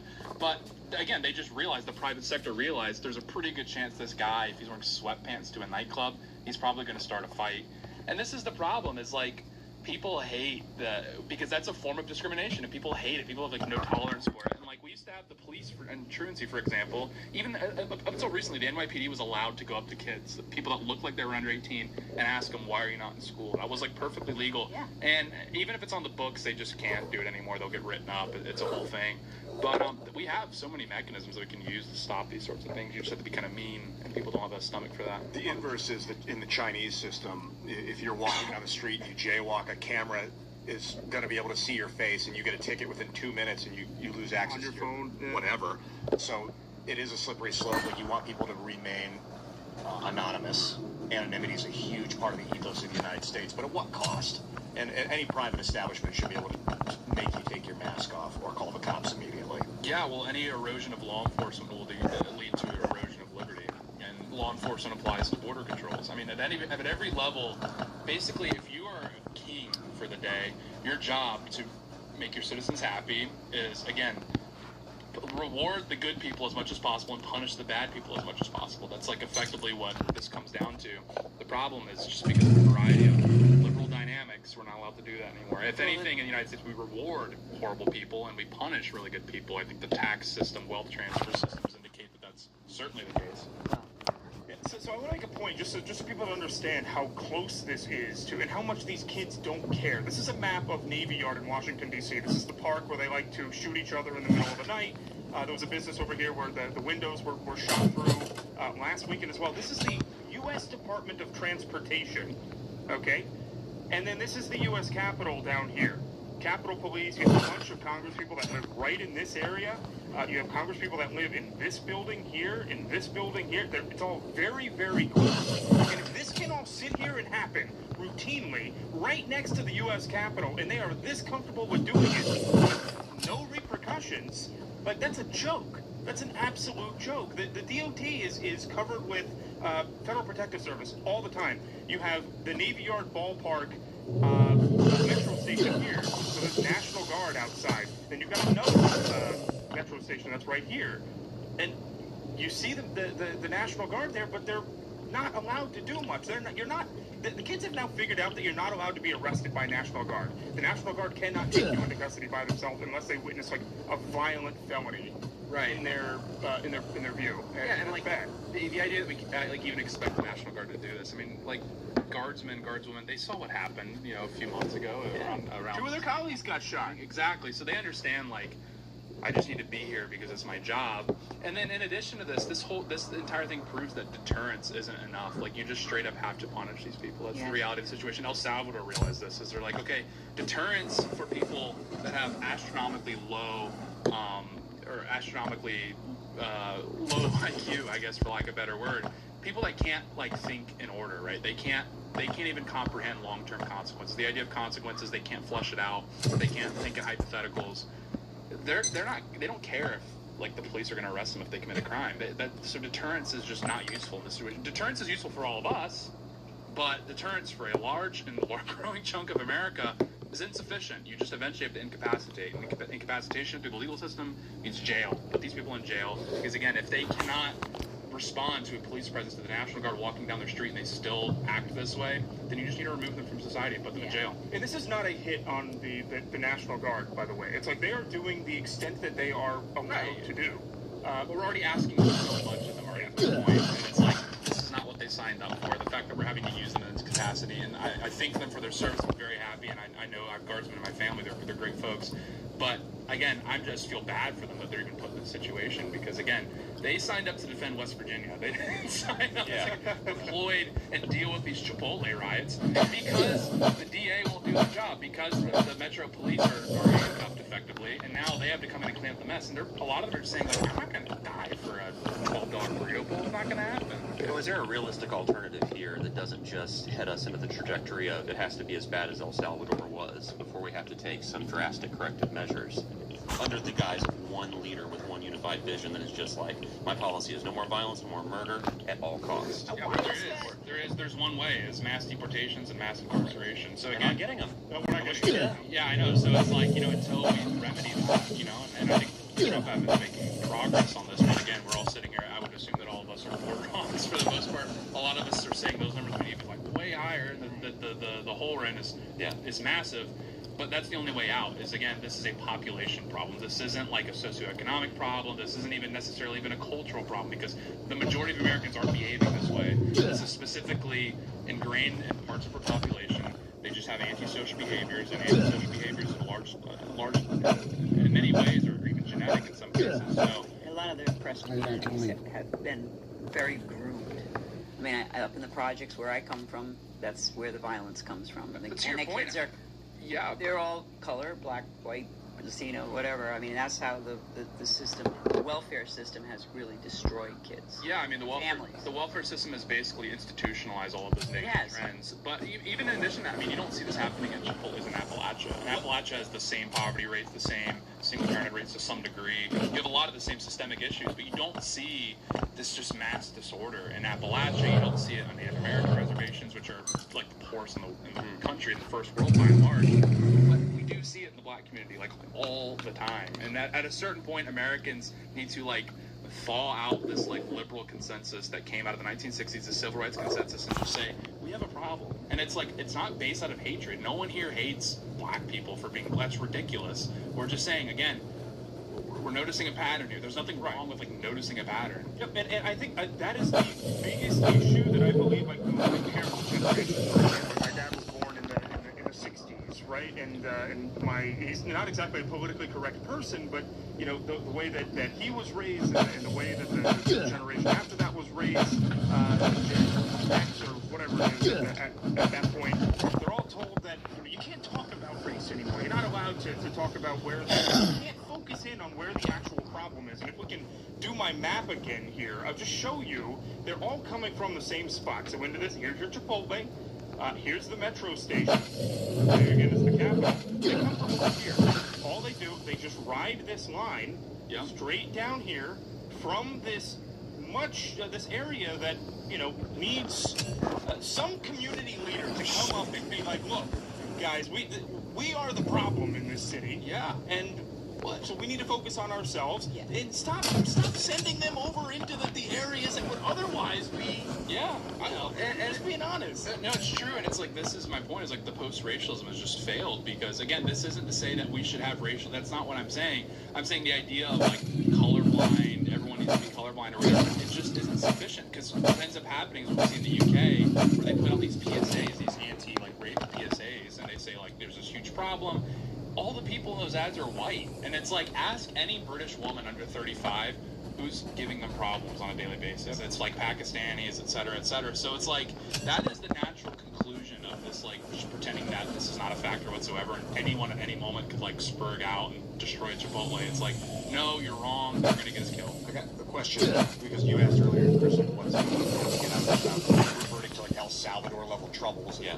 Hardcore crackdown, and Tate said deportations. I thought pre-crime, if we step up our digital pre-crime software and we start spying on people so that we will know ahead of time if they're likely to commit, we'll have eyes on them and then we'll bust them before they commit the crime. Would it be then reasonable to say, okay, black people are committing the crime in that area, I'm going to now track all the black people in that area? No, but that's what predictive policing is you're saying we're not looking for. Right, and it's like, we're not arbitrarily saying only police in black neighborhoods, there's exceptions. It's like, you're talking about civil liberties, you do have to take exceptions into account here. What we're simply saying is that when you use predictive policing, you can dispatch police, have heavier police presences in zip codes that have a lot of crime. So again, you cover all any outliers. This isn't like a racial categorization we're talking about. Like, Brentwood, Los Angeles has a lot of black people. It's quite a nice place. So again, it isn't to say like every black neighborhood, like that's just great. And it's like that would be racist. What we're saying is utilizing predictive policing when you're talking about pre-crime. These are areas that we know reliably have a lot of crime. You can send the police. Would it be ethical to track everybody in an 8-block radius, no matter who you are? If it was you just happen to live there, government's got eyes on you now too because you live in proximity to the gangs or whatever. Well, I mean, they effectively do that. I mean, that's already what they do, because there are some cities and some jurisdictions that do utilize predictive policing, and it's like, okay, if you choose to live in a neighborhood with a lot of crime, you should expect a higher police presence, and like if that negatively impacts you, sorry, that's just the reality of your neighborhood. I mean, it is what it is. But in Washington, in particular, when they have like there's a carjacking or something, and I get an alert saying that there's a carjacking, they don't tell you that, oh, it's a black male teenager. They don't say that. It's just it's a male teenager. It's like, okay, well, no, I'm dead. Sort of.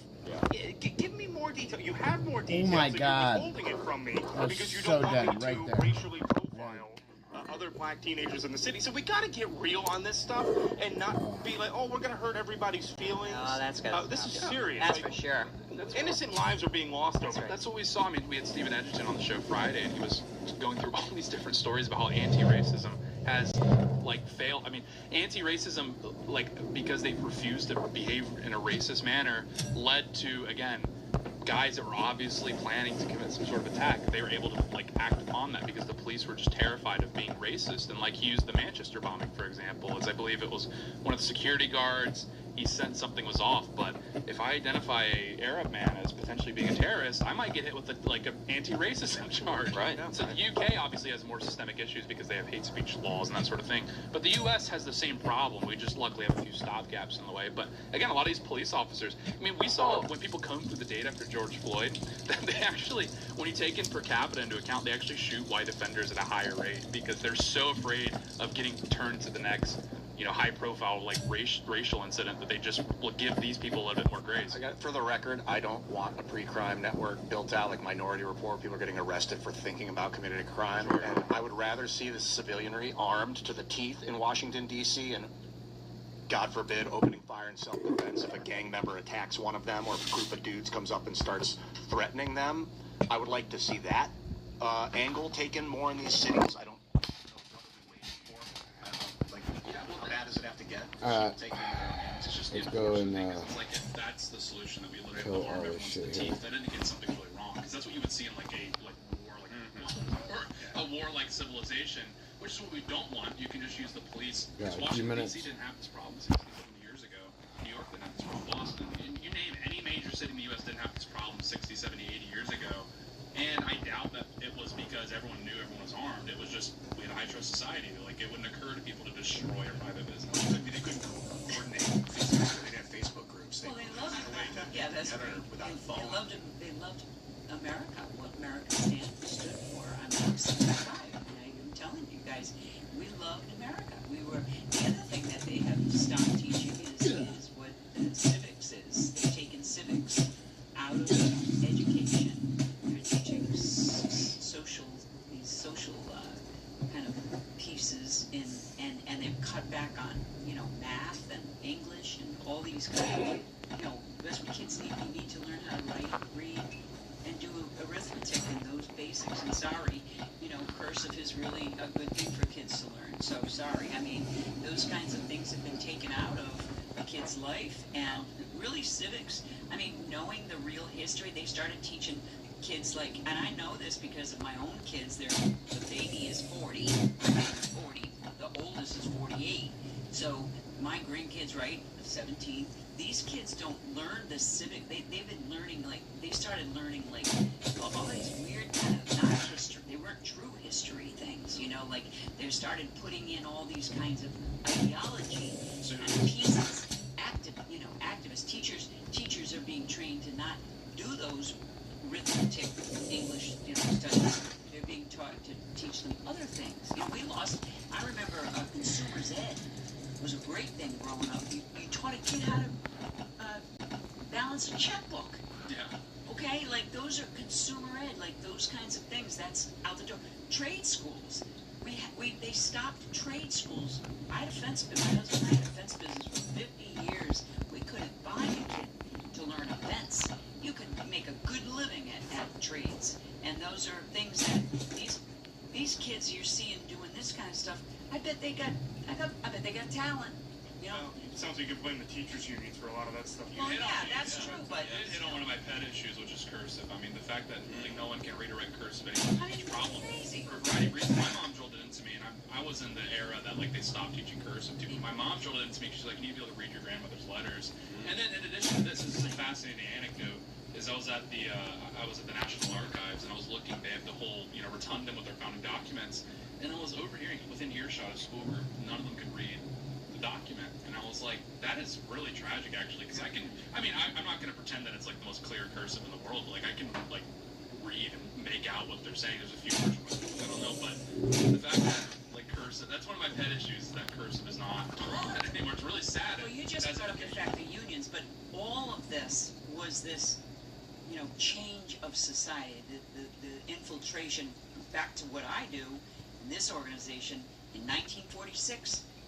There were a group of people, entrepreneurs, Sears and Roebuck. You guys don't remember Sears and Roebuck, but Sears and Roebuck was the first catalog department store that ever started in this country. These were entrepreneurs. These were guys. These were military guys, writers. I mean, very, very, very talented Americans, soldiers, whatever. And all they were trying to do was steal the American people, because there was over 1,000 card-carrying groups in this country before the Cold War, communists. And that's another thing you guys got to understand in history.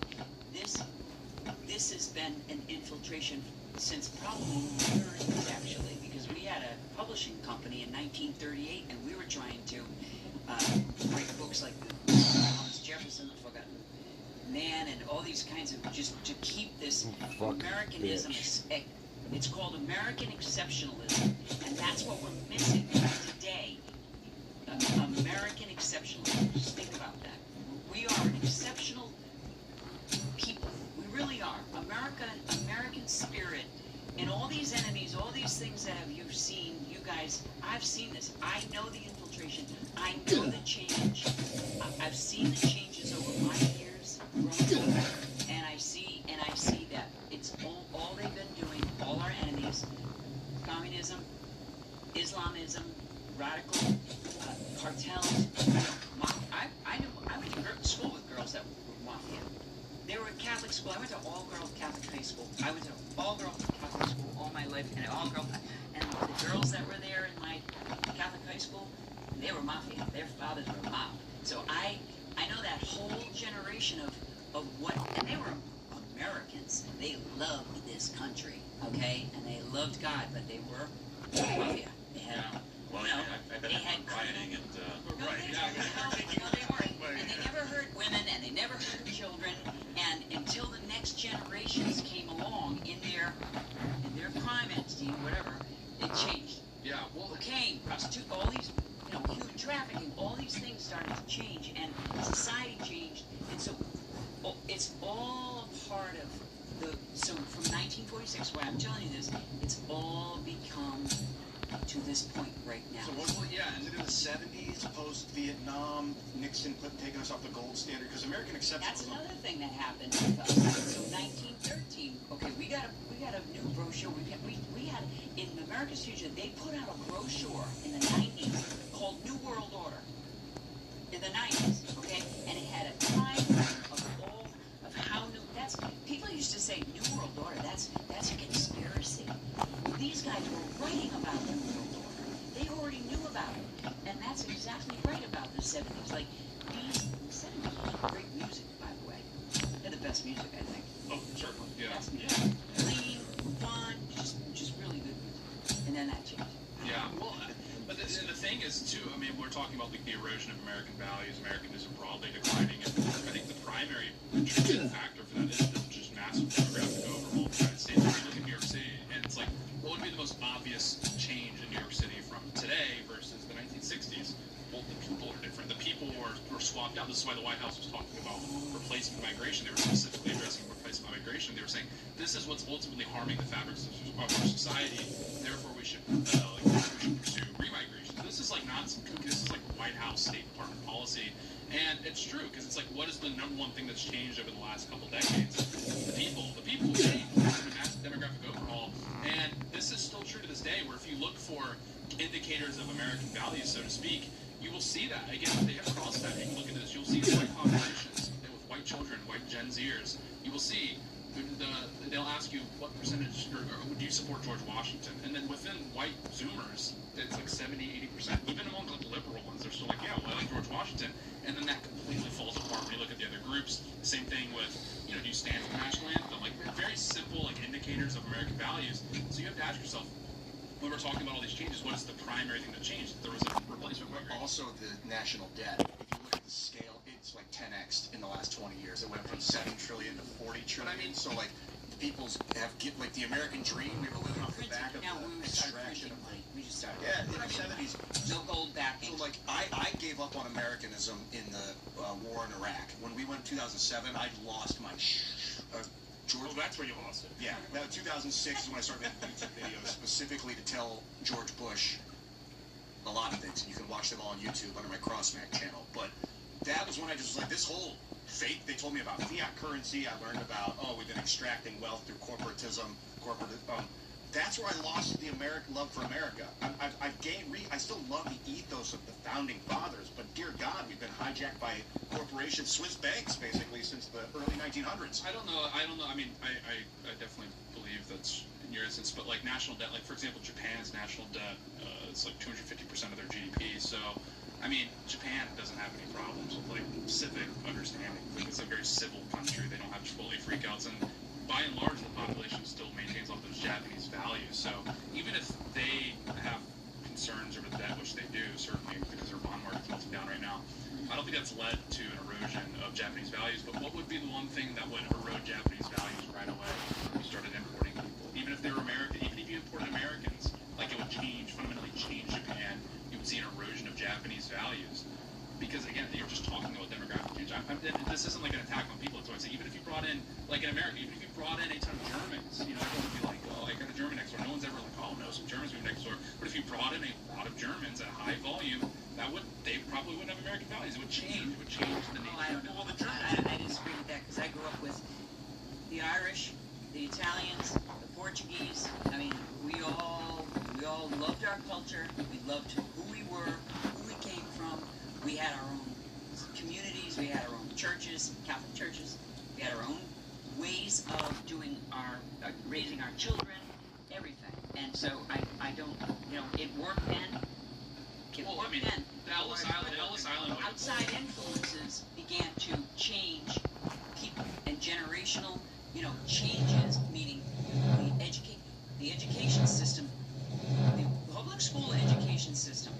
Okay, that's another thing that we used to do. They had committees. This organization had committees in every university, every school that would evaluate school books. And the people would do it. The parents, the community, not the school boards and all that. They would evaluate school books for kids. That stopped. Like, they wouldn't allow it anymore. Like, these Marxists, the school boards, because that's what George Soros did. He infiltrated the school boards. He also infiltrated the DAs, the prosecutors, the AGs in this country, and the judicial system. It's a fact. So go look that up. That's a big influence. But even with like the Ellis Island wave of migration, like you still had a fundamental change to like the way American was. I mean, that's why you saw like a massive rise in American nativism, so to speak, was because even with groups that were pretty approximate to America, like Germans, like Irish, like Italians, it was still different, and it still changed the country forever. I mean, this is why people point to like the decline of the WASP Corps. Was like it started then, and it works. Like they assimilated very well. I mean, obviously, at this point, I mean, there's really no distinction between like an Italian and an English descended person. But I'm just simply making the point that like if any group coming into the United States at high volume will change the country. But if they're from like Somalia, then it's going to change it for the worse, much worse. The difference now between when you were talking about earlier, where you growing up, is that you get Italians, Jews, whoever, all these different enclaves. But with the internet, it's kind of like a culture preserver. You can, if we went to Japan and we want to start America Town, we have the internet. We could build it and it would never become Japanimized. And we would be ultimate. We can create America from within with the Japanimized. internet. You see that here? Yeah, immigrants now they'll keep up with like their native countries' news publications. They speak with family all the time. They're repatriating money. They send money back home all the time. So yeah, I mean, the internet has effectively made assimilation almost impossible, unless the key here is it's at very low volume. We had Jeremy Carl on the show, and he made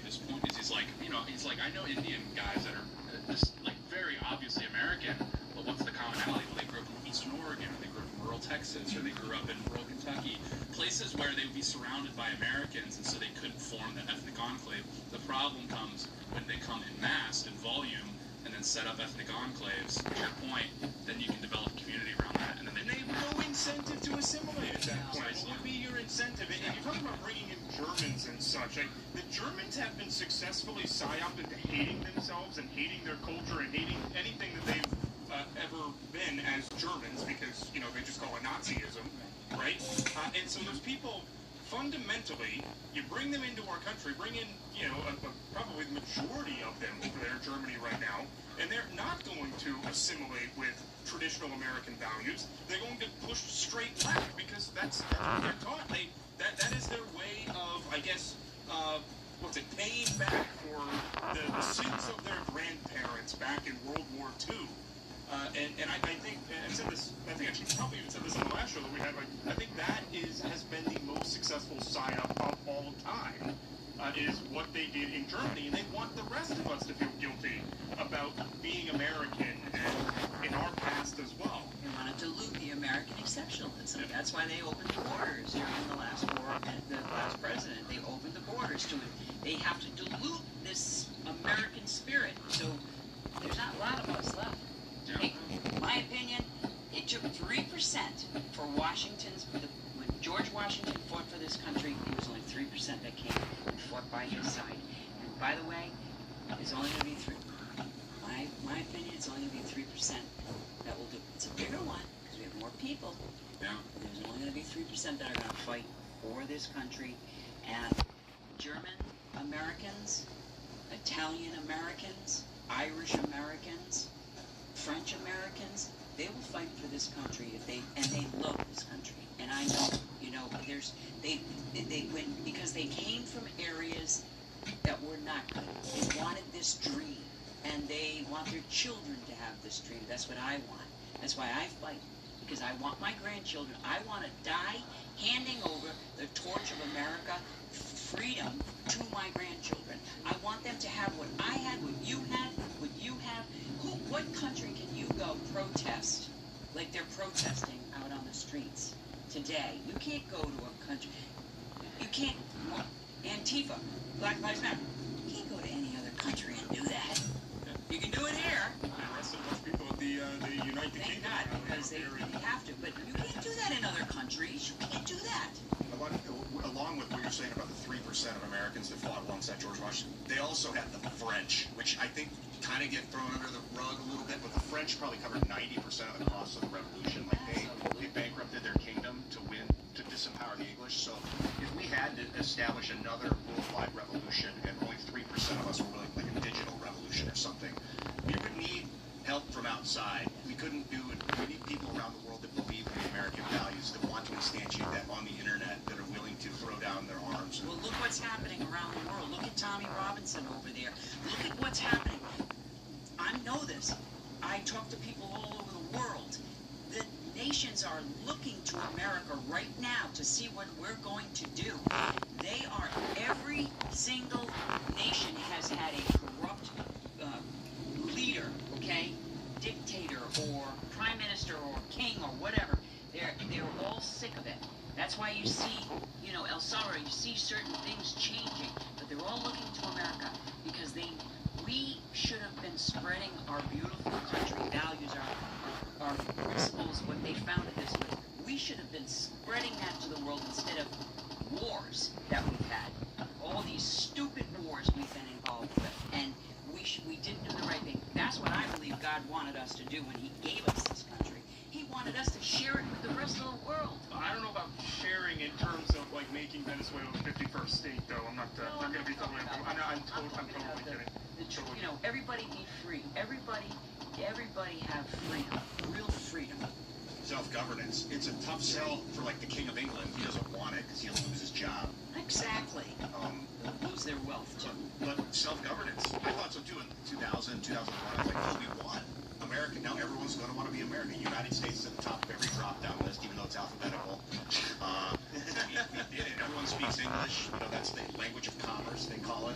Well, and then the stupid war in Iraq pissed everybody Oh, it was awful. It was awful. It was absolutely awful. They did it to control the Suez. I understand they want control of the region so that they can dominate trade, but like at what cost? Pissing people off? Since Bush won, and he was the CIA director, you could look this stuff up. This guy changed the CIA. This thing's changed. These guys have been working together towards a whole, even the Vatican, and I know this, have been working together for a global kind of everybody's the same global world. It gives them more control that way. That's right, It's, of course. It's working. Of course. Look at these things like and I know the people in the chat, you know, the select few that are calling me racist, saying that I just don't like brown people. I want to deport, you know, like a healthy portion of white women as well. So this is not a race thing. I'm just being totally honest with you.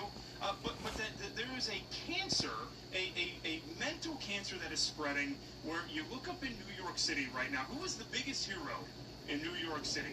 Kevin O'Leary. Kevin O'Leary. He's up there at the top. He's up there at the top. No, I was gonna say, oh hell, that's a hell of a topic right there. The most controversial thing about him with me right now is the fact he wears a suit with flip-flops. Like, that is a no-go. But But look at, we used to do that growing up. All the surfers did that. A suit? Oh yeah, with flip-flops. Oh yeah. Oh, but time to... Some didn't even wear shoes. Yeah, they show barefoot about 400 times. Tim's mama. Luigi Mangione, apparently, we still gotta talk about this stuff, apparently. I am genuinely afraid at this point that this guy's going to actually be acquitted because they've made him into a folk hero.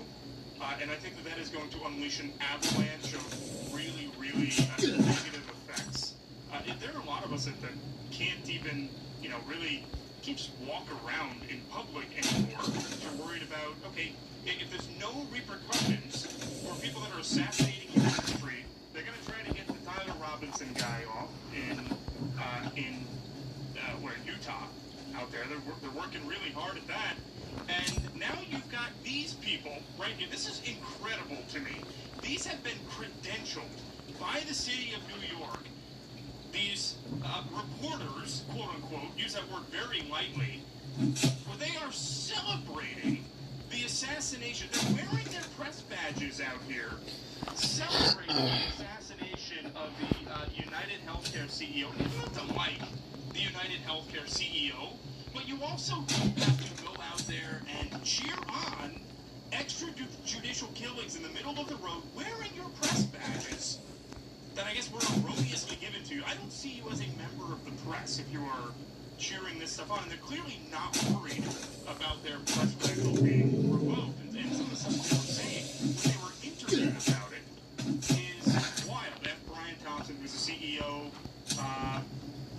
that's all I want to say. F. Brian Thompson. F. his mom. His children are better off without him. They need to learn not to be like their dad and enjoy the butt money, kids. He's responsible for more deaths than Osama bin Laden. I mean, you've got to be joking. These people are openly, members of the quote-unquote press are now celebrating cold-blooded murder in the middle of the street. Obviously, quote-unquote press. Why are these people? They have press badges. They have city-issued press. These are issued by the... Issue doesn't make them like, where do they come from? I don't recognize them. You know? So, I mean, anybody that celebrates somebody killing somebody is absolutely insane, and it's, like, should be looked into. Like, they did it to the President of the United States. Now, mind you, I don't care how you feel about Trump, but still, it's the office. It's like the president. It's the president of our country. Like, you don't wish people dead. You just don't do that. It's just... In war, I mean, it's just awful. In war, you would celebrate your soldiers killing the enemy. You know, that's real. But this isn't war. This is civilian war. This is just nasty. And these violence. A little anecdote. They're wearing makeup and celebrating. Like they had to put on their makeup to celebrate. You got a lot of mental illness. You got to wear this. You got a lot of mental illness. That's why, I mean, this is like, well, one, I mean, to get a press badge in New York City, I know anecdotally, you only need to cover 5 events and then give you a badge. So it's like you can literally just film with your phone as long as you film 5 incidents, get a press badge. So, but in addition to this, actually, I'm not really surprised that they celebrated Trump, not Kirk, etc. Because to your point, think about when Osama bin Laden was killed. The entire country celebrated. No one, well, some people, but the majority of people didn't have this like, should we be celebrating this? No, he terrorized us. He was our enemy, and he was dead, and we celebrated it. And I don't feel bad about it. I don't know if anyone at this table feels bad. I saw the video of the Red Sox game, and they all got up and clapped. I was like, let's go. Granted, I was like 9, but anyway. These people view themselves in an existential war against the right, against that's true. classical America. So again, when our guys die, they view that the same way that when we killed Osama bin Laden, we celebrated. That's how they felt when Charlie Kirk died, because they hate us so much. They view us as belligerents in a war. Again, these people aren't equipped for war, obviously. You can just look at them. But they know that they have mechanisms and institutions that are fighting this war for them. So when Charlie Kirk died, when Donald Trump got shot at, they celebrated like Osama bin Laden was killed. And it makes total sense. So it's like, I'm not even surprised whatsoever, because that's just the situation that we're in. Look at out in Minneapolis, where a lot of us have been, on-the-ground reporters have been attacked. Some conservative on-the-ground reporters have been routinely attacked in places like Portland, Minneapolis, hell, even New York. And it's the DAs out there will openly tell us that they will just not. It's pointless for them to charge our attacker. Savannah Hernandez was pretty brutally attacked. The Turning Point USA reporter out there, 5 weeks ago, specifically because she was a reporter for Turning Point USA. It was on camera. They were bragging about it. They were celebrating the fact that they had just physically attacked her in the street. And it took the feds to get involved, because the local DA was like, no, there's no point in us charging them, because the jury is just going to nullify. And that is what's being instilled in the modern left, is they are being coached into not having to convict, even if somebody is genuinely, obviously guilty.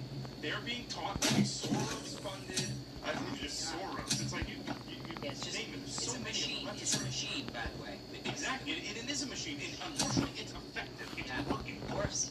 So that's why the conservatives, like an organization like mine, we don't have any funds to do the work we do. They have a ton of money, okay? They have a ton of money.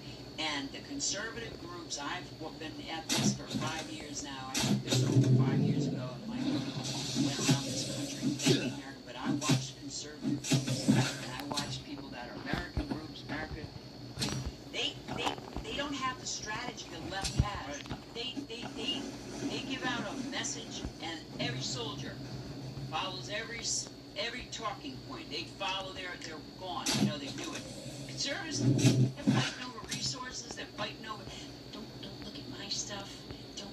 I don't want you to have this donor. It's unbelievably ridiculous. Well, we're spending our time arguing over Thomas Massey versus some warm body there in Kentucky. We're spending tens of millions of dollars doing it.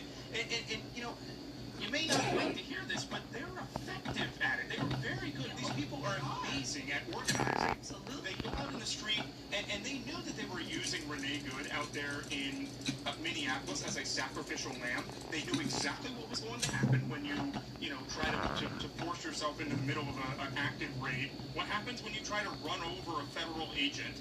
What's going to happen? You're going to get shot, and then they had to sacrifice somebody, because that changed the entire game. That's why I'm saying that they won out there, because what happened now? Now we are too afraid to make headlines every once in a while with ICE raids. What happens when you're too afraid to go out there and make headlines? People are less afraid, illegals are less afraid to leave the country. What is the incentive to self-deport at this point? Is there any? Because if you're only sweeping up the worst of the worst, and keep in mind, you're not really the worst of the worst until you murder or rape somebody, then why would you leave? You're being told that you're allowed to stay. And you just go hide and go get some more money. They're funding these people. They're giving them money. Look at all the taxpayer money that's been given to these people.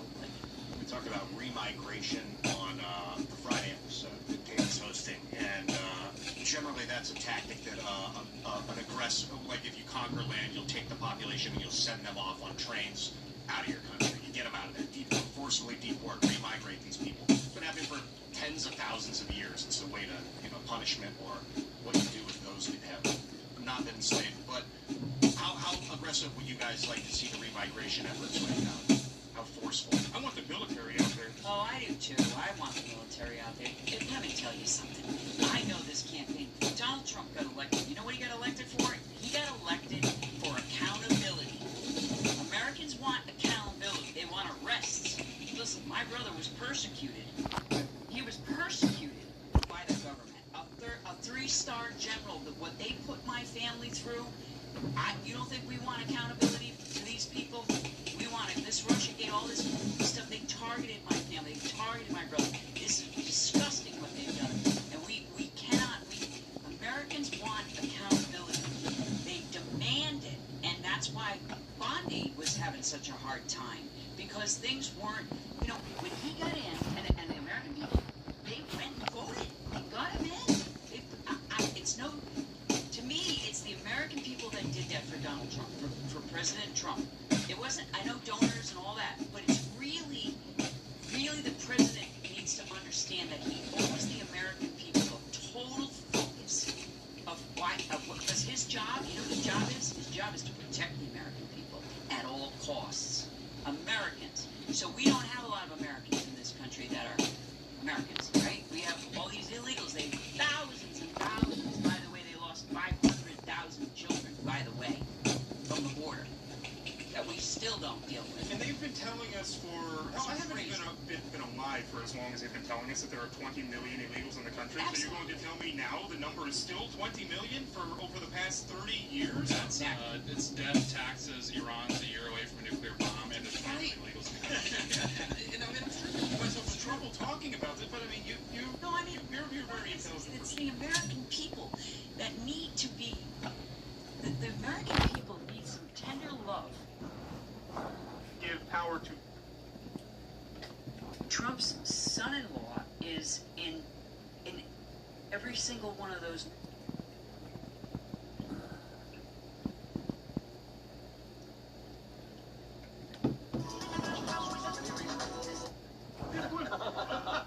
And you sure, Josh? I'm pretty sure. Yes, 21st.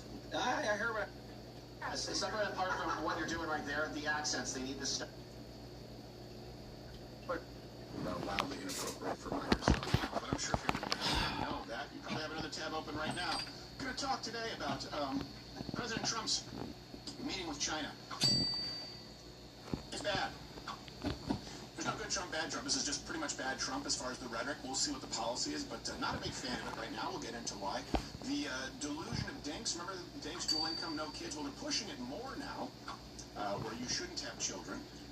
And you should travel more. And it turns out it was actually being pushed by some publishers who actually, believe it or not, they want you to buy travel books. It wasn't that fun. Also, the climate change fear-mongering. Well, the ones that determine policy, right, internationally, turns out they were wrong. But they're saying we weren't really wrong. We were just being careful. And lots of people have died as a result. And, of course, our lives are worse off. So we'll talk about that more. Let me ask this most crazy climate change claim that you've heard. Yeah, I'm not going to do this. Global warming. I'm going back to, I'm using the words that they used back then because it doesn't work anymore, but it works for me. It's global warming to me. It's the most nuts one you've heard. On with the show.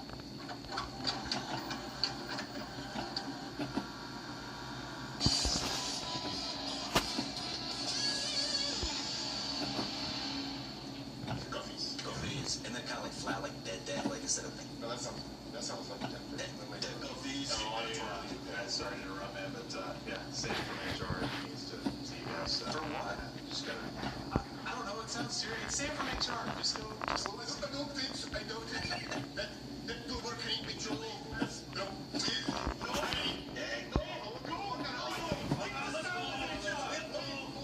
All right, y'all, take a seat. Stephen, I said take a seat. I know your name's on the show in the front of the building, but you can at least take a seat. Take a seat.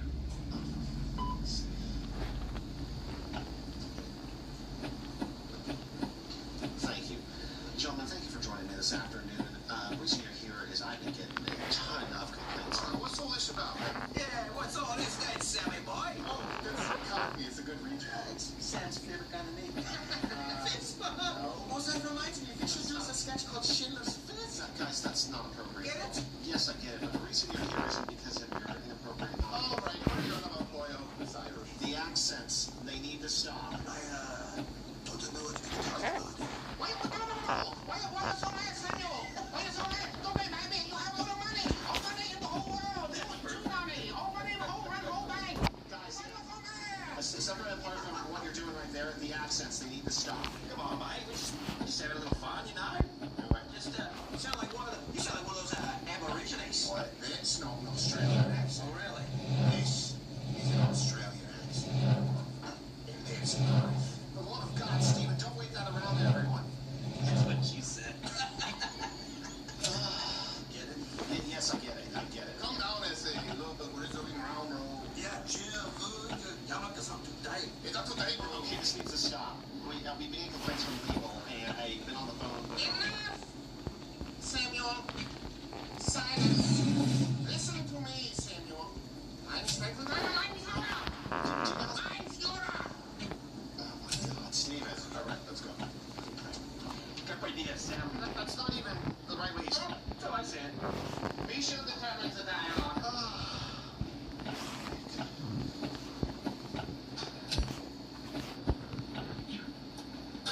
Hey, relax, essay. Hey, Holmes. Hey, just relax. That's me.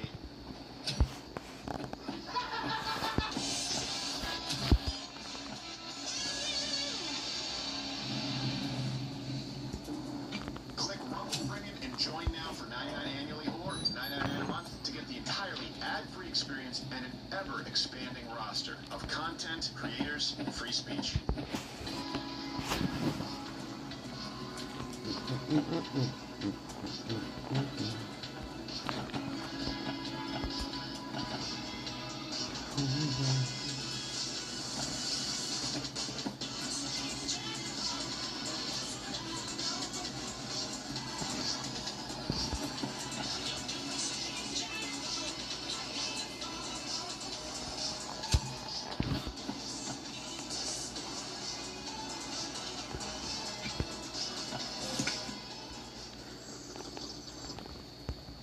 Yeah, and there's more to come because unfortunately we've had to spend quite a bit of time in HR lately. A little bit. Yeah, I don't know why we did that. Someone said you should have that idea. It's like, It's the lawyers. What was I thinking? It's liability stuff. Yeah, that's exactly right. Also, you're not supposed to light firecrackers in the office. I don't know. It's just everything's a thing now. Thanks, AI. Captain Morgan, how are you? I'm fantastic. How are you? Good. I just blame everything on AI. And I blame you bringing up AI all the time. And that's the cause of all my ills. I do it for you. I also watched the movie Send Help this weekend. Why? Don't watch it. just don't watch it. That's it. We make you angry enough. You don't. Rachel McAdams is funny. There's fun, but just don't watch it. We'll talk about it in Rumble Premium Mug Club. We will. And in combination with the fights, Netflix, and there's too much of this. Women going, I bet you couldn't. You know what? You get in the ring. I would. It wouldn't be close. It would be like it would be if any man here with against Ronda Rousey, the exact same as her against Jim Crow would be that quickly. You can take a 16-year-old boy. Just stop. This Thursday, 19th, stop. Dallas, Texas, not Firestein. Dallas, Texas, 21st. Yeah. May 21st. You said 22nd. You did that again. You did that last week too. I thought it was the 21st. You sure, Josh? I'm pretty sure. It's 21st. I heard what I heard, but yes, hyenas.com is a website. They have tickets, I think. But it's hyenas.com. Yes. You said hyenas.net. You did. Did I? Yeah. Well, that's right. Yeah, that's right. .co.uk. You know, download the app. Like they make you do everywhere now. It's like, hey, I just want to pay for the thing. Well, download the app and you can get the points. Like, well, I don't want the points, but you're not going to let me pay without the app. Like, no, we're not. It's not you can get the points. You must use the app. Just say that. So, I know where to walk in shooting, figuratively. You can't shoot apps. Yeah, it's not possible. Yeah. What about bankers? Not actually. What about bankers? You can shoot bankers, yeah. Shoot bankers? Yeah. No, it's not legal. It's frowned upon. It's frowned upon. It's not hard and fast. Well, AI's going to take that job soon, so. Yeah. Speaking of legal, gosh, what are we taking phone calls? Yes, you are. All right, speaking of legal, this person has quite a bit to deal with. Here's a trucker in Virginia and escaped. I don't know how to describe this. Okay, you know how septic tanks are really supposed to think of what's in a septic tank? All right, now watch this truck guy. That's a septic tank. Oh, no! Oh, it's like green and brown. Oh, girl, look at it. Oh! It's aerosolized. Oh, my God! What the? Do you think he said that as the smell hit him? Yeah. Was it shock from the accident, or was it the smell? Yeah, I think it's the smell. Oh my gosh! By the way, Don't worry, the driver of the truck has been listed in stable condition. Race unknown. And they called in the experts to clean it up.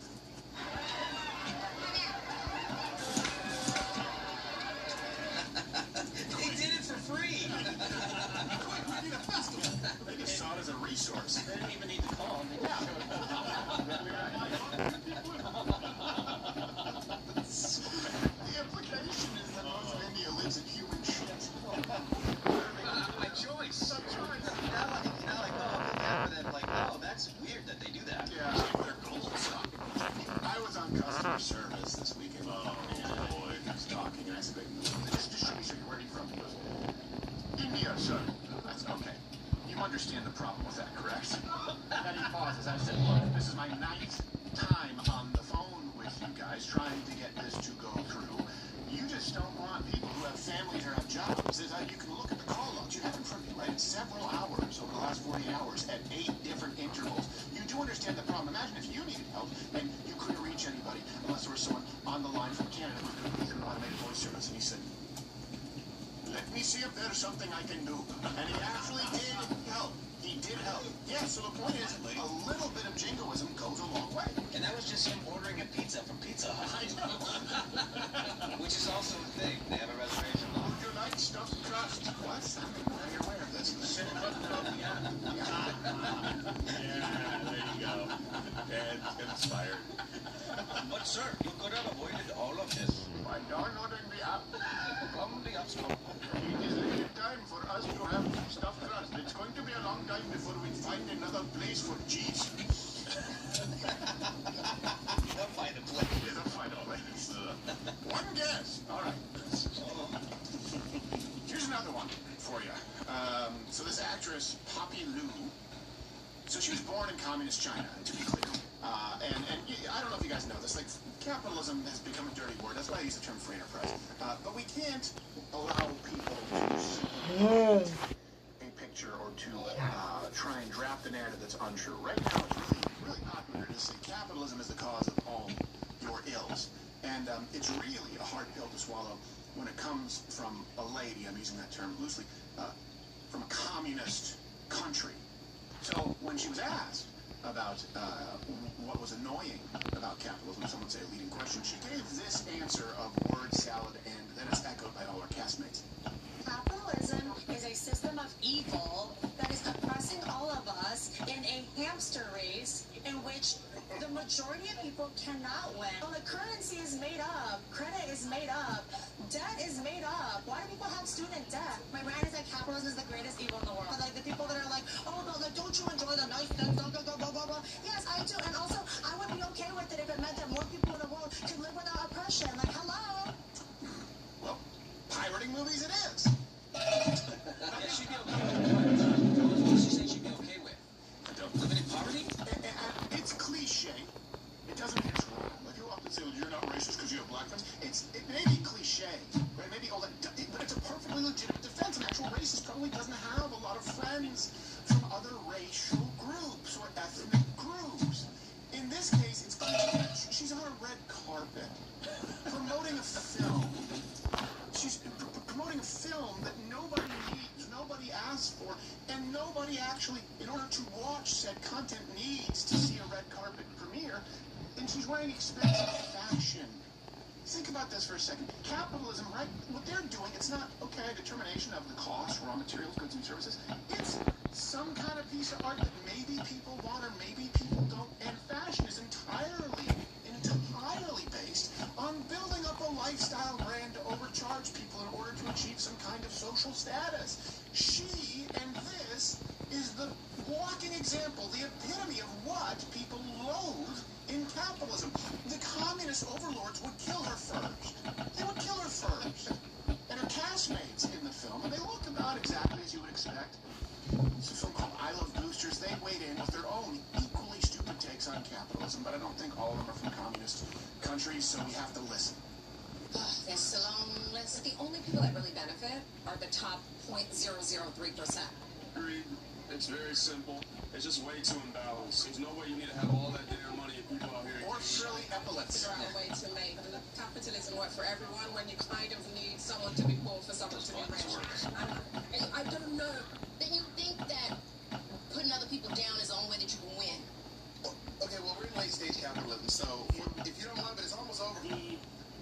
unfairness of the entire system. The idea that we can't all win together, I hate that. That's what comes from this all. No, because we can. Why are we all grinding? Why are we all working so hard to make money for who? You're on the red carpet to make money for you! The movie's about stealing. I like that the one lady said the top 0.003% because she had to do the math to figure out where she lied. Yeah, exactly. On the scale. She's like, wait, I'm 004. It's like, yeah. The ones that are richer than me. That's a safe. They're not making this film in order to give all of the money, the profits, back to the poor. They're making this film hoping that you, middle-class Americans, whether through subscription or whether through buying on demand, give them your money for an entirely unnecessary product. They're not selling you bananas or government cheese. They're selling you shitty, likely AI-written, generated content that they act in at scale while telling you that, hey, why do we have to do this? You don't. You really don't. It's always the people in the most unnecessary professions bitching about capitalism. You don't see construction workers. You don't see people up there fixing the phone lines going like, I don't know, why do we need this? Yeah. Who needs this?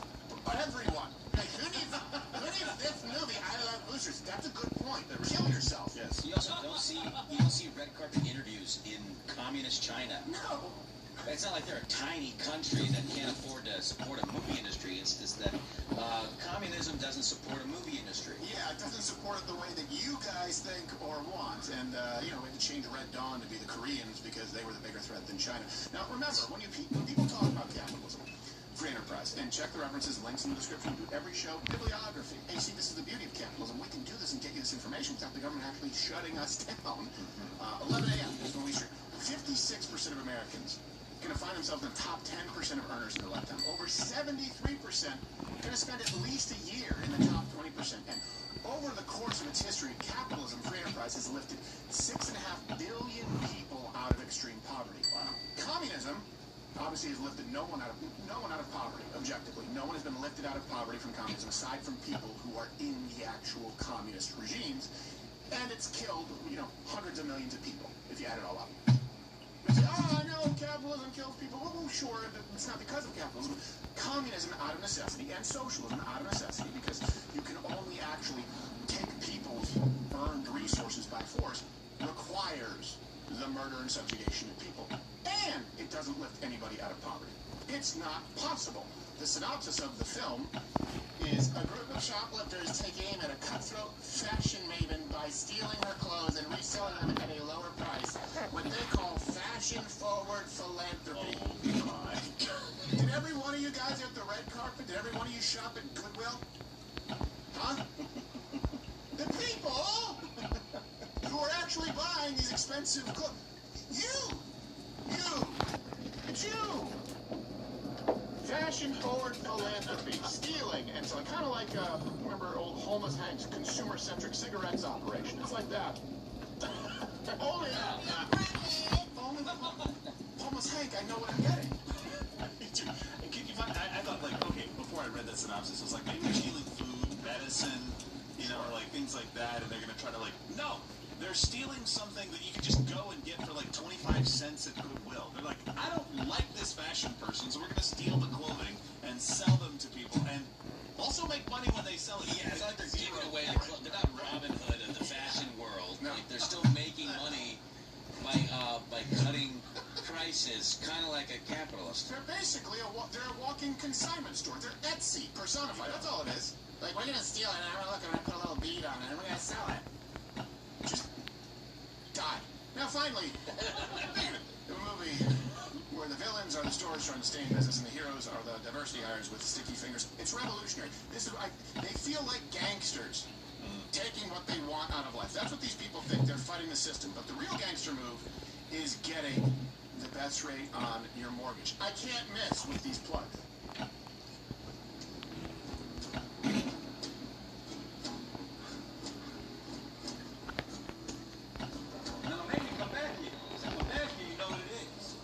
Where's my money?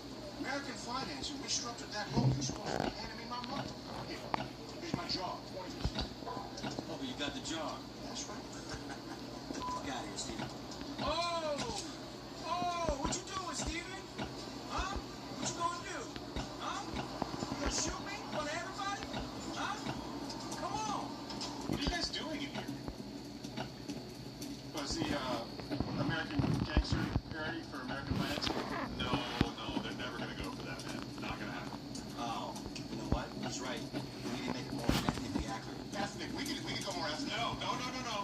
Just shut it down. We're not doing it, guys. I got some Chipotle in my office. Nice. Is it kiwi? It's kiwi. Yeah, it's a neutral. That's the good stuff. It's tasteful. It won't be like a shiny. Won't be over the top.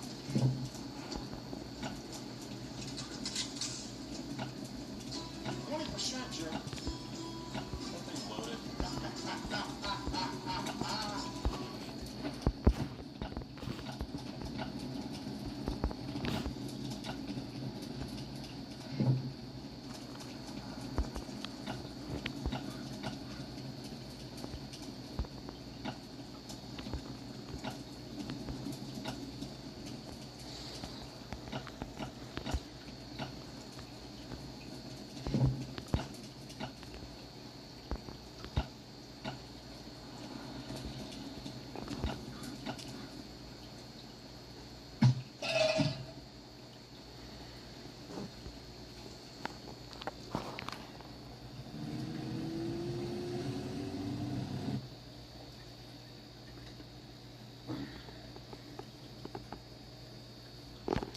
I'm gonna use my 1 hour gun tomorrow.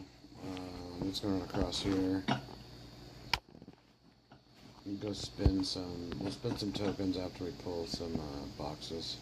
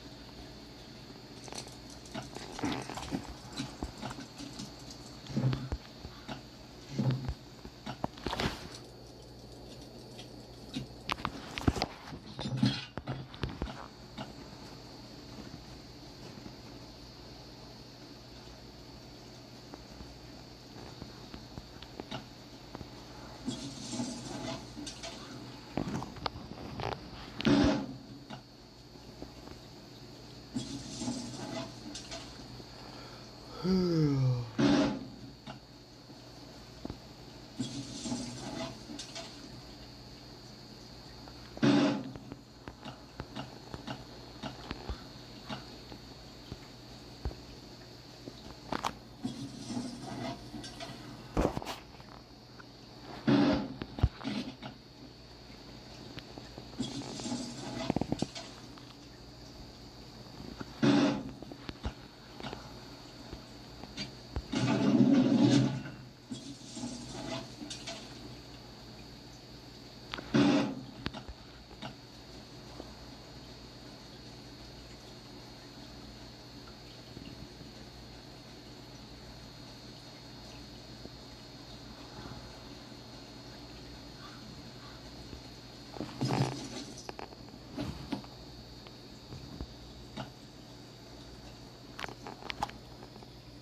am I doing?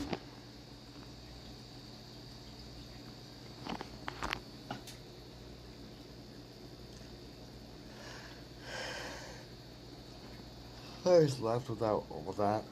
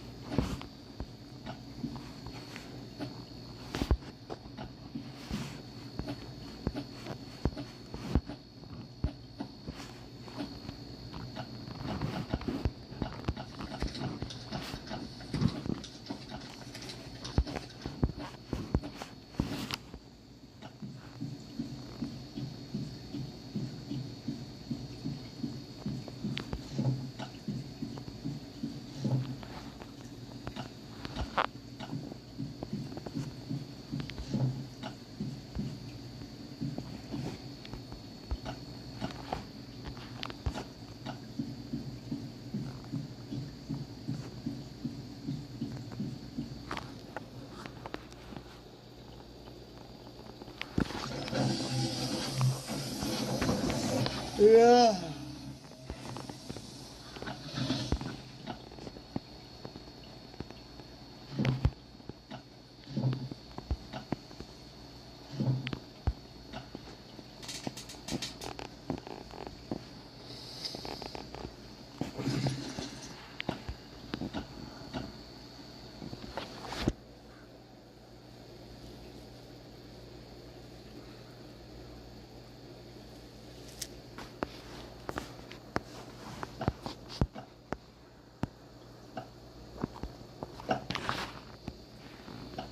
I'll call it if I don't get raided right now.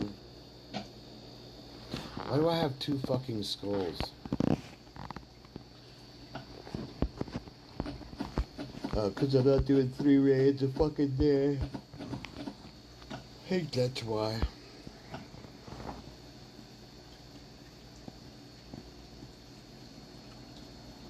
Beep. Oh.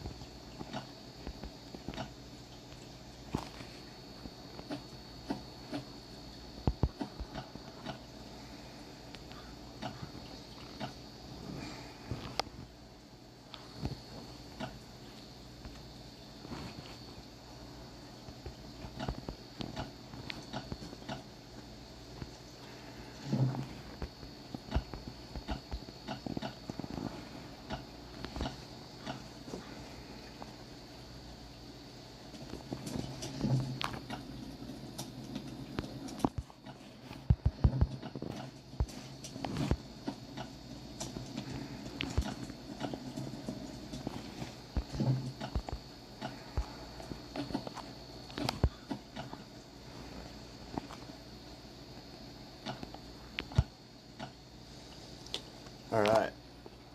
That's all, folks. I'll be back on tomorrow. Fucker. Let's give me a bullet fucking one, dude. What a dick.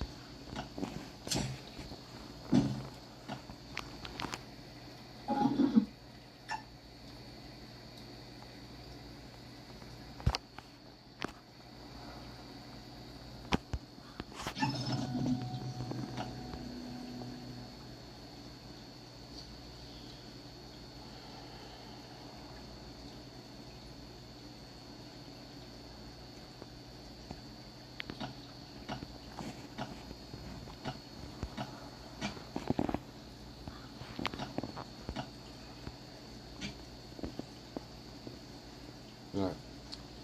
We're done for the night. I'll be on tomorrow.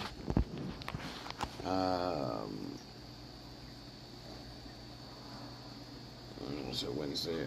Probably in the afternoon. I'm gonna go try to fix my fucking car tomorrow. I gotta go, actually. I need to fucking YouTube mechanic some shit. As of like when I lay down to go to sleep, so I gotta fix this fucker. So I'll see you guys tomorrow. Have a good night. It's been 5 hours. Later.